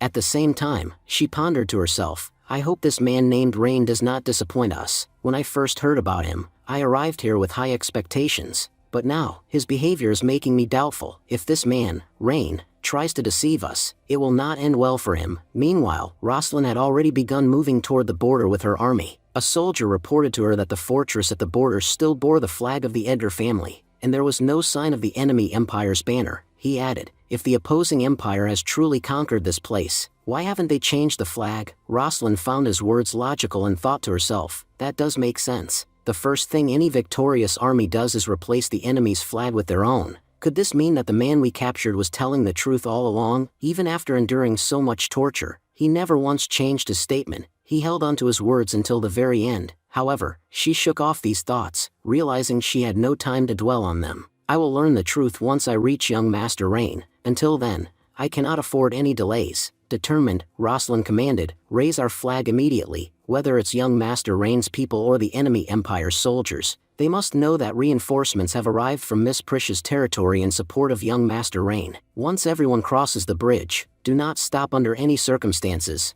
Keep advancing towards the city at full speed. We must reach it by nightfall. Remember, any delay could put young Master Rain's life in even greater danger." Meanwhile, at the fortress, Rain stood among the fallen soldiers, surveying the aftermath of the battle. He reflected, "I had such a great opportunity to turn 100,000 men into laborers. They would have worked for free and accelerated our growth significantly. But instead, they were all killed for nothing." Watching his troubled expression, Leah thought to herself, "Young Master Rain truly is a kind-hearted person. Most people would celebrate after defeating their enemies, but he feels sorrow even for those who came to attack him." Trying to console him, Leah said, "Master Rain, there's no need to feel so bad about this. What you did was necessary and completely justified. These people came to attack us. They got what they deserved." Rain clarified that she had misunderstood him. He wasn't feeling sad because of the soldiers at all. Before Rain could finish explaining, a soldier approached him with urgent news. He reported that a cavalry was advancing from the same direction as the Orvis Empire's army. What was unusual, however, was that they were carrying the Second Lady's flag. Because of this, they couldn't tell whether these newcomers were allies or enemies. Soon, It was revealed that the cavalry was from Roslin's, and they had brought Elf Queen with them. As soon as Rain saw her, he invited the group into the meeting hall to discuss important matters. There, Rain presented his entire vision. He explained how he planned to establish major industries within the city, industries that would create numerous job opportunities and secure a better, more comfortable future for everyone. Rain confidently stated that their Essling city would one day become the financial capital of the entire continent. But in order to make that dream a reality, he needed Elf Queen's support. He proposed that if the elves invested in this project, they too would be recognized as one of the founding builders of this legendary city. Not only would they share in the credit, but they would also earn significant profits from the endeavor. He pointed out that there were many sectors in which the elves could thrive and bring in remarkable benefits. However, Elf Queen remained unconvinced. She admitted Rain's business plan was fascinating, but said it was completely useless from the perspective of the elves. She explained that her people had lived in harmony with nature for generations. The kind of industries Rain envisioned didn't align with their way of life. Even without modern advancements, their lives were rich, meaningful, and fulfilling. So why should they invest in something that contradicted everything they valued? Rain tried to persuade her. He said that if she believed the elves wouldn't benefit from industry, she was mistaken. Needs weren't always born out of necessity. They were often created.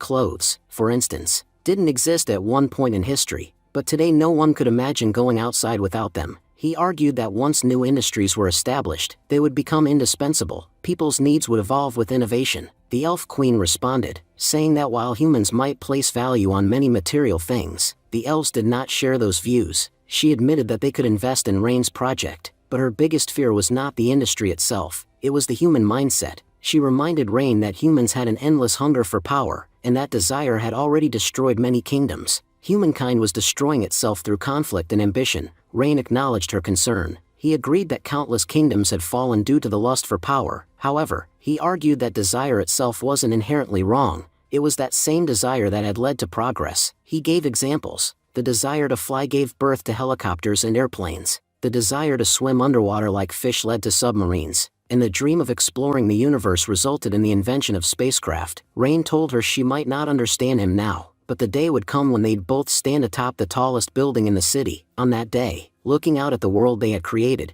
she would realize how much they had changed it for the better. She would see how far civilization had advanced, and understand how many lives had become more comfortable, all because of her decision. In silent contemplation, Elf Queen was lost in thought, trying to understand what exactly Lord Rain meant by planes and submarines. She remarked that the confidence Rain carried was rare, something only a handful of people possessed. What impressed her the most was that his desires didn't lean toward destruction, but toward growth and progress. Still, she reminded him that elves were not known for their desires. For thousands of years, they had learned to suppress them in order to live in harmony with nature. Perhaps that was why they had remained so peaceful. Despite this, she admitted to herself that one thing Rain said struck her deeply. What he proposed could greatly benefit their clans. Rain responded with enthusiasm, "Yes, the profits from this will be extraordinary. I know what I'm saying might be hard to believe right now, but give it a chance, invest in it, you'll see the future change before your eyes." Hearing him talk about changing the future left the Elf Queen in shock. Just days ago, she had foreseen a vision in her future orb that showed the destruction of the elves.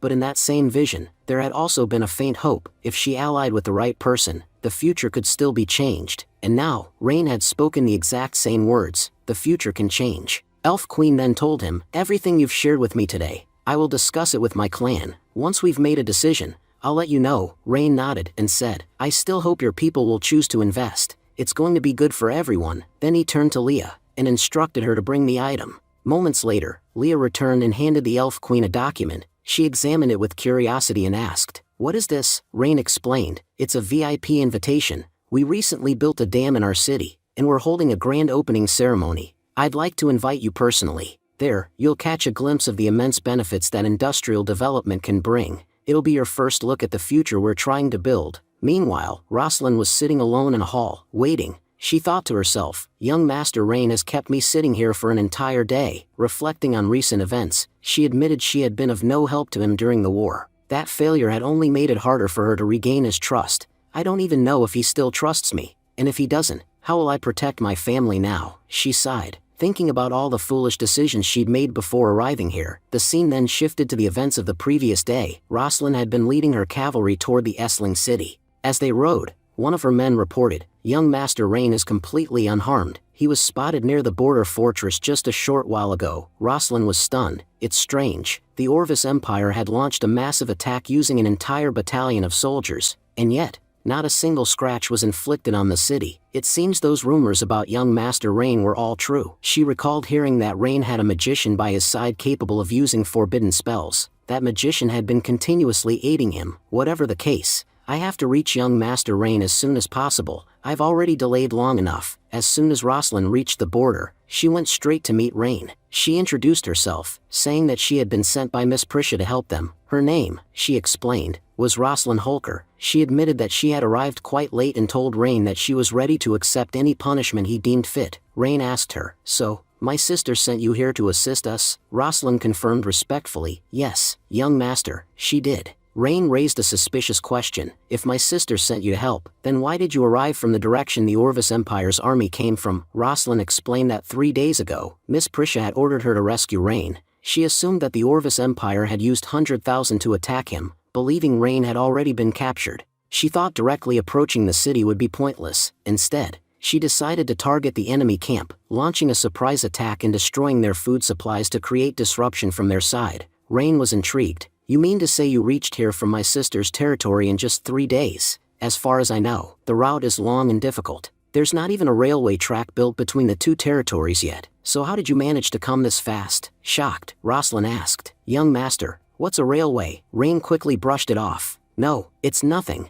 I just meant that you worked really hard to get here." Rosalind responded with loyalty. "It was my duty, Master Rain. The Holker family has always stood ready to serve our lords. I still can't believe my foolish uncle tried to attack you. It was shameful." Rain asked, "You said your name is Rosalind Holker. Are you from the same family as Caesar Holker?" Rosalind replied, "Yes, master, I am Caesar Holker's niece. I beg you, please give our family another chance. You can punish me in any way you wish. I won't complain, but please forgive my family. They are truly loyal." The scene then shifted back to the present. Rosalind was deep in thought, recalling that Rain hadn't responded to her plea, and hadn't come to see her since. Just then, Rain approached her after wrapping up his meeting. Looking at Rosalind, he said, "It seems I made you wait longer than I should have, but there's no need for you to be so nervous. Relax and take a seat. I've come here to propose a deal." Rosalind immediately responded, "Tell me, young master, I'm ready to do anything for you." At the same time, she thought to herself, "This must be it. Young Master Rain is giving me an opportunity to prove how loyal the Holker family truly is. I cannot afford to waste this chance." Rain expressed his admiration, saying that Miss Rosalind's tactics and judgment on the battlefield had deeply impressed him. As a knight, he truly believed she was extraordinary. At the same time, he was thinking to himself how remarkable Rosalind's stats were, just as incredible as her loyalty, which stood at a perfect 100. She was exactly the kind of person he needed to complete his mission. Rain then pointed out that if she had wanted,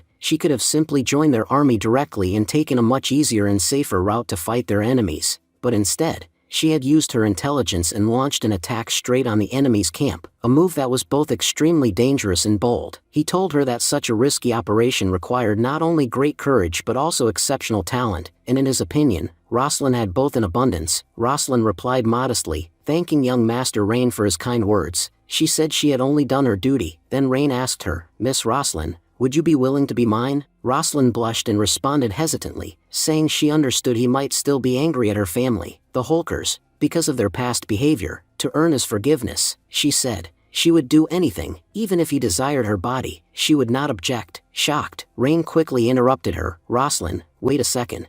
I think you've completely misunderstood what I meant. I never intended to use you like that. In fact, I hadn't even thought of such things." Falling to her knees, Rosalind said tearfully, "Young Master Rain, it has always been my dream to serve you as a knight, and if the only way to make up for our family's wrongs is to offer my body, I have no complaints. It would still make me happy just to serve you in any way I can." Rain firmly clarified, "Rosalind, you've misunderstood me again. What I said was that I want you to work alongside me as my ally." Still confused, Rosalind asked, "Young Master Rain, what exactly do you mean? I don't understand." Rain calmly explained, "The one who committed the crimes was Caesar Holker, and he has already received his punishment. I'm fully aware that your Holker family had no involvement in his actions, so there's nothing for your family to worry about. As for you, I want to ask if you'd be willing to work under me as a knight." He continued, "Rosalind Holker, I want to make you my right hand, so tell me, will you join my army and lead it as a gate commander?" Rosalind, still blushing, began to reflect. I completely misunderstood young Master Rain.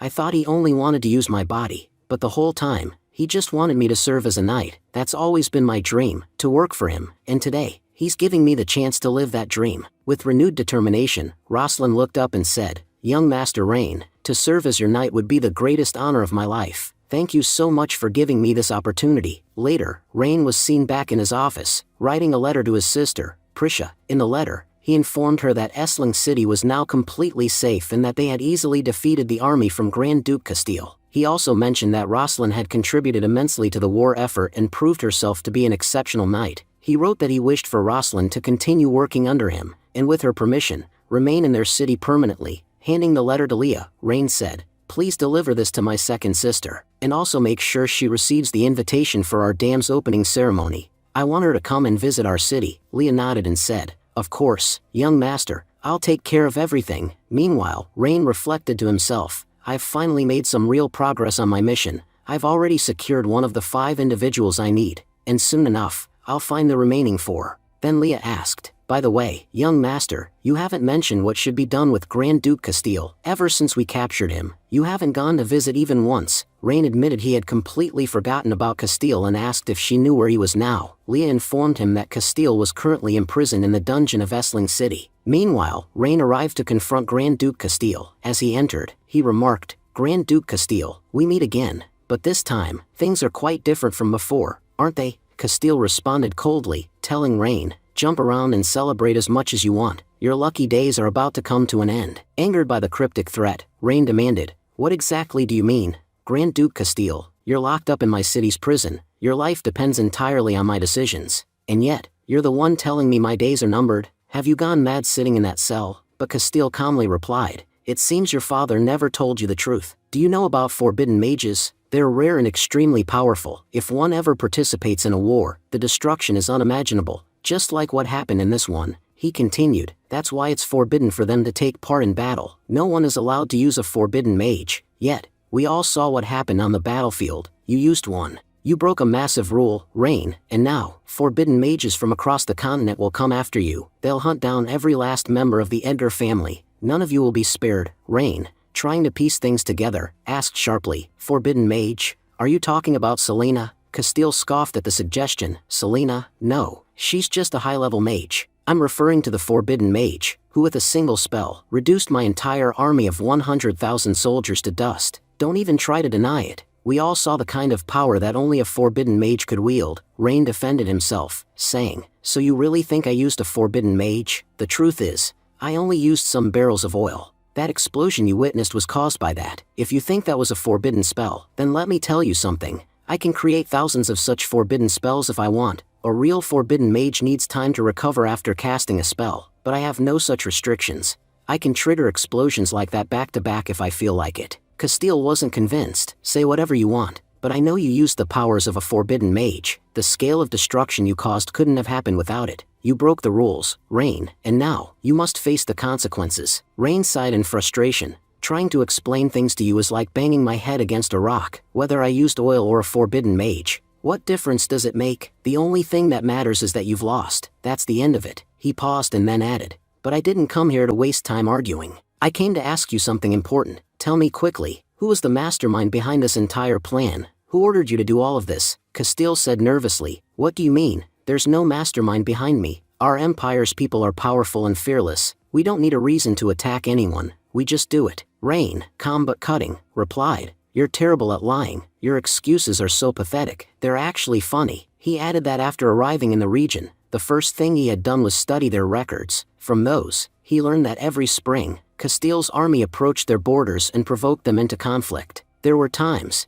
when your forces even defeated everyone at our borders, and yet, you never occupied our territory. You just destroyed what you could and left. Isn't it obvious? You had a bigger reason behind all of this." Rain explained that if a commander constantly attacks only to withdraw, there are usually 2 possible explanations. Either the leader is insane or he's hiding something very significant. And judging by your face, you clearly aren't crazy. So why don't you just tell me the truth? Castile sneered and replied, "Honestly, we just enjoyed killing your people, and what would we even gain by owning such a poor region? That's why we left every time. We only attacked to show off our strength." Rain, unconvinced, challenged him, "Were you really showing off? Or were you testing something on my people? Hearing this, Castel suddenly looked nervous. He stammered. What are you trying to say? As Rain walked away, he said coldly, seems like you're not understanding my words right now. A few days in prison might help you reflect. I'm sure you'll eventually get what I mean. As Rain stepped out, he couldn't shake off the strange feeling he had about the city. Why did Castile wreak so much havoc here? I have to find out what really happened,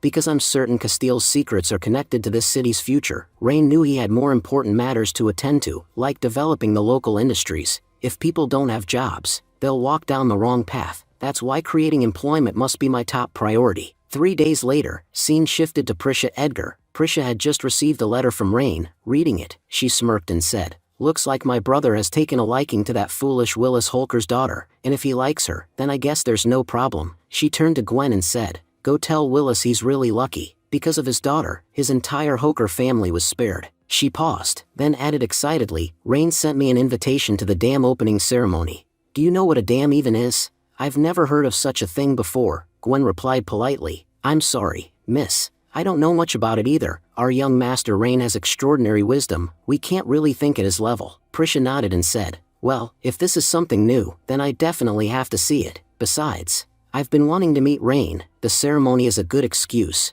Gwen smiled and said, all right, miss, I'll begin preparations. Prisha chuckled to herself and said, my brother's grown up now, and he's finally showing interest in girls. Here's an idea. Gather some beautiful girls. I want to see what kind of girls my brother is into. The scene then shifted to the royal palace of the Orvis Empire. Inside the royal court, the nobles were engaged in a heated discussion about Duke Castile's capture. One of them expressed deep concern, saying that the fall of the Castile had severely demoralized their army. But more importantly, Castile held many of their secrets. If those were to be leaked, the consequences could be disastrous. Another noble spoke up in frustration, wondering aloud why Castile had gone to war alone in the first place. He questioned who could have ordered such a reckless move. The emperor finally interrupted the bickering. There's no point in assigning blame now. It doesn't matter why Castile did what he did, or who told him to do it. I'm not here to blame anyone for his capture. What matters is what we're going to do now that he's been caught. I don't want any more useless arguments in my court. A court member proposed sending envoys to Essling City for negotiations,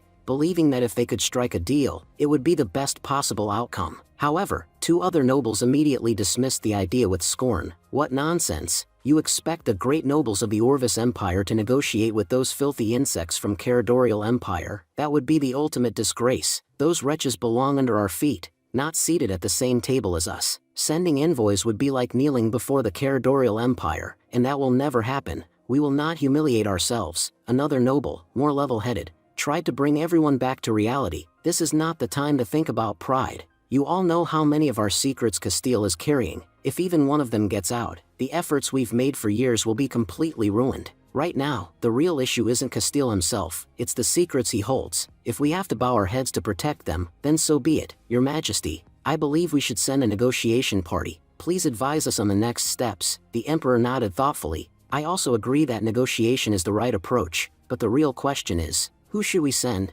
Does anyone here have a suggestion? He continued, whoever we send cannot be just anyone. This person must have significant status within the empire. If we send someone unimportant, the people of Essling City will think we're not taking the negotiations seriously, and they'll fall apart before they even begin. He emphasized 2 more qualities the envoy must possess. Aside from high status, the person must be courageous and extremely intelligent. We can't afford to send someone who'll end up trapping us during negotiations instead of helping. Among the group, one man silently reflected that negotiations were usually straightforward. Even if the talks failed, the envoy wouldn't be in much danger, but he could tell that the emperor was implying something deeper. The way he laid out the requirements made it clear. He already had someone in mind. The man understood the hint. So, that's who you want to send, Your Majesty, he thought. Just then, the emperor looked at Clevin and said, your expression tells me you've already thought of the right person for the job. So, why don't you go ahead and tell us, who should we send for the negotiation? Clevin stepped forward and responded confidently, Your Majesty, based on the qualities you've outlined, I believe there's one person who is absolutely perfect for this task, Duke Richard's only daughter, Miss Vilvina. His suggestion sent a wave of shock through the court. One of the nobles exclaimed in disbelief, Clevin, have you lost your mind? Miss Vilvina's father, Duke Richard, is currently in prison for his involvement in a land scandal not long ago, and you're suggesting we send the daughter of a criminal as our envoy. But the emperor sat quietly, thinking to himself, you truly are clever, Clevin. Among everyone in this court, you're the only one who always understands my intentions. Then, aloud, he asked, Clevin, what are your reasons for recommending the daughter of a criminal for such an important mission? Clevin answered calmly, Your Majesty, I have 3 reasons for choosing Miss Vilvina. First, she's the only daughter of Duke Richard, which means her social status is equivalent to that of a duke. Sending her would clearly demonstrate that the Orvis Empire is taking these negotiations very seriously. He continued, Second, Miss Vilvina is over 18, strikingly beautiful, and equally intelligent. She possesses all the qualities that an envoy should have, both charm and sharp wit. And finally, no one else will carry out this task with the same dedication as her. For everyone else, this is just another assignment, but for Vilvina, it's a rare opportunity. If she succeeds in negotiating well in Essling City, her father might be released, and their family's reputation and position could be restored. No matter what happens, she'll give everything she has to save her father. That's why I believe there is no better candidate for this mission. The nobles began murmuring among themselves. One of them nodded and said, Everything Lord Clevin said makes sense. Honestly, now even I feel that there's no one better suited for this job than Miss Vilvina. The Emperor agreed, Very well, Clevin, I'm entrusting this responsibility to you. Make sure Miss Vilvina remains safe during this mission. You know how dangerous it is to enter the territory of a rival empire. Ensure she returns unharmed. Clevin bowed respectfully, Yes, Your Majesty, I understand. As he turned away, he thought to himself, Forgive me, Miss Vilvina. Today, your fate has been decided by this court. The scene then transitioned to later that day. After the court meeting had ended, the Emperor had summoned someone to his private study. Speaking in a low voice, he said, Castile and Vilvina will be returning soon. You already know what must be done when that happens. A shadowy figure stepped forward. It was an assassin. He replied with a smirk, Yes, Your Majesty, you can relax. Castile and Vilvina will not return alive from the Caradorial Empire the moment they leave Essling City. I'll take them out. The Emperor nodded with a cruel smile. Until now, we've had no proper justification to wage war against them. But if our Grand Duke's envoy is killed on the way back, that would give us a perfect reason to declare war. No matter how hard the Caradorial Empire tries to defend itself, not a single one of them will survive. The scene then shifted to the bustling market of Essling City. Rain was seen strolling casually through the market streets, taking in the atmosphere. A local shopkeeper approached him and asked, Young Master Rain, are you satisfied with our shop? Did anything catch your eye? Rain smiled and shook his head. No, I'm not here to shop. I just came out to see the city for myself and to make sure that my people aren't facing any trouble. Hearing this, several other townspeople chimed in with warm smiles. Young Master Rain, how could we possibly face trouble while you're here? Before your arrival, our lives were miserable, but ever since you came, we've had full stomachs and safe homes. Truly, your presence in this city has been a blessing for us all. Rain was speaking. Thanks for the compliment. Go get some rest and focus on your own work. Then, he quietly moved to the side and sat down, beginning to skin every person who passed by. In his mind, Rain was thinking how difficult it was to identify a talented individual among common people. I've been roaming the city for days now, hoping to find just one more talented person, but despite wandering all over, I haven't found a single one. He considered asking his elder sister to assign someone to him, which would have made things easier, but the problem was that she had her own territories and were also in dire need of talented individuals. Relying solely on her wouldn't be right. Besides, I already requested Rosalind from my elder sister. Who knows if she'll agree to another request? Feeling completely lost, he thought, what am I supposed to do now? Nothing makes sense anymore. Seeing Rain so stressed, Leah gently approached him and gave him a comforting hug. She said, Young Master, you've been working so hard for the past 3 days. Please take a short break. You don't need to stress yourself like this. She smiled and reassured him. I've already ordered many of our guards. If they spot a talented person within the city, they'll send them to you immediately. I'm confident you'll soon find the one you need. Rain appreciated her support but still felt overwhelmed. My guards go to every factory and bring back the best workers. They're physically strong, but they're not talented. He sighed to himself. Honestly, no one except me can truly recognize talent. Everyone else assumes that raw strength means talent. He was beginning to feel helpless. I don't even have the investment to open my industries. The elves still haven't provided the funds. Who knows how long their investment will take? Even my damn project isn't complete. It'll take another 15 days to finish. His frustration only grew. And now, I can't even find talented individuals.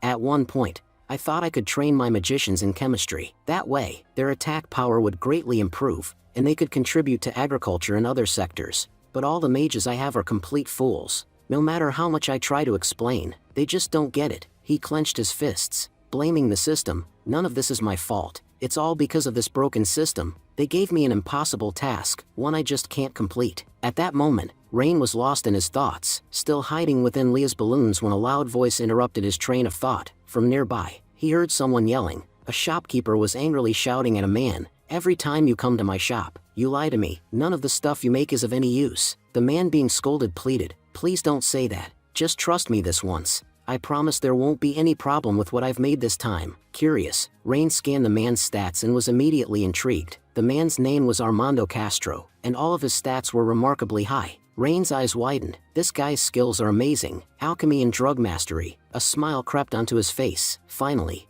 I've found someone truly talented, Armando was confidently claiming. Just try this potion of mine. I guarantee it will work. If you sprinkle even a little of it on your fruits, they'll stay fresh for an entire year. He continued, explaining that one of the biggest problems for a fruit seller was the need to sell their stock quickly before it spoiled. But with his potion, that major issue could be solved. The shopkeeper, however, interrupted him and snapped, "Stop with your nonsense. I know you're lying again. Just like last time, you sold me a potion and claimed it would keep insects away from my fruits. But because of your lousy potion, so many of my apples went bad.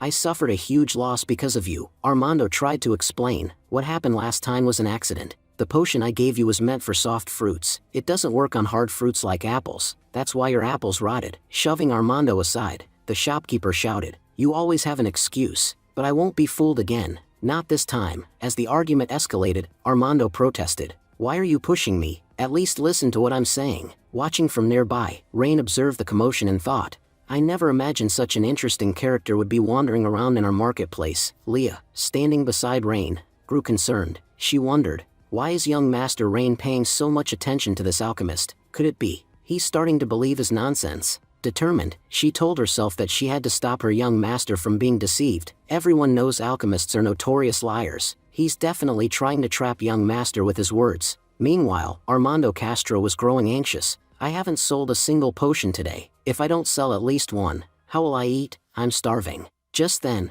Rain stepped forward and said, "I actually found your potions quite interesting. Could you tell me what kinds you have?" Armando's face lit up with joy. "This guy is wearing an expensive suit, and he even has a maid with him. Looks like I've caught a big fish today. If I sell all my potions, I'll finally get a proper meal." Grinning, he shook Rain's hand and said, "Hello, sir. If you're looking for potions, you've come to the right man. I'll show you the best potions in the entire world. Take a look. I have a wide variety." "What exactly are you looking for?" Rain, maintaining a calm tone, asked. "By the way, where are you from? I've never seen you in this city before. Are you a traveler?" Armando replied, "My name is Armando Castro. I'm an alchemist who travels from city to city, selling potions. You could say I don't have a permanent home.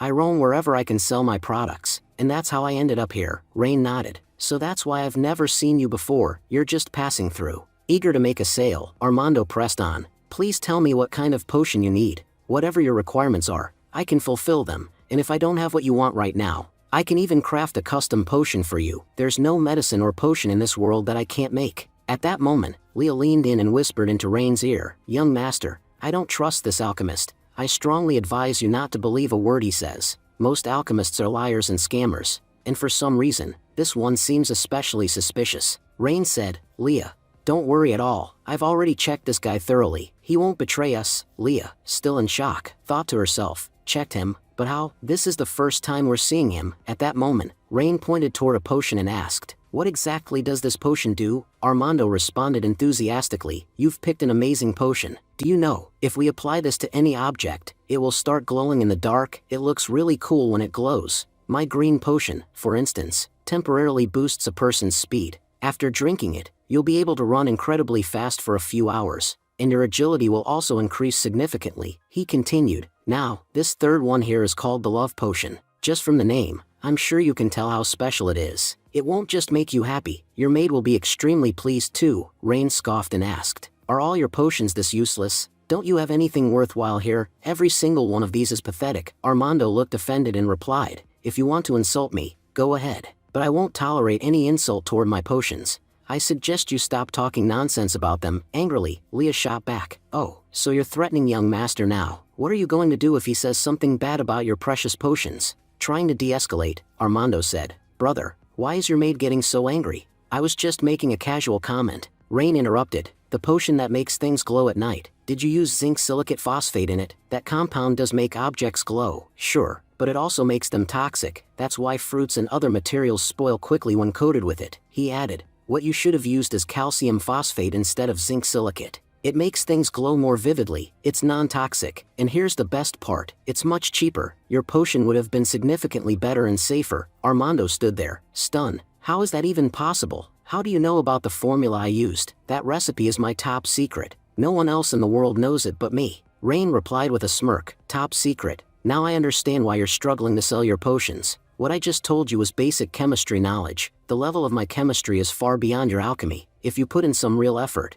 maybe you could catch up someday. Armando, still in disbelief, accused. This is basic knowledge. Stop talking nonsense. You must have secretly read my notes, haven't you? That's the only way you'd know so much about my formula. Rain calmly responded. Why would I sneak around and look at your notes? Think about it. What would I even gain from stealing your so-called top secret formulas? You can't even sell these potions yourself. You don't even know whether you'll earn enough from them to afford a single meal. And you think I'd waste my time for that? He took a step forward and said, look, Armando, I'm not here to argue with you. I'm offering you an opportunity, one that could completely change your life. If you swear loyalty to me from this day forward, I'll teach you what real chemistry is. Once you understand chemistry, your work will become a lot easier. Armando was speaking defiantly, questioning, why should I pledge my loyalty to you? Who even are you? As the situation grew tense, Leah stepped forward and introduced the man standing before them. She explained that he was the new lord of the Essling city and their young master, Rain Edgar, the youngest son of Grand Duke Alferia. Armando, still unimpressed, scoffed and said he had assumed Rain was just another rich guy. But now, knowing that Rain was a noble, he seemed even more disinterested. He boldly declared that he had no interest in becoming a noble's dog.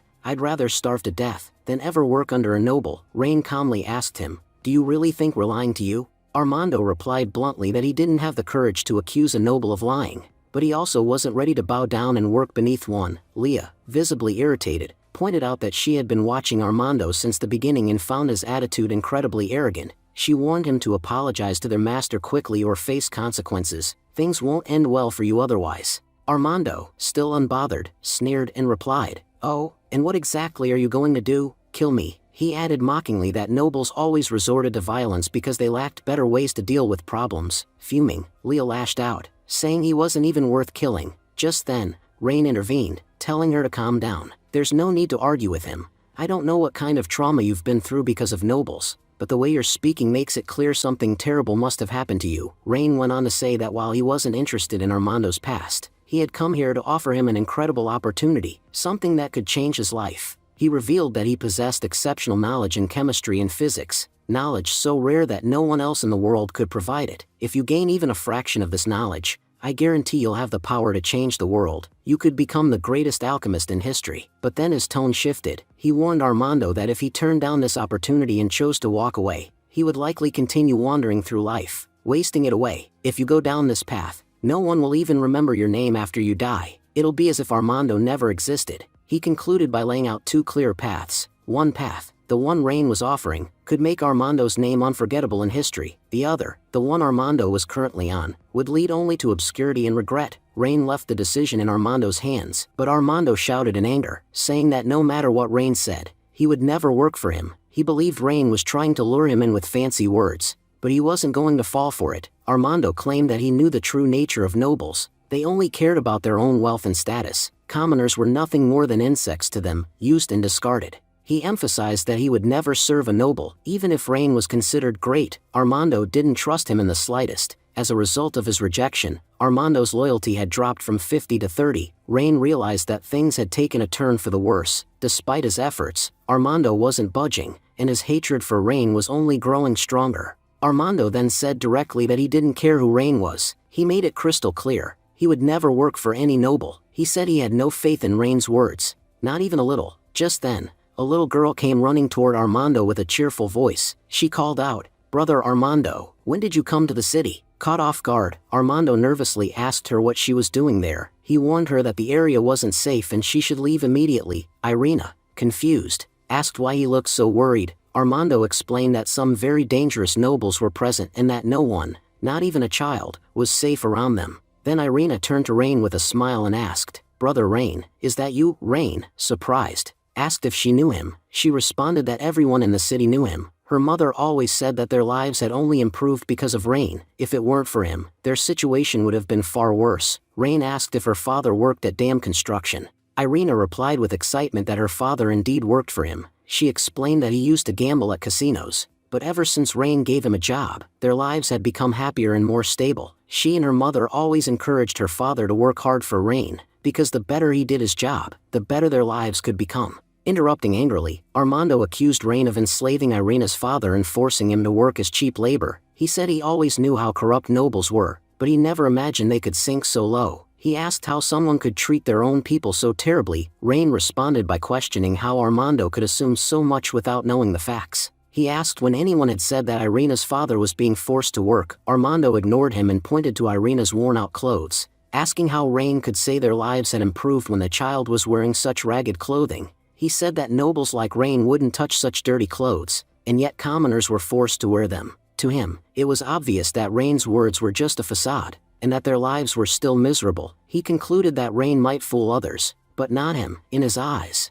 no matter how hard nobles pretended to be kind, they would never actually change. At that point, Leah stepped in angrily. She told Armando that he was saying far too much without understanding the full picture. She said he had no idea what Master Rain had done for the city. When everyone else had given up, even the city's own people, Rain had believed in it. It was solely because of Rain's trust and leadership that the city was now recovering and moving forward. She said she could tolerate many things, but she wouldn't stand by and listen to anyone speak nonsense about Master Rain. Irina nodded in agreement and softly added, "Yes, Brother Armando, Sister Leah is absolutely right and that he shouldn't speak nonsense about Brother Rain." She said Rain was truly a good person. She reminded him that Rain had given jobs to everyone in the city. Not only that, but he had also provided food and shelter. Because of him, they no longer had to shiver in the cold. They now had roofs over their heads and proper meals. She warned Armando that if he kept badmouthing Rain, she wouldn't speak to him ever again. She reminded him that he had never lived in the city, which was why he could never truly understand what Rain had done for them. Rain then turned to Armando and explained that the reason Irina and the others still wore worn-out clothes was not due to negligence.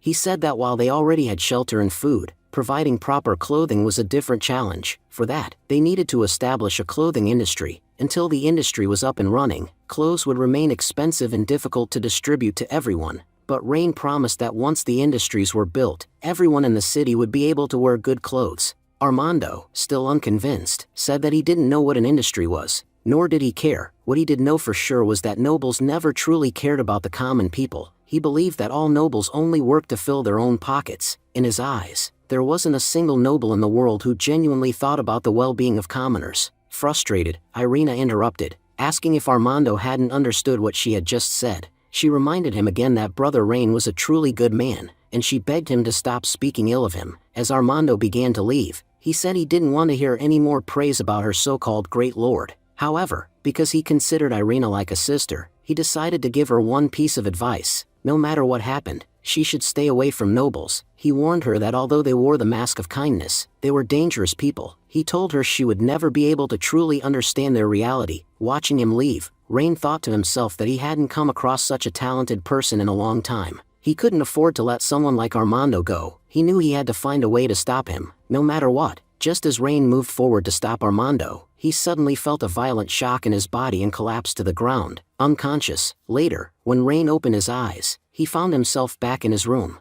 Leah, visibly relieved, joyfully told him that he had finally woken up. She admitted that seeing him unconscious had truly scared her. Rain reassured her not to worry and said he was completely fine now. Tears welled up in Leah's eyes as she scolded him. She reminded him how many times she had told him not to overwork himself. Yet, he never listened and always pushed himself too hard, especially in his search for talented individuals. She said he had been completely exhausted but still refused to rest. Gently holding her hand, Rain apologized and promised that from now on, he would take better care of his health. He then asked her where Armando was. Leah explained that after Rain lost consciousness, he was quickly brought back to the mansion, and the surprising part was that Armando, who had been on his way out, immediately returned to help upon seeing Rain collapse. Rain, shocked, asked in disbelief if Armando had really come back. Leah confirmed that he had indeed returned, and even handed her some medicine. She recalled that Armando had said the medicine would help Rain recover quickly. After giving her the potion, he quietly left. Rain then asked if she had actually given him Armando's medicine,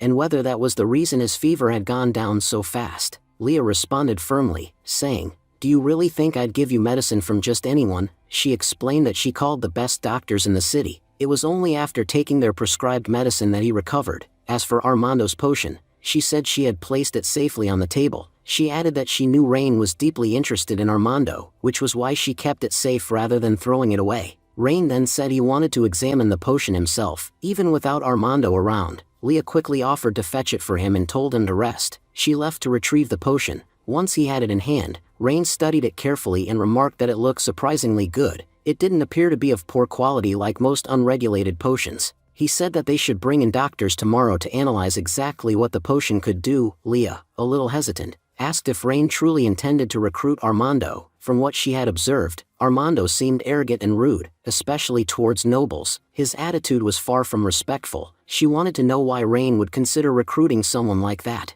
Rain calmly explained that he had a single reason. Armando wasn't just talented, he was a rare genius. He compared him to an uncut diamond that had been buried under coal. He believed that if Armando's potential was harnessed properly, he could become an incredibly valuable asset and could greatly contribute to the development of Essling City. In his thoughts, Rain reflected that Armando clearly held deep hatred toward nobles. He was certain that this hatred didn't come out of nowhere. There had to be a serious reason behind it. Rain realized that if he truly wanted Armando to work with him, he would first need to uncover what had happened in the past to cause such strong resentment. The scene then transitioned to Armando's home. Armando was looking at a picture, and said that he had come across a very strange noble that day. He told the teacher that the man had seen the alchemy formula just once, and somehow, he was able to explain a lot about it, as if he already knew everything about the formula. What surprised Armando even more was that the noble wasn't arrogant like the others. Despite Armando talking to him in anger, the noble never raised his voice. Even Irina seemed to like him, and was defending him, which shocked Armando. He admitted to his teacher that he couldn't understand this man at all. Still, he reassured the teacher not to worry. He said he knew how all nobles were heartless and cunning.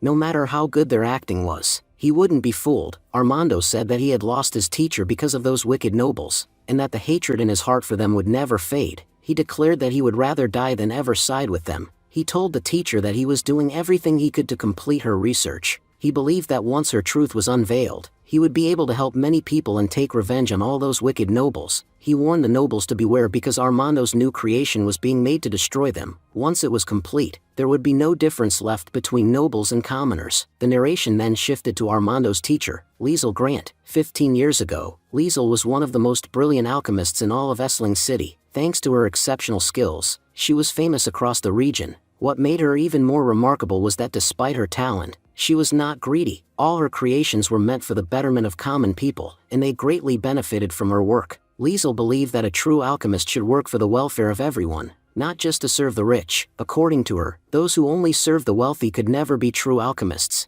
At one point, Liesl adopted an orphan, and that orphan was none other than Armando. She taught him everything she knew. She cared for him like her own son, and he grew up under her guidance, learning not only alchemy but also values like compassion and humanity. Their bond was so strong that they never seemed like a teacher and student, but like a mother and son. She didn't just teach him how to mix potions, she taught him how to behave with others and that humanity always comes first. She told him that if someone couldn't work for the greater good, their life was meaningless. However, Liesl's good days didn't last long. Because she frequently helped the commoners using her creations, she became highly respected among them, and this was something the nobles couldn't tolerate. She became a threat in their eyes. The nobles tried several times to stop her. They threatened her, but Liesl never backed down. She continued doing good work for the people. One day, a noble from Essling City, enraged by her defiance, sent guards to her home. The guards had evil intentions. They destroyed her research and falsely accused her of learning forbidden spells that could be dangerous to everyone. Based on these false allegations, Liesl was killed, and because a noble was behind her death, she never got justice. At that time, Armando could do nothing. He was just a 15-year-old boy. Despite living a life of service and goodness, Liesl met a tragic end and was labeled a threat to society. Since then, Armando had been working on Liesl's notes. He was determined to complete the research that the nobles tried to erase. He swore that no matter what, he would fulfill her work and put an end to the divide between nobles and commoners once and for all. We then see that this story was being narrated by Saintess Era to Rain. Tears streamed down her face as she said that Armando seemed very angry, and she genuinely felt bad for him. She said it was heartbreaking to see a child burdened with such heavy responsibilities at such a young age. Rain, moved by the emotional story, still pointed out that his original question remained unanswered. He said, "Saintess Era, I agree the story is very emotional, but honestly, it doesn't answer my question." He reminded her that he had only asked one simple thing: where could he find Armando Castro? He added that, throughout the story, he didn't understand where Armando actually lived or how to locate him. Saintess Era, visibly annoyed, remarked that Rain must have a heart of stone. She pointed out how terribly things had turned out for Armando, and yet Rain didn't seem to feel even a hint of sympathy. Rain calmly responded, saying that regardless of whether he felt bad or not, the past couldn't be changed. He stated firmly that once something has happened, there's nothing anyone can do about it, and it's better to forget it altogether. He then asked her directly, "Tell me, will thinking about his past change anything now?" Rain continued, sharing his personal belief. Humans tend to keep licking their wounds from the past like scars, and unless someone lets go of that past, they cannot create a better future. If one wants to achieve something big tomorrow, they must leave the past behind and move forward. Saintess Era sighed and gave up, admitting there was no point in arguing with him anymore. She said that Armando was most likely at his old house, the one where Liesel used to live. Every time he visited the city, Armando never fails to go there. She added that, as far as she knew, all of Liesel's old equipment and research notes were still stored in that house, and Armando often visited it to use them. Rain said this was actually good news. It meant Armando was still in the city. If he had gone far away, it would have taken a lot of effort to track him down. Now that they knew his location, they should go meet him immediately. Just then, Rain paused and turned to Saintess Era, saying he had another question. He asked if she knew what exactly Liesel had been researching. What kind of work was she doing that had made the nobles so nervous? Saintess Era replied that the name of the project had been quite confusing, but she did remember the first word. She believed it had something to do with steam. Rain's eyes widened in shock. He asked her to repeat herself, saying he needed to hear it from her again to be sure. Saintess Era, now slightly anxious, repeated, "I told you, the name had something like steam in it. It's been so long now, I don't clearly remember." Then she asked if there was something particularly wrong with that name. Rain replied, "Wrong? No. In fact, if it's really what I think it is, then it could be a massive blessing for all of humanity." He explained that if the invention turned out to be what he suspected, the entire world could change. The deep gap between commoners and nobles could finally be erased. This creation, he believed, might just be one of the greatest in history. Saintess Era was surprised and admitted that she always thought it was just some ordinary thing. Rain, growing excited, grabbed her hand and told her they couldn't waste another second. They had to go see Armando immediately. This was urgent. Startled, Saintess Era asked why he was pulling her like that, but Rain's mind was racing. He was certain that Liesel had been working on the steam engine. If that was true, she must have left behind detailed notes and conducted several experiments, because this wasn't a small project by any means. He reflected on his previous life and admitted that he hadn't studied steam engines in great detail back then, as they were considered an outdated technology. He had surface-level knowledge but lacked a deep understanding. However, he was confident that even if he found just a basic theory about how a steam engine worked, he could recreate it using his mechanical knowledge. As a mechanical engineer, he had a solid understanding of machinery. By simply observing the structure of something, he could deduce how it worked. He had already noticed since arriving in this world that transportation was a major issue. Without efficient transport, how could anyone do business? That's when the idea of building a steam engine had first occurred to him. Unfortunately, lacking a proper design or blueprint, he had never been able to build it, even though he had the idea. Now, he thought, if he could somehow find Liesel's notes, he would finally be able to recreate the steam engine and usher in the industrial era in this world at a rapid pace. He also realized that until ordinary people saw tangible profits, they wouldn't support him.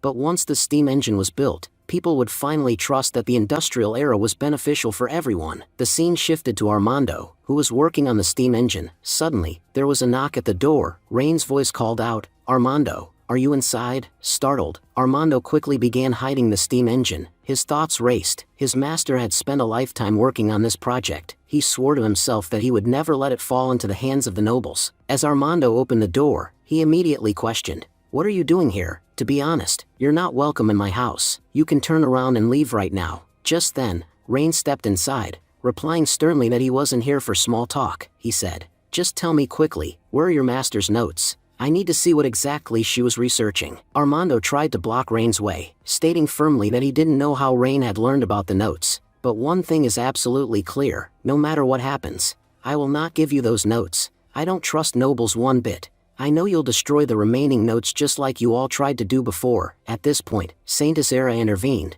trying to calm things down. She said, "Armando, please relax. None of us are here to steal your master's notes. Our master, Rain, is a very wise person. He has dedicated himself to improving the lives of many. Ever since he heard that your master was working on something that could greatly benefit society, he's been eager to study her research. I promise you, he will make the best use of her notes. He's not like other nobles. He's a good man." Despite her reassurance, Armando pulled out a knife to stop Rain, warning him again, "Leave my house immediately. This place is sacred to me. I won't let a noble like you contaminate it. I have no desire to attack, so don't force me." Leah, who had been observing quietly, clenched her fists and thought to herself that she would never let this jerk hurt her master. If he takes even one step toward master with that knife, I'll have to take action. But just then, Rain raised his hand and stopped her. He said calmly, "Leah, there's no need to act. I can handle this easily." Taking a step forward, Rain looked Armando in the eye and said, "To be honest, Armando, you're a complete fool. You don't even have the intellect to understand your master's notes. Do you realize what you're doing here? You're wasting her research, her life's work. The concept of a steam engine is a major scientific breakthrough,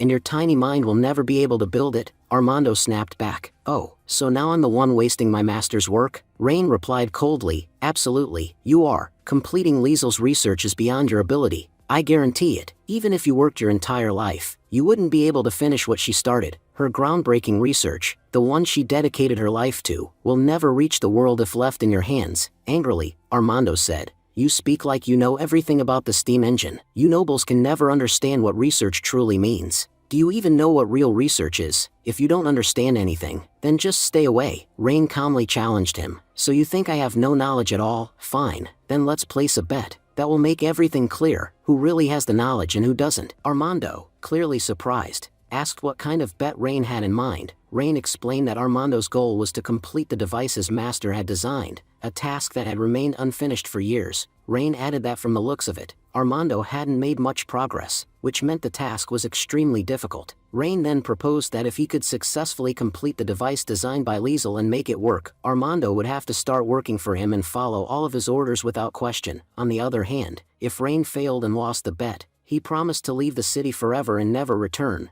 Rain emphasized that since Armando already had issues with nobles, especially him, he probably had no reason to refuse this bet. Laughing, Armando mocked Rain, saying he had seen many fools in his life, but never anyone as ridiculous as Rain. Just thinking about Rain's foolishness made him laugh even more. He pointed out that everyone knew who would win this bet. Rain, after all, was just a young noble master who had never done anything meaningful in his life. Nobles, in his view, only cared about enjoying themselves and had no real skill or work ethic. And now, this noble was claiming he could handle a complicated mechanical task. Armando told him bluntly that he was still giving him a chance to back out of the foolish bet. He explained that he had been working on this device since he was 15. He had his master's knowledge, and after his master's death, he had traveled and gathered even more knowledge. Yet, despite everything, he still couldn't complete the device. So how could Rain possibly succeed? Rain replied that based on Armando's confidence and the way he talked, it seemed like he was ready to accept the bet. Rain suggested that if he agreed, they should start the competition immediately and see whose knowledge truly prevailed. Armando agreed but insisted the conditions of the bet weren't enough. He declared he would modify them. First, if Rain lost, he wouldn't just leave the city forever, he would also have to kneel before his master's grave and beg for forgiveness on behalf of all nobles. If Rain was willing to do that, Armando would accept the bet.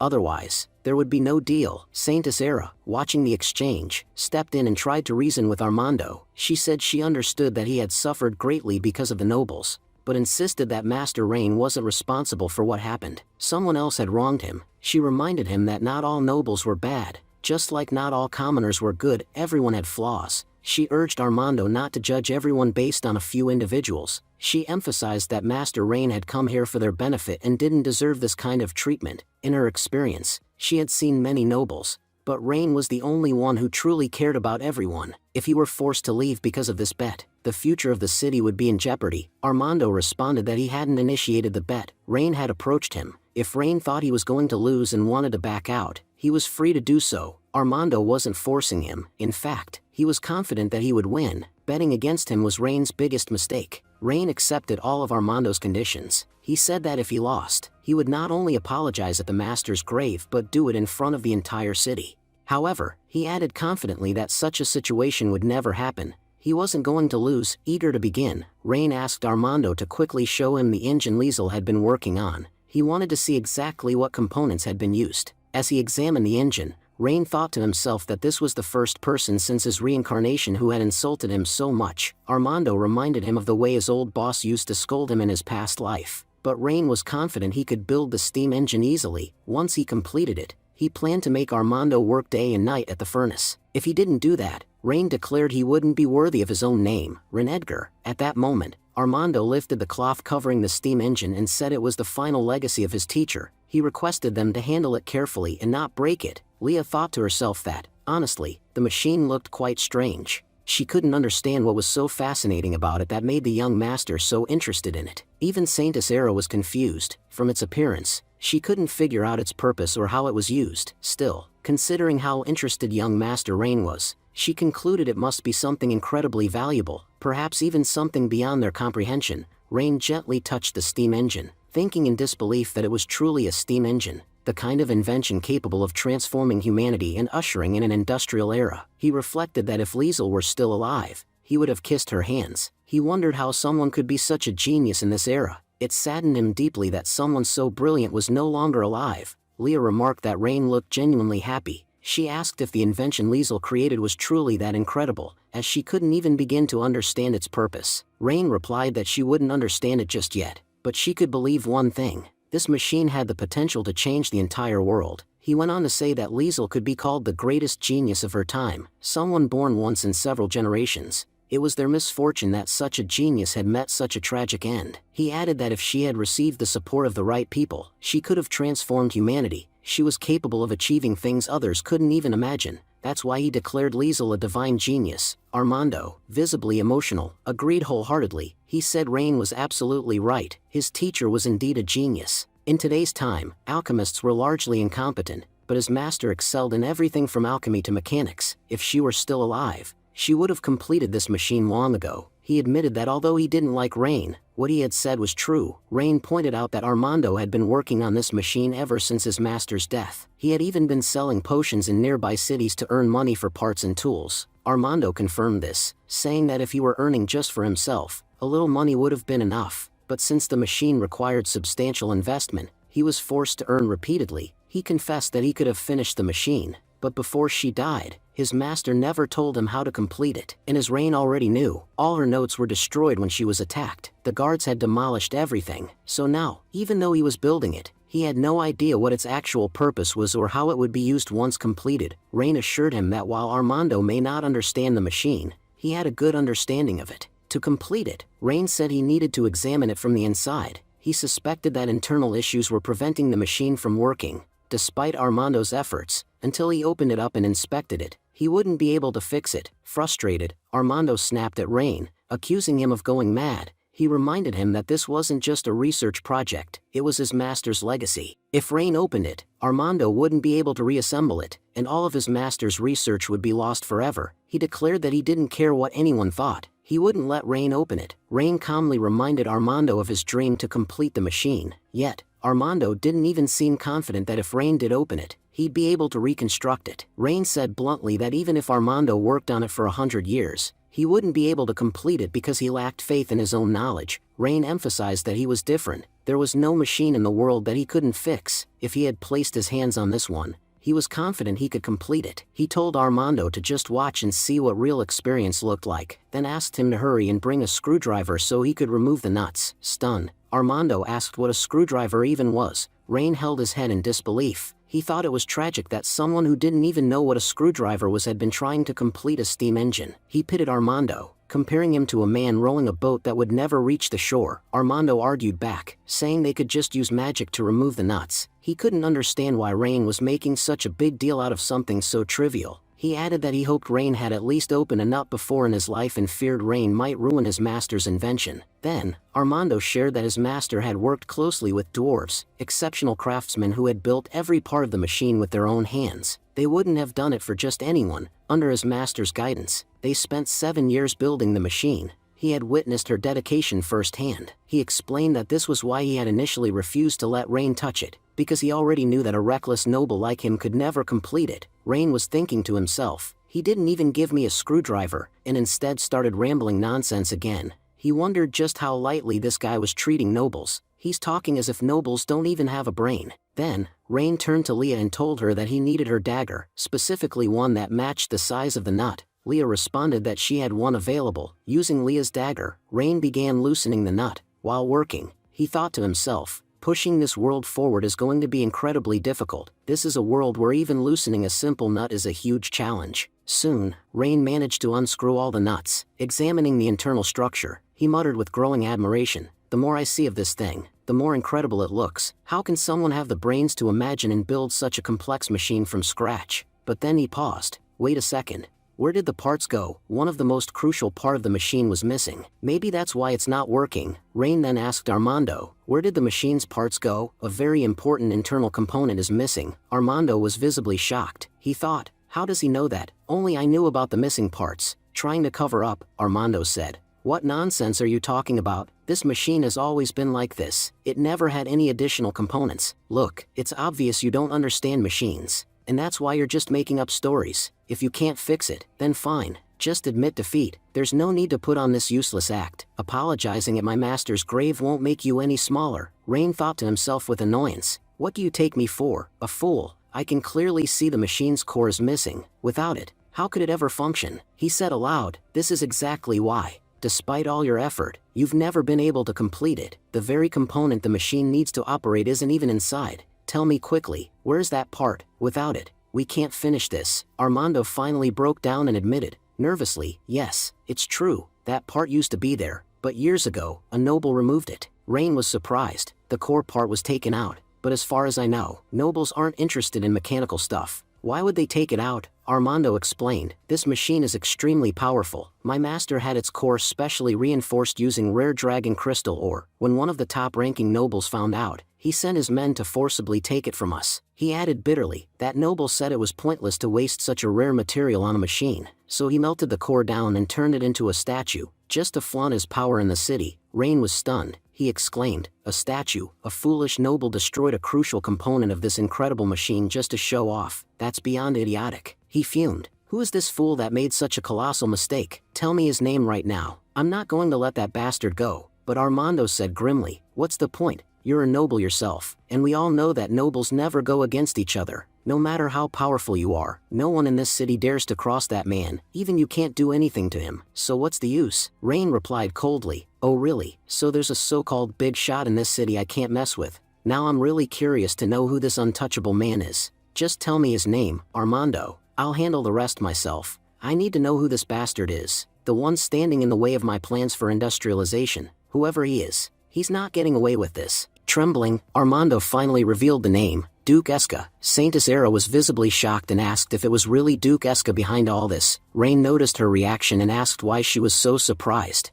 Did she know Duke Esca? Saint Isera admitted she knew him very well. She explained that Duke Esca used to be a minor noble in their own city of Essling. Back then, he had no real authority, but what made him special was his extraordinary talent in alchemy. At a very young age, he had already made significant achievements in the field. Thanks to those achievements, his reputation began to rise. Later, during an imperial alchemy competition held between all the nations, Duke Esca represented their country, and not only that, he won effortlessly. His victory brought great honor to the nation. In recognition of his accomplishments, the emperor granted him immense resources, and even elevated his status to that of a full-fledged duke. From being a minor noble in a small city, he now owned his own territory. Curious, Rain asked which territory Duke Esca ruled over. Saint Isera explained that Esca's territory was directly above theirs, encompassing the entire Granzer region. Leah added that the Granzer region didn't belong to them. It fell under the jurisdiction of Grand Duke Eldro. Because of this, the Edgar family's laws didn't apply there. That meant they couldn't do anything to Duke Esca for now. Leah warned that if they harmed him, it could provoke an all-out war. Rain then recalled something his father had once told him. How he and Grand Duke Eldro never saw eye to eye. Their ideologies were completely different, and every time they met, their disagreements escalated into arguments. The two men couldn't even stand the sight of each other. Rain acknowledged that if they made a move in Eldro's territory,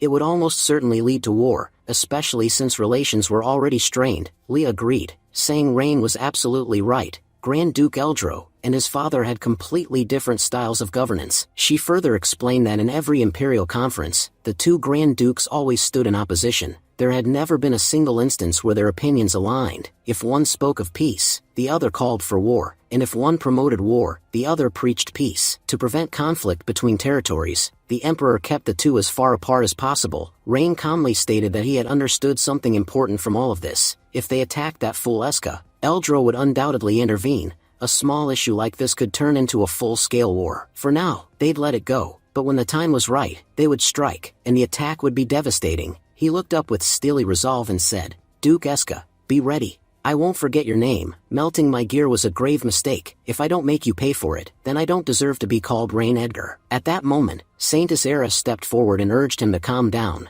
She reminded him of all the great things he had already achieved, and how many powerful enemies he had defeated. But she warned that acting in haste now wouldn't be wise. She pleaded with him to drop the idea of confronting the Duke. She reminded him how hard she had worked to gain the trust of the elf tribe on his behalf. They believed in Rain, but their only concern was his tendency to wage wars too quickly. If he started another war now, that trust would be shattered. That's why she asked him, as his loyal companion, to let go of any thoughts of war, for the sake of everyone involved. Rain declared with determination that when he said he would teach that bastard Eska a lesson, it didn't mean he was about to start a war, or take unnecessary risks. He was well aware that attacking directly was a foolish move. Still, as for punishing Eska, he swore he would make that happen no matter what. He told Saintess Era that she had no idea how vile Eska truly was. 15 years ago, humanity could have progressed far ahead, but because of that idiot, people were still suffering. Now, Rain was starting to understand why Liesel had been killed. Everyone believed Duke Eska was a genius, but Rain was certain that Liesel's brilliance completely outshone Eska's. That bastard must have found some excuse to eliminate her, fearing that if Liesel's talent were ever revealed, no one would value Eska anymore. Rain firmly stated that Eska would be punished for his disgusting actions. He added, "Eska should pray I don't reach him, because once Rain Edgar stood at his door, it would be the last day of Eska's life." At that moment, Armando asked cautiously if Rain was seriously thinking of going against Duke Eska. Armando admitted that he hated that bastard Eska too, but warned that taking such a path was dangerous even for Rain. He confessed that he didn't want someone as noble and righteous as Rain to lose his life over past grievances. Rain reassured him, telling Armando not to worry. He made two promises that day. First, that the steam engine project would be completed, and the world would witness how amazing it truly was. And second, he would punish that bastard Eska so severely that no one will ever dare make the same mistake again. He would prove to the world that there were people more talented than Eska, people who never got the chance to rise. Because of that scumbag, Rain promised that Liesel would get the respect she deserved, and Eska would face the punishment he had earned. Rain suggested they would deal with everything else later. For now, their top priority was fixing the steam engine. He recalled that Armando had said his master's notes were destroyed. Typically, engineers visualize and draw their inventions before building them. Rain asked if his master had kept a sketchbook where she liked to draw. If they could find that book, he was confident it would contain the steam engine structure. Armando replied regretfully that there was no sketchbook. His master had only documented everything in her notes, and those were gone. Moreover, she had never taught him anything specific about the machine. He only had some basic elemental knowledge. However, Armando mentioned that there was one person, besides his master, who knew everything about the machine: Uncle Bram, the man who crafted its parts. He was an exceptional dwarf craftsman, and the only one alive who could help. Rain was relieved to hear this. If Uncle Bram had built the machine's parts, he would know how it functioned. That meant they could simply approach him and get the parts rebuilt. But Armando cautioned that it wouldn't be that easy. While it was true that Uncle Bram knew how to build the parts, he had refused to help every time Armando had approached him in the past. According to Bram, his parts were responsible for the death of Armando's master, and because of that, he refused to take any risk with Armando's life. Rain responded calmly, saying that if Bram wouldn't help Armando, he would try himself. Armando, however, warned him again. Uncle Bram was a strange man, and if Rain did go to him, he shouldn't expect too much. As the scene progressed, Rain and his group arrived at Uncle Bram's place. Bram shouted furiously, complaining that his room was small, and now they had crowded it. He bluntly told them to leave. He wasn't going to help them. Saintess Era stepped forward and pleaded with him. She explained that their young master Rain was different from other nobles. He had done so much for the people of the Essling city, and she requested Bram not to treat him so harshly. Bram looked at Rain and said he had heard a lot about him, that the new lord of the Essling city was a good man. But then he added that being good wasn't enough to fix everything.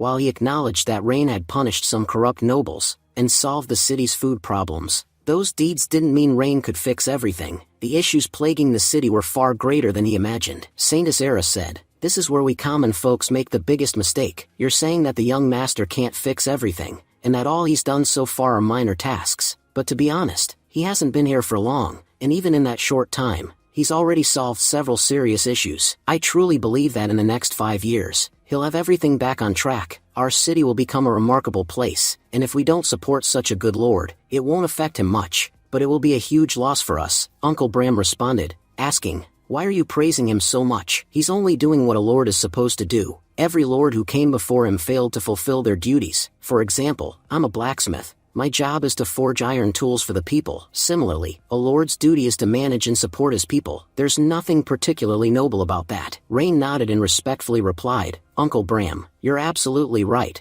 A lord's duty is to take care of his territory and understand the struggles of his people. That's exactly what I'm trying to do, making sure they have good food and proper clothes. That's also the reason I came to you today. I want to do even more for my people." Uncle Bram was shocked by Rain's calm agreement. He thought to himself, "I never expected a noble to agree with me. I compared a lord's work to that of a blacksmith. I was sure he'd get offended and storm off. But this kid, he accepted it. Have nobles really changed so much?" Finally, Uncle Bram asked, "So, what is it that you want me to make?" Rain replied, "Do you remember the steam engine Liesel was working on 15 years ago? I need the gear for that machine, so I can complete it. You already know what happened with the previous gear. That's why I'm asking you to make another one, just like before." Hearing this, Uncle Bram was visibly stunned. He said, "If it's the gear you want, you're not going to get it. I swore I'd never make that thing again." Rain asked in surprise, "But why? What's the issue with making the gear?" Uncle Bram looked solemn as he replied, "If I had known that worthless gear would cost Liesel her life, I would have never made it,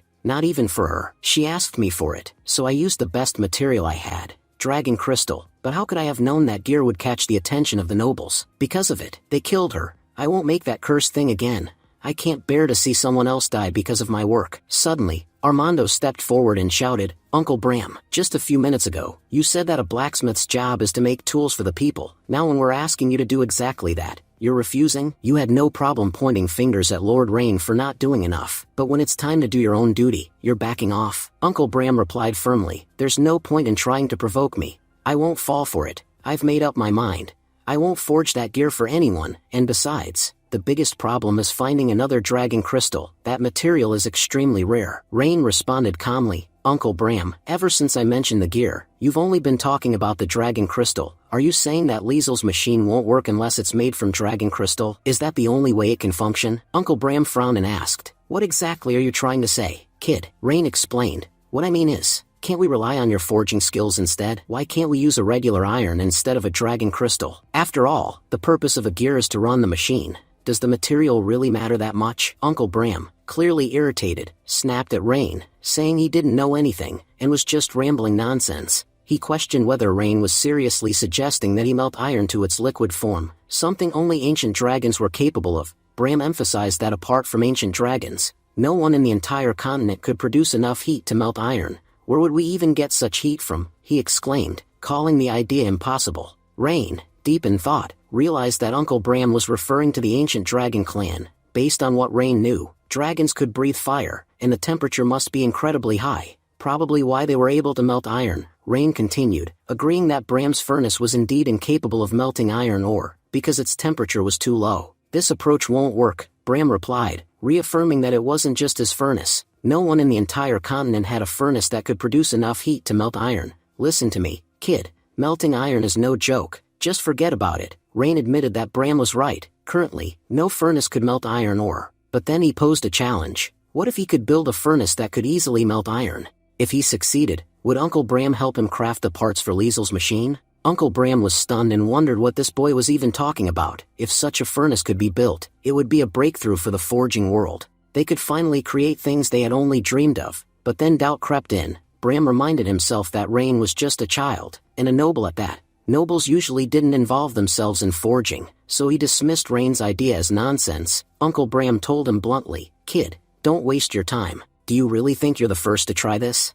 Many before you have attempted to build high-quality furnaces, even with countless tries by genius craftsmen. No one has created a furnace capable of melting iron easily. However, he admitted that if Rain could create such a furnace, it would revolutionize the world of forging. They could produce amazing weapons, armor, and more at an unimaginable pace. But he still doubted Rain's ability. You're too young, and you come from a noble family. Nobles don't usually understand forging, so your claim about building a high-quality furnace is just empty talk. Rain smirked and said they would soon find out who was really full of empty words. Then he shifted the topic and proposed a bet. If I build a furnace capable of melting iron, will you agree to craft the parts one need for Liesel's machine? Uncle Bram, now intrigued, responded, so that's what this is about? Fine, if you really build that furnace, I promise to make those gears for you, and not just the gears. If you need any additional parts later, I'll personally make them. I'll help however I can to complete Liesel's machine. Rain, thinking to himself, realized that Bram had taken the bait. Creating a high-quality furnace is actually easy for me. He said aloud, alright then, it's a deal. Soon, you'll have your high-quality furnace. As Rain left, Uncle Bram gave him a warning. Remember this, kid, if you fail to make that furnace, don't ever come back here. I'm giving you your final chance. After this, I won't help you again. Rain reflected that melting iron ore required a temperature of 1,538 degrees Celsius. Honestly, the current furnace wasn't even close to that. If I want to increase the furnace's heat, I'll have to modify it. He identified the first problem. There wasn't enough room inside the furnace for proper oxygen flow. So, he concluded that he needed to build a secondary oxygen supply that would enhance the thermal effect and rapidly increase the temperature, possibly even doubling it. With this in mind, Rain picked up a hammer lying nearby and began striking the furnace, ready to start the transformation. Saint Isera and Armando were stunned. They thought, what is young master doing? He's actually damaging Uncle Bram's furnace. As Rain stepped closer to the furnace, Era quickly tried to stop him. Please don't do this, young master. If Uncle Bram sees that you've broken his furnace, he'll be furious.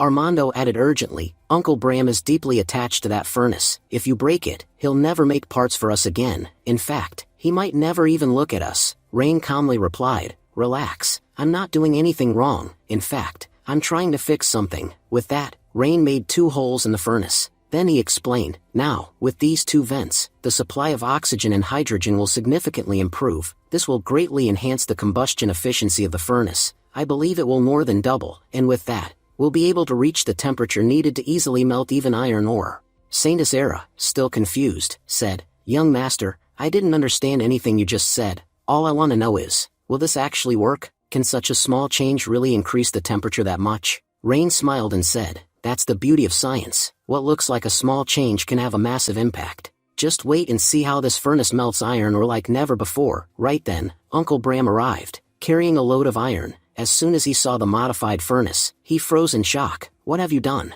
Why did you break my furnace? Do you have any idea how much effort I put into building it? I poured everything I had into this, and you just destroyed it in seconds. You've really crossed the line this time. Rain responded respectfully, Uncle Bram, I understand your anger, but please believe me, I didn't break it. I've actually improved it. Just look at how efficiently it melts iron now. Still furious, Uncle Bram barked. Do you think forging is a joke? Do you think you know more about it than me? I've spent my entire life in this craft, and I'm telling you, you've ruined my furnace. Forget iron ore, it might not even melt basic materials now. Achieving the temperature needed to melt iron ore is nearly impossible. Even when the furnace was perfect, it couldn't do it, and now, with 2 random holes, this will only lower the temperature further. I don't even know if this furnace is usable anymore. Rain said gently, you've brought the iron with you, haven't you? Then why not just try it once? Use it and see for yourself. You'll never know unless you give it a shot. After a long pause, Uncle Bram grumbled, since you're insisting so much, fine, I'll see for myself. I know everything's already ruined, and nothing's going to work anymore, but just to prove you wrong,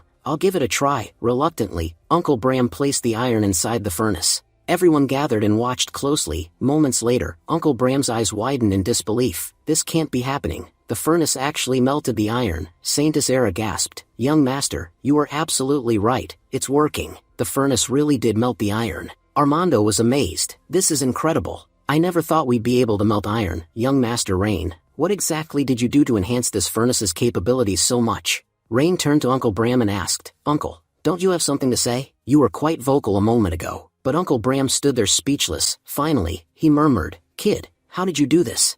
Just by making 2 holes, you improved the entire system? I've always dreamed of building a high-efficiency furnace, and you made it real in a flash. Rain nodded and replied, I applied the principles of aeronautics here. If you're interested, I can explain everything in detail later. The core knowledge in aeronautics is truly fascinating." Then he smiled and asked, "So, will you make that gear for me now?" Uncle Bram chuckled and said, "You've earned it, so yes, I'll make it. But listen closely, kid, once that gear is made, that nobleman might come after you." Liesel made the same mistake. She underestimated him, and look what happened. His name still carries weight to this day, so be careful. Rain smirked. "Don't worry about me, he's the one who needs to be scared.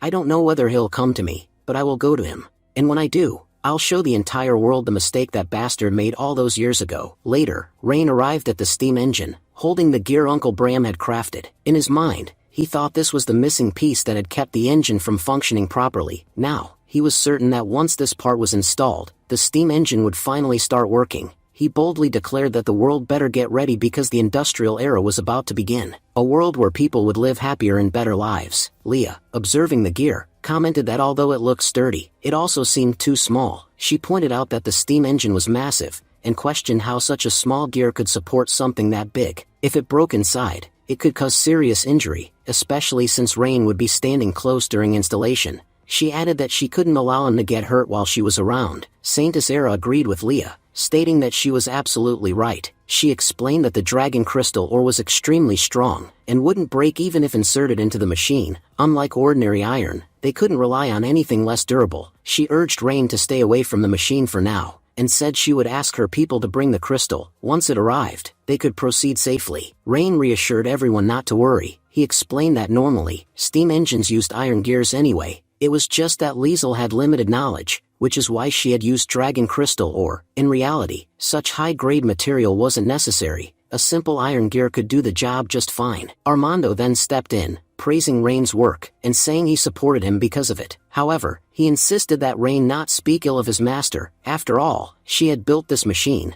and questioning her knowledge was unacceptable. Rain responded by saying that instead of worrying about his master, Armando should be more concerned about himself. He reminded him of their bet, and warned him that if he had forgotten, he'd gladly remind him. If Rain could fix the steam engine, then Armando would work for him for the rest of his life. Now that the engine was almost complete, Rain told him to get ready to fulfill that promise. Armando firmly stated that he stood by his word. However, he said he wouldn't believe Rain's claims until the machine actually started working. If Rain could repair it, then Armando would do whatever Rain asked of him. With confidence, Rain inserted the gear into the machine, and announced that everyone was about to witness magic. As he started the machine, it began to emit smoke. Saint Isera, overjoyed, exclaimed that it was unbelievable. The machine had finally started working. She looked at Rain and praised him, saying he was truly incredible for completing a 15-year-old project. Even Armando was left in shock seeing the engine run. With tears in his eyes, he whispered, "Master, it's finally done. Our years of waiting have finally come to an end." Then, the story transitioned into Armando's past, showing scenes of him spending countless hours with his master, learning how to craft machines while working by her side. Liesel was shown telling him that this machine was incredibly important to her. She believed that one day it would change the lives of countless people, and make their difficult lives more comfortable. It was her dream to complete the machine no matter what. Then came the fateful day when Liesel was attacked. As she lay dying, struggling for breath, she said one final thing to Armando: "It was my dream to finish this machine,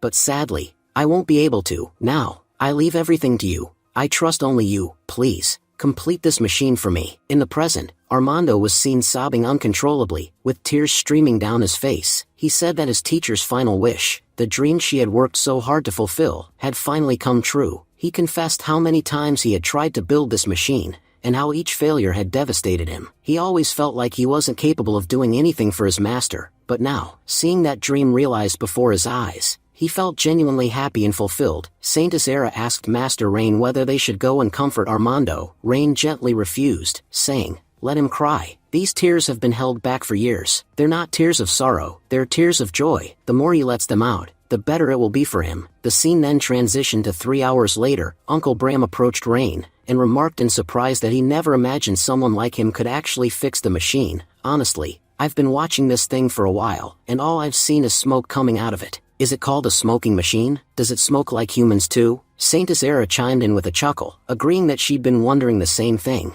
"Besides smoking, what does this machine actually do? You've worked so hard on it, so it must be something really special. But what benefit do we get from all this smoke?" Uncle Bram then speculated aloud, "Wait, I think I've figured it out. This machine might be used on battlefields. Imagine seeing it release thick smoke. Any opponent would surely panic. Its real function must be to intimidate the enemy. Rain, observing their conversations, thought to himself that they truly had no idea. He silently praised Liesel, acknowledging that she was a true genius. They can't even understand what this machine does just by looking at it, yet she built it all by herself. Then, Rain addressed everyone directly. All your guesses so far have been wrong. This isn't a smoking machine. Let me explain what it really is. He revealed that the machine is a steam engine. This is the foundation of the industrial era. It's going to play a major role in shaping the future. Whether it's for the textile industry, transportation, or even war machinery, this machine provides the energy to power them all. You could say it's the beating heart behind every other machine. Uncle Bram was stunned. Industrial era? Confused.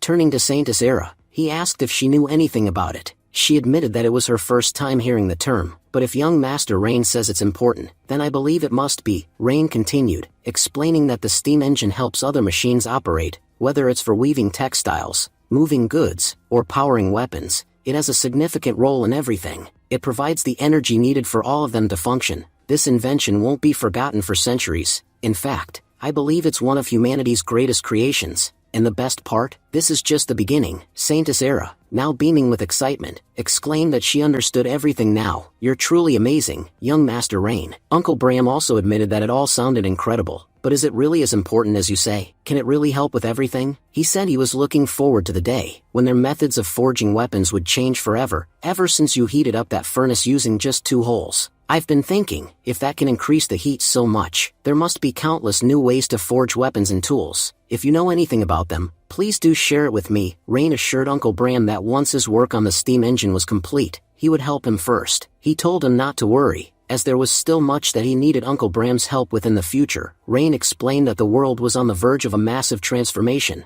and he intended to show everyone the countless benefits of industrialization. He envisioned a world where industry and magic coexisted, and if he couldn't turn this land into a hub of both, then he didn't deserve to be called Rain Edgar. As Rain was sharing his ambitious vision, Rosalind suddenly arrived and informed him that Lady Prisha had entered his territory. Rain's face lit up with joy as he exclaimed that his sister had arrived. He found it to be wonderful news, and immediately began thinking about the dam project, which was nearly finished. However, he was also facing a serious financial shortage. He thought to himself that this was the perfect time to request help from his sister. He remembered that his second sister was quite wealthy, and if she agreed to invest in his city, it would solve many of his problems. The idea thrilled him. Rosalind added that Lady Prisha had brought a special gift for him, and had asked Rain to meet her as soon as possible, so she could hand it over to him personally. Rain's excitement grew. He eagerly asked Rosalind if she had seen what the gift was, saying he couldn't wait to find out what his sister had brought for him. Rain thought to himself that his elder sister had always spoiled him since childhood. He imagined she had brought a lot of gold for him, which would save him the embarrassment of asking for money, especially now that she had practically thrown it at him herself. He proudly thought that the Edgar family truly was the best family in the world. But then Rosalind delivered an unexpected twist. She revealed that Lady Prisha hadn't just brought wealth, she had brought a large number of young and beautiful women, all between the ages of 18 and 20. Rosalind joked that it seemed Lady Prisha knew exactly what kind of gift would please their young master. Upon hearing this, Rain was completely stunned. He hadn't anticipated such a gift at all. Soon after, Rain returned to his mansion to meet Prisha.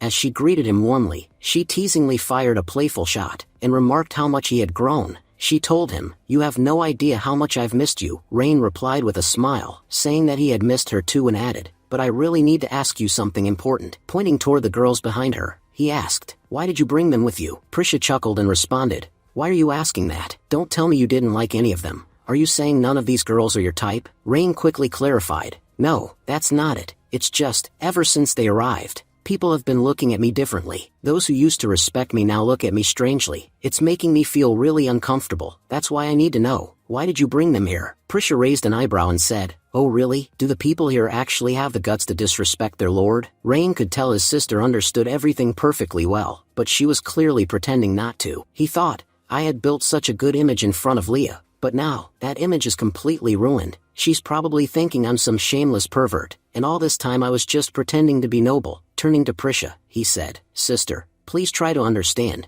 Just look at Leah. Her expression says it all. She's usually cheerful and kind around me, but right now, she looks furious, like she could kill me with her eyes. Please stop joking around." Prisha smiled and replied, "So Alice is actually affected by your behavior? That must mean she really cares about you. Honestly, Rain, you're very lucky. The people around you truly care for you." Rain sighed and pleaded, "Sister, can you stop talking for a moment? You're trapping me with your words. And this joke has gone on long enough. Just tell me, why did you bring all these girls here? I clearly remember never asking you to bring anyone." Finally, Prisha said, "Okay, I'll tell you, but first, don't act like this is a big deal. I brought them because of that letter you sent me." Rain was shocked. "Wait, what? Because of a letter?" She nodded and explained, "Yes, the one where you mentioned how much you liked Rosalind, and that you wanted to keep her for yourself. When I read that, I thought, my little brother has finally grown up, so I wanted to make you happy. I figured if you had more options, it would be better for you. That's why I brought different types of girls, hoping at least one of them would suit your taste." Stunned, Rain said,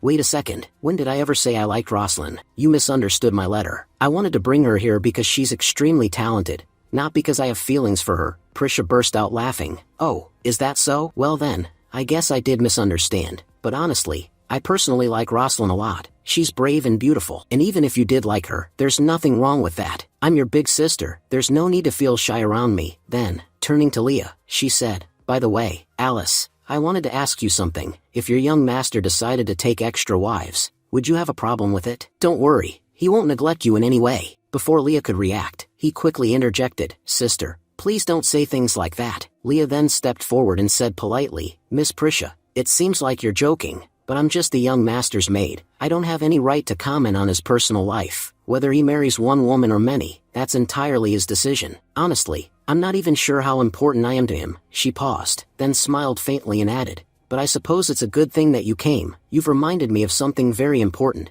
I'm just a maid." Rain turned to Leah and said gently, "Please don't take this the wrong way. Everything Sister said was just a joke. You really don't need to take it to heart." But Prisha noticed that Leah's hands were trembling. She thought to herself, "I've seen many maids in my life, but never one as genuinely caring as Leah. She clearly cares deeply about Rain. Because of that, I shouldn't tease her anymore." Then, turning to Gwen, Prisha said, "All right, we've joked around enough for today. Send all the girls back. There's no need for them to stay here any longer." Gwen nodded respectfully and replied, "Yes, Miss Prisha, I'll take care of it." Later, Rain took Prisha with him to the study room. He began explaining, "In just a few days, the dam project in Essling City will be complete. One of the main benefits is that we'll finally be able to control water flow for farming. We'll release only the water we need, which will help the farmers immensely. And more importantly, we can use the dam to generate hydropower." Curious, Prisha asked, "Hydropower? What exactly does that mean? Are you talking about some sort of magical array to control water?" Rain shook his head and replied, "Not exactly. To put it simply, we'll use the flow of water to generate energy. That energy can then be used to power mechanical devices. It will solve many existing problems, and make life easier for everyone." Despite his explanation, Rain could tell that Prisha still didn't quite understand, so she asked, "But will this really solve the food crisis here? Because if it does, it would be a huge help." Rain nodded, "Yes, everything is connected. If the fields get proper irrigation, the crops will grow better. And once the crops are plentiful, the food shortage will naturally be reduced. Don't you see? Building the dam will solve multiple issues at once." Prisha sat down, clearly impressed. "That's incredible. But tell me, Rain, where did you get all this knowledge from? I remember very well, you never liked studying. You always focused more on swordsmanship than books. So how do you suddenly know so much? Come on, stop hiding and tell me the truth. I know my brother, he never had this kind of knowledge. What really happened to him?" Rain was taken aback. "I completely forgot about this. How could I forget? I'm not the real Rain Edgar. When I arrived in this world, my body was already badly injured. At the time, I didn't know why, and I never asked anyone, but now it makes sense. Those injuries must have come from intense sword training." He realized he needed to come up with a believable explanation quickly. If Prisha grew suspicious of him, it could become extremely dangerous. Trying to remain calm, Rain smiled and said, "Sister, are you joking again? I'm right here in front of you, and yet you're asking where your brother is? You know I was injured just before I became the city lord. When I woke up, my body was in pain, and I couldn't continue practicing swordsmanship, so I stayed at home and started reading a lot. That's how I learned about all of this. That's when I realized, swordsmanship isn't everything. The knowledge in books is just as powerful." Prisha thought for a moment. He's telling the truth. Even in the letter I received from Alice, she wrote the same thing. After Rain recovered from his injuries, he spent nearly a month doing nothing but reading books. I had no idea he was in such pain back then. But now it makes sense. Reading must have been his only option. She looked at him and asked, did you really read all those books from our family library? I've read most of them myself, but I never came across anything about dams or power generation. Could you show me which book you read that taught you all this? I'd like to see the one that gave you such incredible knowledge. Just then, Rain pulled out some notes from his side and said, "This is the book that gave me all this incredible knowledge." As soon as Prisha began reading it, she saw it was filled with advanced information about alchemy. She thought to herself, he wasn't lying. This book really does contain some strange and fascinating knowledge. I've never read anything like this before. Smiling warmly, Prisha said, "You truly are worthy of being my brother. Turning theories from a book into real-life results is no easy feat, but you've managed to do it." Rain replied with a sheepish grin, "Honestly, I've been so busy working on all these projects that I haven't had any time to practice my sword techniques." Prisha responded in a soft voice, "I know what happened to you, and I also know how much pain you've endured, but you don't need to push yourself too hard. Practicing swordsmanship again could put your life at risk, and nothing is more important to us than your life. That's why I was asking you all these questions earlier, because I've been really worried about you. Since childhood, we've always tried to shield you from the struggles of our family. We made sure you never had to face any hardships, and now, to see you standing strong and handling everything on your own, we're all truly proud of you. Please don't think I was doubting you. Everything I said, every concern I raised, it was all because I care about you." Rain smiled and assured her, "Sister, there's no need for you to worry anymore. I'm completely fine now. Thanks to all of you, I've become capable enough to handle things on my own." Prisha nodded, her voice filled with emotion. "That makes me really happy to hear. But Rain, there's something I want you to always remember. No matter what happens, no matter how much the world changes, your sister will always be by your side. Whether it's managing the territory or anything else, if you ever need my help, just say the word. I'll support you however I can." Hearing this, Rain felt overwhelmed with gratitude. He had been waiting for this moment. Finally, "I can ask her what I've been meaning to." He looked at her and said, "Sister, actually, there's something I need your help with, and without your help, I won't be able to do it." Surprised, Prisha asked, "Already? What kind of task is giving you trouble? Tell me." Rain explained, "Sister, I want you to invest in my city. You already know that recently we've faced a lot of setbacks. Because of that,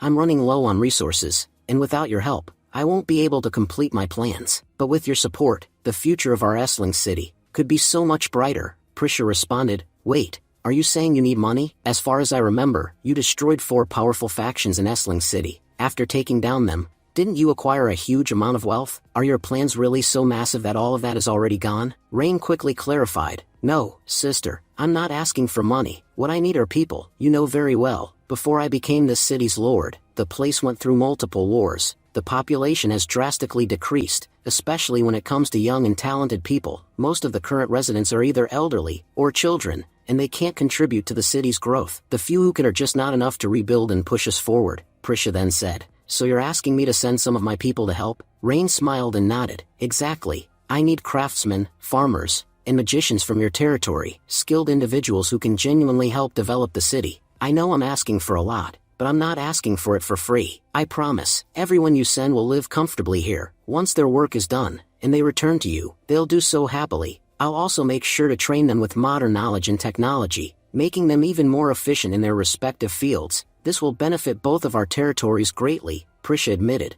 "I'll be honest, your plan sounds solid, but if you had just asked for gold coins, that would have been easier. It's much harder for me to send the core people, who are the backbone of my territory." You're right, every territory relies heavily on such people. Without them, a territory can't grow. So, my dear little brother, do you really think I can just give them up that easily? Rain reminded her gently, "Sister, you said yourself you'd support me fully. Please don't go back on your word now, and let's be real, this won't just benefit my city. As my city grows, so will yours. All of us, as siblings, stand to gain." Laughing, Prisha said, "I was only joking, little brother. Of course I'll help. If I promised, then I'm not going back on my word. You took that joke way too seriously." She assured him, "Once I return, I'll send some truly outstanding individuals to your city. But before I do that, I want to see results with my own eyes.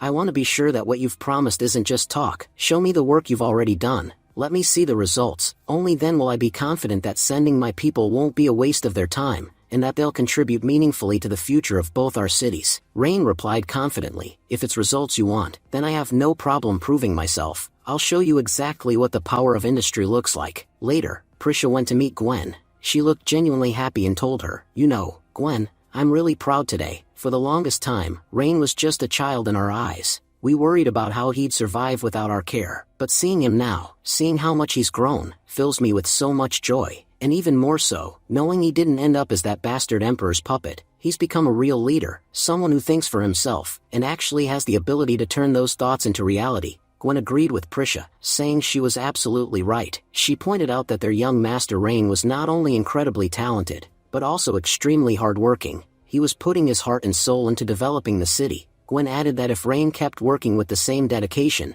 she could guarantee that he'd go far. Prisha responded proudly, saying it amazed her how much her brother was accomplishing just by using his intelligence. But at the same time, she couldn't help but feel bitter about the fact that despite spending his entire life practicing martial arts, he could no longer use them, and it was all because of that bastard emperor. If he hadn't poisoned Rain, then Rain would have been able to use both his mind and his martial prowess to their full potential. She gritted her teeth and said the emperor would pay for what he did. He had launched a deadly attack on Rain using poison, and now it was time for one of the emperor's sons to die. Only then would he understand the consequences of targeting Prisha's little brother. She ordered Gwen to begin monitoring all the prints. As soon as you find a suitable target, have him eliminated. She emphasized that the emperor had made a grave mistake, and it was critical that he paid for it. Gwen assured her not to worry, saying she would handle everything, and make sure no one ever found out what happened. Meanwhile, Prisha's thoughts were seething. "You filthy emperor, you should have known your limits. The person you chose to harm is my little brother, the one I love more than anything else in this world. You dared to attack someone so precious to me? Of course, I'll take revenge. You should be thankful that Rain didn't suffer any permanent damage from your poison. If anything had happened to him,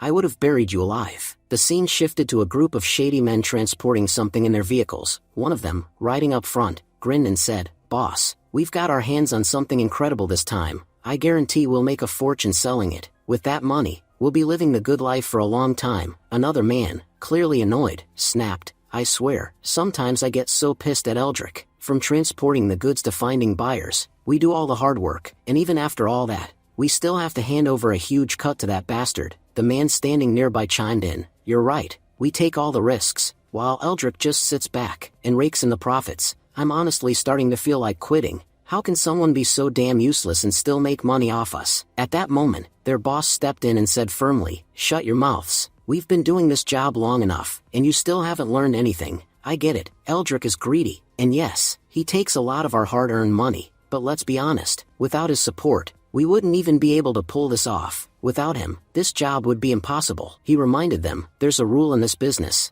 Never speak against the one who supports you. Think about it. If Eldrick weren't around, could we move around the city as freely as we do? We enter like we own the place, do all our dirty work, and leave without anyone stopping us. No one else would allow us that kind of freedom. And if anyone here has a problem with Eldrick, or doesn't want to share the profits, there's a simple solution. Quit right now." Just then, a man came running toward them. "Boss, we've got a problem. The city lord of Essling City has changed. Eldrick isn't in charge anymore." The boss, shocked, asked, "What? The city lord changed? When did this happen? Tell me everything. What exactly went down when you were there?" The man explained, "I went to Essling City on your orders. When I reached the city gates, I noticed something strange. New guards. I had never seen those guys before. I approached them, and made up some excuse to get in, but they didn't buy it. I even tried to bribe them, but they straight up threw the money back in my face. They completely refused to accept even a single coin. They started asking questions, what I was doing there and who sent me. I lied and told them I was visiting a relative, which helped me dodge further questions.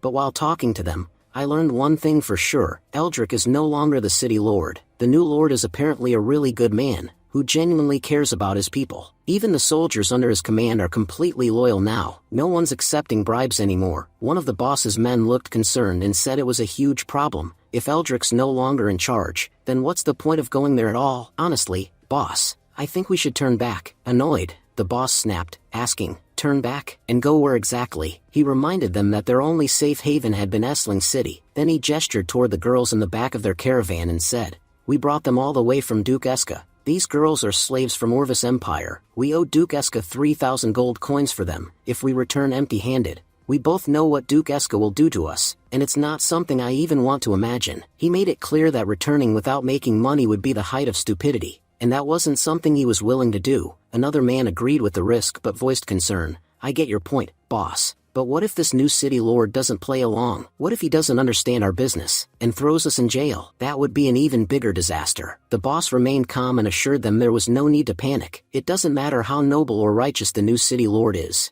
In the end, everyone bows to money. Sure, we may have to offer him more gold than usual, but I guarantee he'll let us operate once he sees the numbers. We'll head to the city tomorrow. Everyone's exhausted, so for tonight, we'll camp in the nearby cave and rest. Tomorrow, we'll enter the city and negotiate with the new lord. If he agrees to our terms, it'll make future trade from here way easier. Just then, a chubby man stepped forward and asked eagerly, "Boss, can we have a little fun tonight?" Another guy joined in, backing the idea. "Yeah, boss. Who knows if we'll even make it back alive from this city? At least let us enjoy ourselves one last time. If we die tomorrow, at least we won't die with regrets." The boss smirked and replied, "Fine, just don't touch the red-haired girl in the cart. She's important to us. Do whatever you want with the others. But remember, she's off limits." The moment he said that, the men's faces lit up with excitement. As they turned back toward the caravan, they joked to each other about how much fun the night was going to be. As the rest of the crew began settling near the cave, two of the men pulled one of the crying girls from the cart. Tearfully, she begged them, "Please, let us go. We haven't done anything to you." The chubby man laughed and said,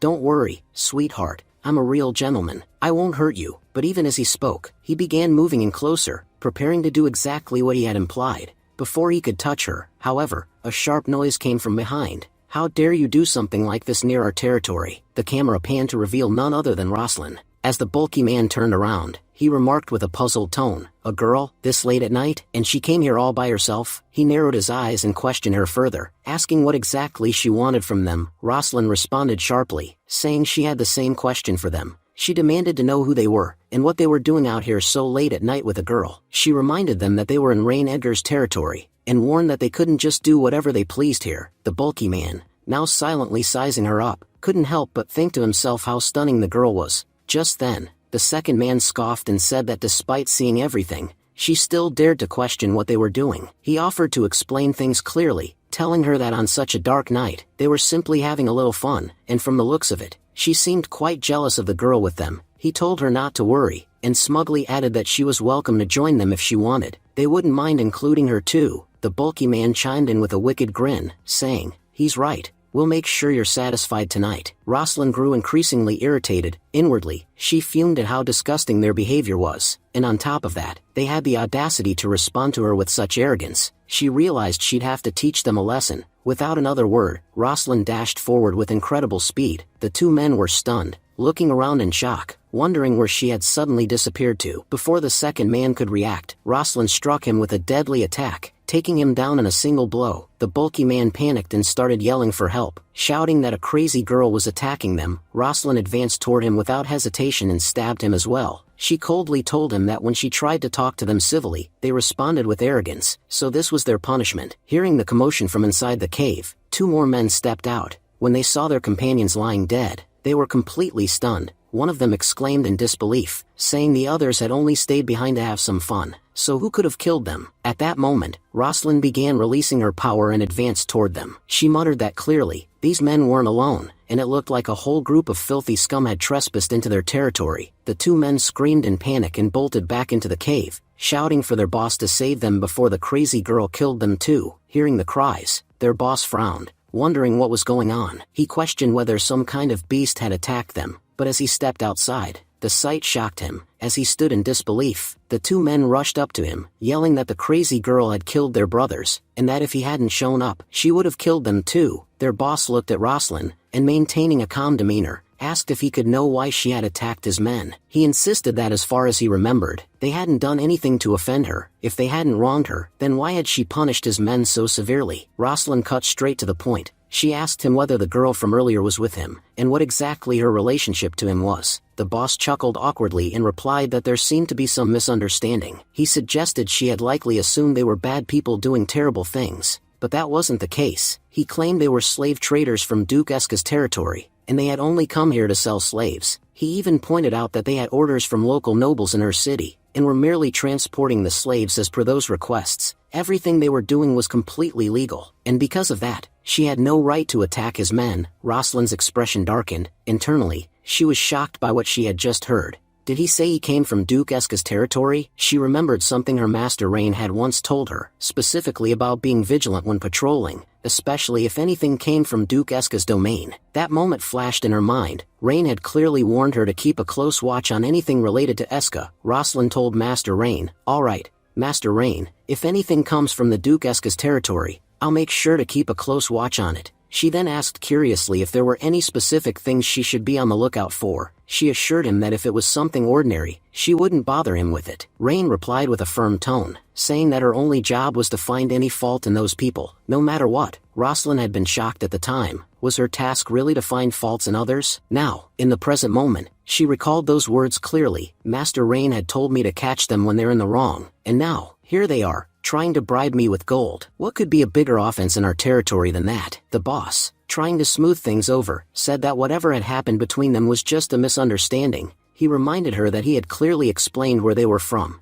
and why they had come. He then offered what he called a better solution, asking her to accept a gift from their side, and forget everything that happened that night. According to him, it would be beneficial for both parties. Rosalind, however, was lost in thought. She remembered how confused she'd been when Master Rain told her to dig for a mistake. Even now, she didn't fully understand why her master needed these men caught in the act. But one thing was clear, this was the best opportunity to catch them, and she wasn't going to let it slip through her fingers. Then, she shouted with fury that she didn't care who they were, or where they came from. Not even Duke Eska himself mattered to her. She reminded them in a commanding voice that they were standing in the territory of Essling City, under the authority of her master, Rain Edgar. In this place, they had no right to commit illegal acts, especially not the audacity to bribe one of Rain's knights. Rosalind accused them of already committing 2 major crimes since entering their land, and ordered them to get down on their knees and apologize. She warned that if they did, she wouldn't attack, but if they refused, the consequences would be severe. Annoyed, the boss retorted that he had already shown her their documents, and even tried to shut her up with money. Yet, it seemed she wanted even more. He snapped that greedy people often end up with nothing. He accused her of trying to rob them blind, and said she didn't know who she was dealing with. He mocked her, calling her greedy, and claimed that while she was planning to take advantage of them, she had no clue how dangerous they really were. He warned that she should have taken the money while she could, because now, she would never make it out alive. She was alone, and he had a group of men with him. He challenged her, asking if she really believed she stood a chance against them. Rosalind calmly spun her spear and said coldly that he seemed to be too proud of his numbers. She declared she would give them all one last chance to live, kneel down and surrender. After that, the authorities would decide what to do with them, but if they chose to remain arrogant, they would die by her hand. Their fate now lay in their own hands. Then she demanded that they choose, life or death. The boss scoffed and claimed they weren't children who would tremble at threats. He said they had handled knights far more powerful than her. To him, she was just some ordinary girl and posed no real threat. As he charged at Rosalind, attempting to attack, she didn't even move. With a light motion, she flung him back like a rag doll. Without budging an inch, she struck him down with a kick, defeating him on the spot. Rosalind stood over him and mocked. "Didn't you just say you've defeated people far stronger than me? That I'm just one girl and couldn't possibly do anything to you? So what happened now? I'm still standing here, alone, and yet, you can't even lift yourself to fight back. I'm offering you one final chance to live. If you value your life even a little, stay right where you are, because if you try to get up again, I swear I'll drive this spear straight through your bald skull." Just then, we see Rosalind's allies arriving on the scene. The knights looked to Rosalind and asked what they should do next. Rosalind ordered them to move forward and arrest everyone present. She told them that these people had tried to bribe her, and that alone was enough to consider them a threat. She commanded the knights to capture them immediately, and place them under high alert. What would happen to them next would be decided by Master Rain himself. The knights nodded and began rounding up the suspects. Scene shifted. Rosalind returns to headquarters. At the door, Rosalind knocked and called out respectfully, saying, "Master Rain, it's me, Rosalind. I've come to deliver an urgent report. May I come in?" Rain's voice came from inside, giving her permission to enter. Kneeling before him, Rosalind spoke clearly and respectfully. She reminded him of the order he had given her a few days ago, to report anything suspicious coming from Duke Eska's territory. She informed him that just a short while ago, her team had intercepted one of Duke Eska's caravans. She said she had come to report exactly that. Rain's expression brightened with interest as he asked in surprise if she had truly managed to capture the caravan already. He urged her to explain what was wrong with it, assuring her that he trusted her judgment. If she had taken action, there must have been something seriously wrong with it. Rosalind confirmed this, explaining that the caravan was transporting slaves, and when she confronted the group, they attempted to bribe her. The moment they offered her money, she knew something was off. In her view, they were trying to sell slaves within their territory without any official permission. Rain's face darkened with anger. He muttered, "So that's how it is." Seeing his sudden change in expression, Rosalind grew tense. She wondered what had suddenly made him so furious. Could there be a deeper conflict going on between Duke Eska and Master Rain? Rain then burst out in rage, saying that those arrogant bastards actually dared to sell slaves in their territory without authorization.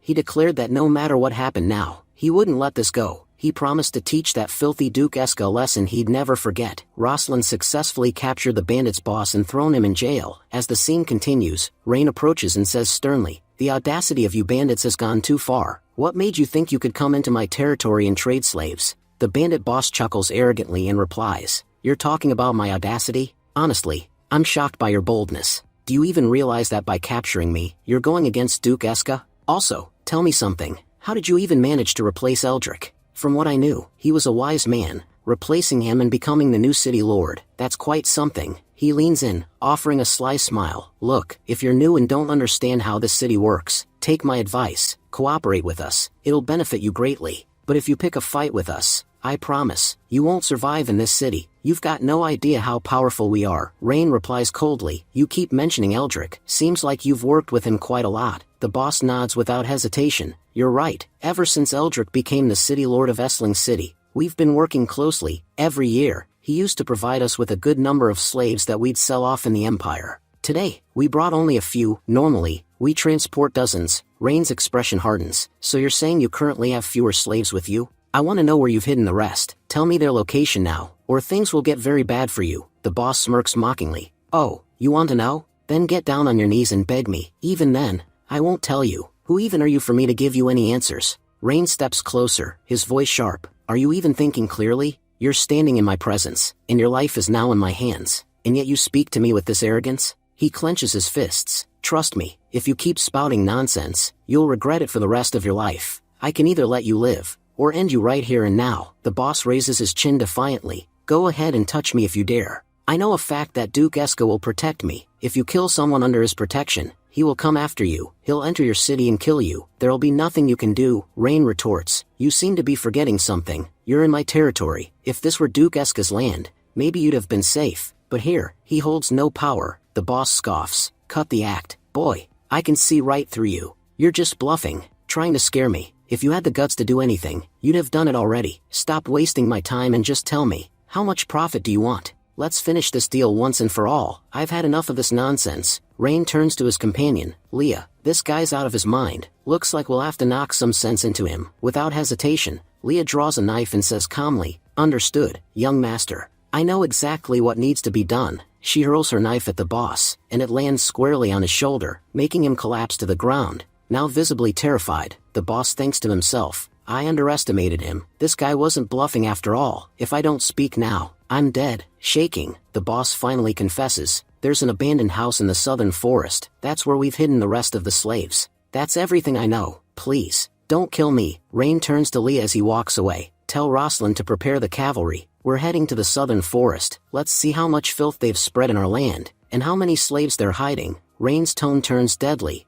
"I hope for your sake that you weren't lying, because if even a single word turns out to be false, then when I return, I'll give you a life so miserable that you'll beg for death. But even that won't come easily." As they leave, the boss grits his teeth and thinks, "Say whatever you want, kid. I know you're not coming back. Sure, you'll find the slaves at that location, but you'll also find our assassins waiting for you. By the time you realize it, your head will already be separated from your body. If only you had taken my offer, you could have profited. But now you're marching straight to your death." Rain and his team finally arrived near the forest. As they stood before a rundown house, Rosalind looked around cautiously and said, "Master Rain, it seems the bandit boss wasn't lying. Judging by the state of this place, it's clear people have been here recently, and in large numbers too." Rain gave a sharp command, "Surround the house. I don't want even a single soul escaping, not by mistake, not by chance." As he moved to enter the building himself, Rosalind quickly stepped in front of him. "Young master, please wait. Let me open the door first." The moment she pushed the door open, the group was stunned. Inside were frightened slaves, huddled together in fear. One of them cried out, "Please don't hurt us. You can do whatever you want, just don't kill us, we beg you." Rain's voice turned soft but resolute. "Rosalind, rescue all of them. These people are innocent victims, trapped by monsters like them." Just as Rosalind stepped forward to free the slaves, an arrow was fired at her, but with lightning-fast reflexes, she slashed it mid-air. "Everyone, protect the young master. We're under attack." Rain's guards quickly formed a protective shield around him. "Don't worry, young master, as long as we're here, no one can touch you." Suddenly, the enemy's assistants emerged from the shadows. One of them spoke calmly, "You must be from Grand Duke Alferia's side. We're not here to start a fight. We just came to do business. How about we sit down and talk?" "Violence won't help either of us," Rosalind snapped back. "After everything we've just witnessed, you think we'd talk to you?" There's nothing left to say. Before anyone could respond, Rain raised his hand. "Wait, Rosalind, I want to hear what they have to say. I'm curious what kind of talk they think is still possible." The lead assistant smirked. "Finally, someone reasonable. Let me be honest. We've been selling slaves here for years. High-quality slaves bring us a fortune in gold coins. Even low-tier ones fetch no less than 100 coins. The demand never drops. Season after season, buyers keep coming. In fact, we can't even keep up." He leaned forward and continued. "But you know what we really need? A permanent ally. Someone who will open the gates of their city to us, forever. With that, our profits would multiply. And you seem like a smart man." He made his offer. "Join us, work with us, and we'll give you a share of the profits every year. And don't worry, it'll be more than enough to satisfy you. Plus, you'll gain other benefits too." He gestured toward the slaves. "Every premium slave we acquire, we'll bring them to you first. You can choose whoever you like and keep them, for free, no charges, no limits, all because you'll be our partner." The assistant smirked. "This offer is just for you." Eldrick had grown too old for such pleasures. "But you're still young. I'm sure you have needs. With us, you can fulfill every single one of them. So tell me, do you want to partner with us? There's profit in it for you, in every possible way. I doubt you'll find a better deal." Rosalind clenched her fists in disgust. "How dare these scumbags speak to our young master like this? Do they really think he's like them, filthy and corrupt? He'll definitely turn them down, and show them what a real man of principle looks like." But to everyone's shock, Rain spoke calmly. "Your offer sounds quite lucrative. I'd like to know exactly what percentage of profit you're offering me. It's better if these things are made clear from the start. That way, there won't be any issues later during the operation." Everyone in the room, including Rosalind and the soldiers, was stunned. The assassin, mistaking Rain's interest as genuine, smiled with delight and praised him for being smart. He said that cooperating with them was the right choice. He promised Rain that if they were allowed to run their operations freely in his territory, they would give him 10,000 gold coins every year, along with unlimited access to women. If business went well, they might even offer Rain a bonus. He then asked Rain how he found the deal. Rain, now openly sarcastic, replied that the offer was absolute trash. He mocked the idea of receiving only 10,000 gold coins in return for allowing such illegal operations to run for an entire year. "Do you take me for a beggar?" Pointing out that his elder sister gave him more pocket money than that. He questioned why he would agree to do something so disgraceful for such a low amount. He added that if the assassin had at least proposed an amount that made the immoral act feel worthwhile, maybe then he could have considered it. But for 10,000 gold coins, he wasn't even remotely interested. The assassin was visibly shocked. He exclaimed, "You think 10,000 gold coins is a low amount?" He explained that he had believed it to be a generous offer, but now he was genuinely curious. How much did Rain expect? Rain, with a confident expression, stated that he wasn't greedy. He had plenty of money already, so he wasn't easily lured by gold. But if they really wanted his cooperation, they'd have to pay him 100,000 gold coins per month. He said he didn't need bonuses or women, just the money. And he made it clear that this was his final price. No negotiations. The assassin's face twisted in irritation. He shouted that 100,000 gold coins per month was outrageous. He accused Rain of mocking him. Even selling slaves for an entire year wouldn't earn that much. And now Rain was demanding it as a monthly fee. Trying to maintain composure, the assassin insisted that he wasn't joking. He was talking about real business here. He urged Rain to be reasonable. Rain calmly asked if the assassin really thought he was joking. He reminded him that an offer was made, and he simply gave his price. If the assassin didn't like it, that just meant they wouldn't be doing business together, and if they weren't working together, then it was clear they had entered his territory with the intent of running shady operations. As the city lord of the region, Rain said it was now his responsibility to teach them a lesson. He ordered Rosalind to begin shooting immediately. He declared that he no longer wanted to look at the disgusting faces in front of him. At once, the soldiers raised their bows and prepared to fire. Panicked, the assassin tried to reason with Rain. "Sir, I think you're taking this the wrong way." He insisted they weren't saying they couldn't pay. It was just that they didn't have the authority to approve such a high amount. He begged Rain to give them some time. They would return and speak to their superiors about the new terms, and then Rain could negotiate directly with them. He insisted that there was no need to escalate things. Internally, the assassin was seething. He cursed Rain in his thoughts and vowed that once he got out of there and reached Duke Eska, things would be different. He imagined returning next time with the Duke's army at his back. He fantasized about Rain being overwhelmed by the sight of such a powerful force, begging on his knees and settling for even less than the original offer. For now, the assassin thought, Rain could act tough, but his time would come. The assassin began by saying that, to show their sincerity, they were offering 10,000 gold coins up front. He added that Rain could consider this as the starting point of their cooperation. As for any additional payments, he would inform Rain after consulting with Duke Eska. He politely requested Rain not to get angry over money, suggesting that if they worked together, they could earn far more in the long run. But Rain shook his head. He said flatly that such a small amount couldn't possibly satisfy him. Rain says, "Rosalind, what are you waiting for? It's time to attack." Rosalind commanded her troops to initiate the attack. Seeing the sudden shift in energy, the assassin panicked. He shouted at his men to run. "These people don't want to make a deal with us. They're here to kill us. Get out as fast as possible." His group began to flee, using the back gate to escape. The assassin then instructed his team to regroup at the rear hill. Meanwhile, Rosalind was in pursuit, commanding her archers to begin firing. She gave strict instructions, not to kill, but to target their legs. They needed to stop them from escaping, not end their lives. Obeying her command, the archers launched a volley of arrows, but the assassin used a water shield to block many of them. He declared confidently, "We're not so weak that we can be captured this easily." Rosalind then personally moved in to strike.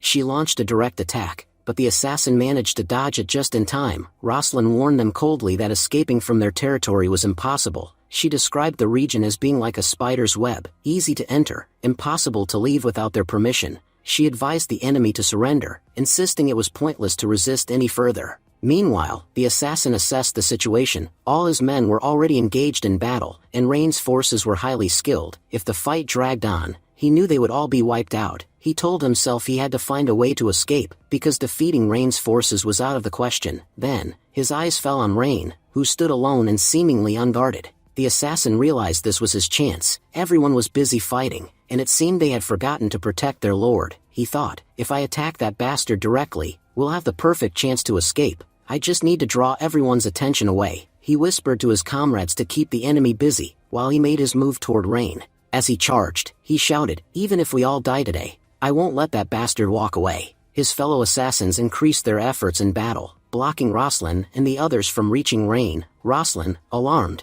called out, "Master Rain, be careful. That bastard is coming for you." The assassin sneered, "It's too late for warnings now. Girl, you should have thought about your lord earlier. You were so busy trying to catch us that you forgot to leave anyone to guard him, and now, you'll pay the price." Rosalind, panicked, yelled to her soldiers, "Forget the assassins. Head toward the Master Rain. No matter what happens, Master Rain must not be harmed. Protecting him is our top priority." The soldiers immediately rushed toward Rain, but they were still some distance away. The assassin had already gotten dangerously close. Smirking, he taunted Rain, "You had a golden opportunity to make a fortune, but your arrogance made you choose death instead. Remember, everything happening now is because of you. If you'd just agreed to my deal, none of this would be happening. Look where your ego has brought you." Rain looked at him calmly and said, "So, you're the one who's going to kill me? Interesting. But before you can even touch me, you'll have to go through Leah." The assassin froze. "Wait, where did that girl come from?" Before he could react, Leah appeared and landed a single, thunderous punch, sending the assassin flying. Furious, she shouted, "How dare you try to attack the young master?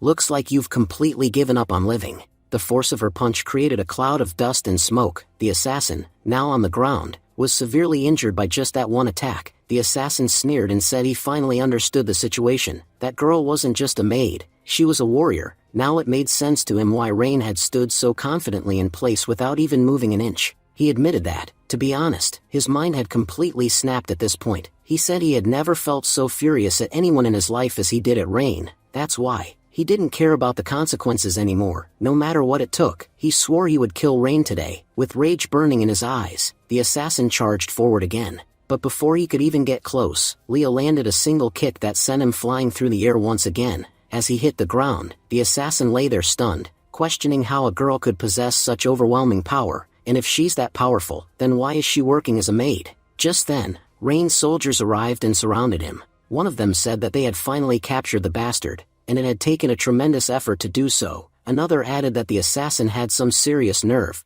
trying to attack their master so boldly. As the soldiers secured the area, Leah stepped forward and addressed the assassin directly. She reminded him that he had dared to attack the young master Rain. She said that for such a sin, she could never forgive him, unless she personally finished him off with her own hands. Until that happened, she swore she wouldn't be at peace. Lying wounded, the assassin slowly opened his eyes and smirked. He muttered that they had finally fallen into his trap. In an instant, he hurled a dagger straight at Rain. As the weapon flew through the air, the assassin called out mockingly, telling Rain he should really change his thinking, because thanks to his people's carelessness, he was about to die. Leah cried out in horror, screaming, "Master Rain, be careful." But it was too late. The dagger struck Rain directly in the shoulder. Rosalind gasped, stunned. How did this happen, even while we were all here? Despite the pain, Rain remained composed. He told everyone there was no need to panic. He ordered them to make sure none of the assassins escaped. Capturing them was more important than anything else right now. Rosalind, still shaken, called out to the others that their young master was injured. She commanded all forces to move forward and protect him.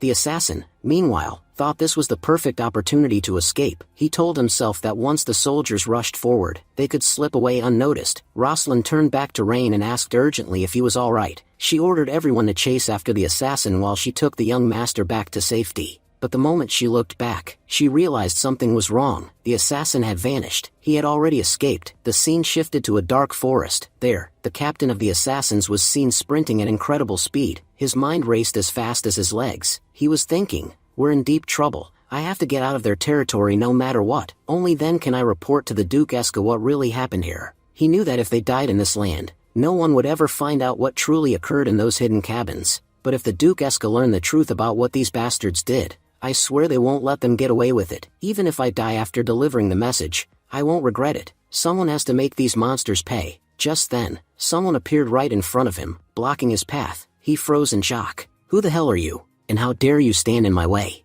A calm, teasing voice replied, "Young man, you seem to be in quite the hurry. What exactly have you done that's got you running like this?" The assassin stared, confused. "It's just a girl. She doesn't look like a knight. Doesn't seem dangerous at all." The mysterious girl smiled. "You're probably wondering who I am, and why I'm out here in the middle of the night. Let me introduce myself properly. My name is Prisha Edgar, and I'm the eldest daughter of Grand Duke Alferia. Some even call me the Lord of Thrend, because the entire territory of Thrend City belongs to me." The assassin's eyes widened. "What? You're the Grand Duke's eldest daughter?" He stepped back instinctively, stunned that such a person was standing right in front of him. "But miss, what are you doing here? And what business do you have with me?" Internally, the assassin panicked. The Dukeska have committed many sins. What if he crossed paths with this family too? What if I'm the one paying the price for his mess? But then he paused. "Wait, she said she's the Grand Duke's daughter. If these people have uncovered the truth about Dukeska, then he is in serious trouble too." Prisha raised an eyebrow. "What's the matter?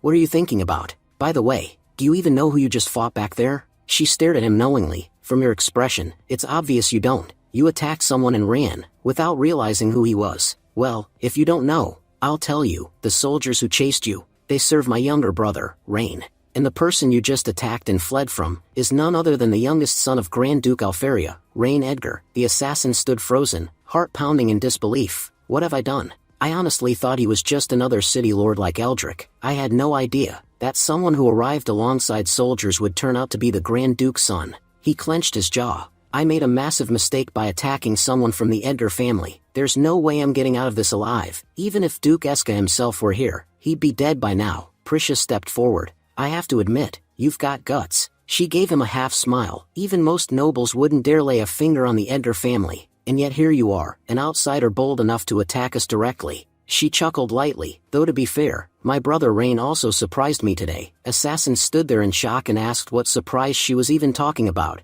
Prisha took a slow step forward and began to explain. She said her younger brother, Rain Edgar, was someone who had been showered with love his entire life. If he ever mentioned he wanted something, it would appear before him almost instantly. He was never used to hearing the word no. That's why, seeing Rain stay so calm after being attacked completely shook her. She said that if Rain had been the same as before, he wouldn't have let it slide. He would have killed the attacker himself, with his own hands, and yet, he had just stood there quietly, completely still. That uncharacteristic silence had confused her deeply. She said she couldn't figure out how a person could change so much, but then she turned toward the assassin and said not to worry, because if her brother had chosen not to do anything here, then neither would she. The assassin, still trembling, asked what exactly she meant by that. He reminded her that he had attacked her brother. Wasn't that reason enough for them to kill him? He asked if that's why she was holding back. For now, Prisha gave a cold smile and replied that she hadn't come here to attack him. She was only here to watch. The one who's going to kill you is standing right behind you. She told him to turn around and see for himself. His death was already waiting, and she seriously doubted there was anyone who could save him now. The assassin froze in terror. His thoughts spiraled. What the hell is behind me? Why is Prisha Edgar talking like that? And why is my entire body shaking like this? He could feel it, something monstrous standing behind him. It was furious, and its rage felt so raw, so violent, as if it wanted to rip him apart right there. When he finally gathered the courage to turn around, his eyes widened in disbelief. He gasped, "You're that maid." Leah, standing firm with eyes glowing, replied calmly. She reminded him that after attacking her young master, did he seriously believe he could just walk away? She said that it was because of him that her young master had been hurt, and what infuriated her the most was that she hadn't been able to do anything in that moment. Now, she declared, she would unleash all that rage on him. The assassin began to panic. He pleaded with her, begging for mercy. He claimed he was just a pawn, and that he'd only done what the Dukeska had ordered. But before he could finish, Leah raised her hand, and in a flash, she released her power. The assassin's mouth slammed shut, and his entire body lifted into the air, paralyzed.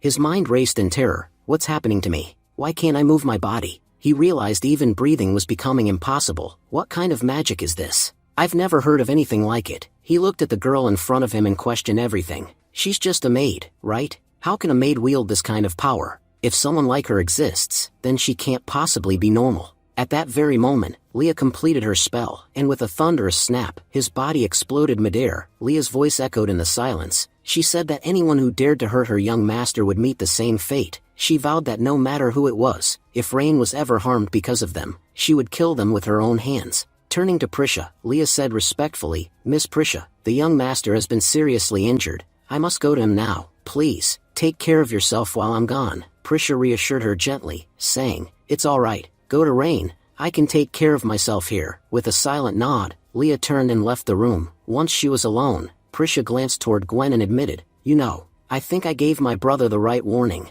Leah should never be provoked. Her anger, it's dangerously intense. I've seen many powerful warriors killed before, but Leah, her methods are both terrifying and fascinating. It takes serious courage to deal with enemies the way she does." Just then, a shimmering portal opened beside her, and Gwen stepped through it. She bowed slightly and said, "Miss Prisha, please don't worry. No matter how powerful Leah becomes, or how much Master Rain pushes her, she would never dare to harm him. If anything, she'd choose death before laying a hand on Master Rain. Her loyalty to him is absolute. Her powers exist only to protect him, not to hurt him. No matter how harshly young Master Rain treats her, she'll never hold it against him." Prisha gave a thoughtful smile and said, "Listening to you makes it sound like my brother's a horrible person, and Leah's just suffering through it." Gwen quickly waved her hands in protest. "No, I didn't mean it like that, Miss Prisha. I would never speak ill of young Master Rain. I only meant to say, Leah is extremely loyal to him. For us, our masters are our entire world. We can't bear to see anything happen to them."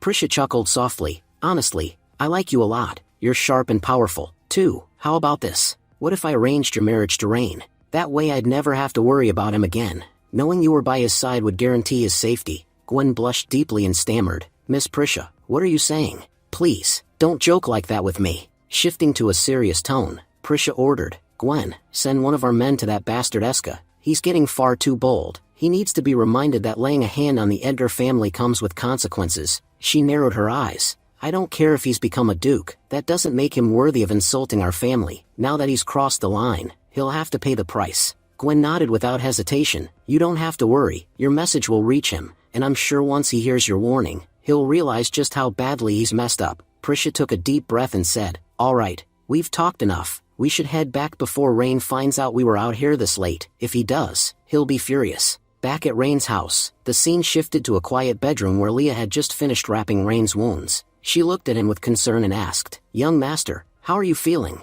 Are you in pain?" Rain scoffed. It's just a scratch. You really think something this minor would affect me? I'm not feeling any pain at all. There's no need for you to be troubled. But before he could finish, he accidentally pressed down on the injury and winced. Leah scolded him gently. I told you not to move. The more you move that arm, the more it'll hurt. You need to let it heal properly. Until then, you're not stepping out of this room. Your rest is more important than anything right now. Rain tried to brush it off again. I told you. Don't worry. It's a minor injury. It'll heal soon. But Leah's voice trembled slightly as she responded. Young master, this was all my fault. That bastard attacked you while I was right there. If I hadn't rushed ahead to strike, if I'd just stayed by your side, this never would have happened. Just as the room fell quiet again, the door creaked open and Prisha entered. I heard you got hurt. Rain, my little brother, are you okay? What happens next will be revealed in the next episode. Thank you for watching and stay tuned.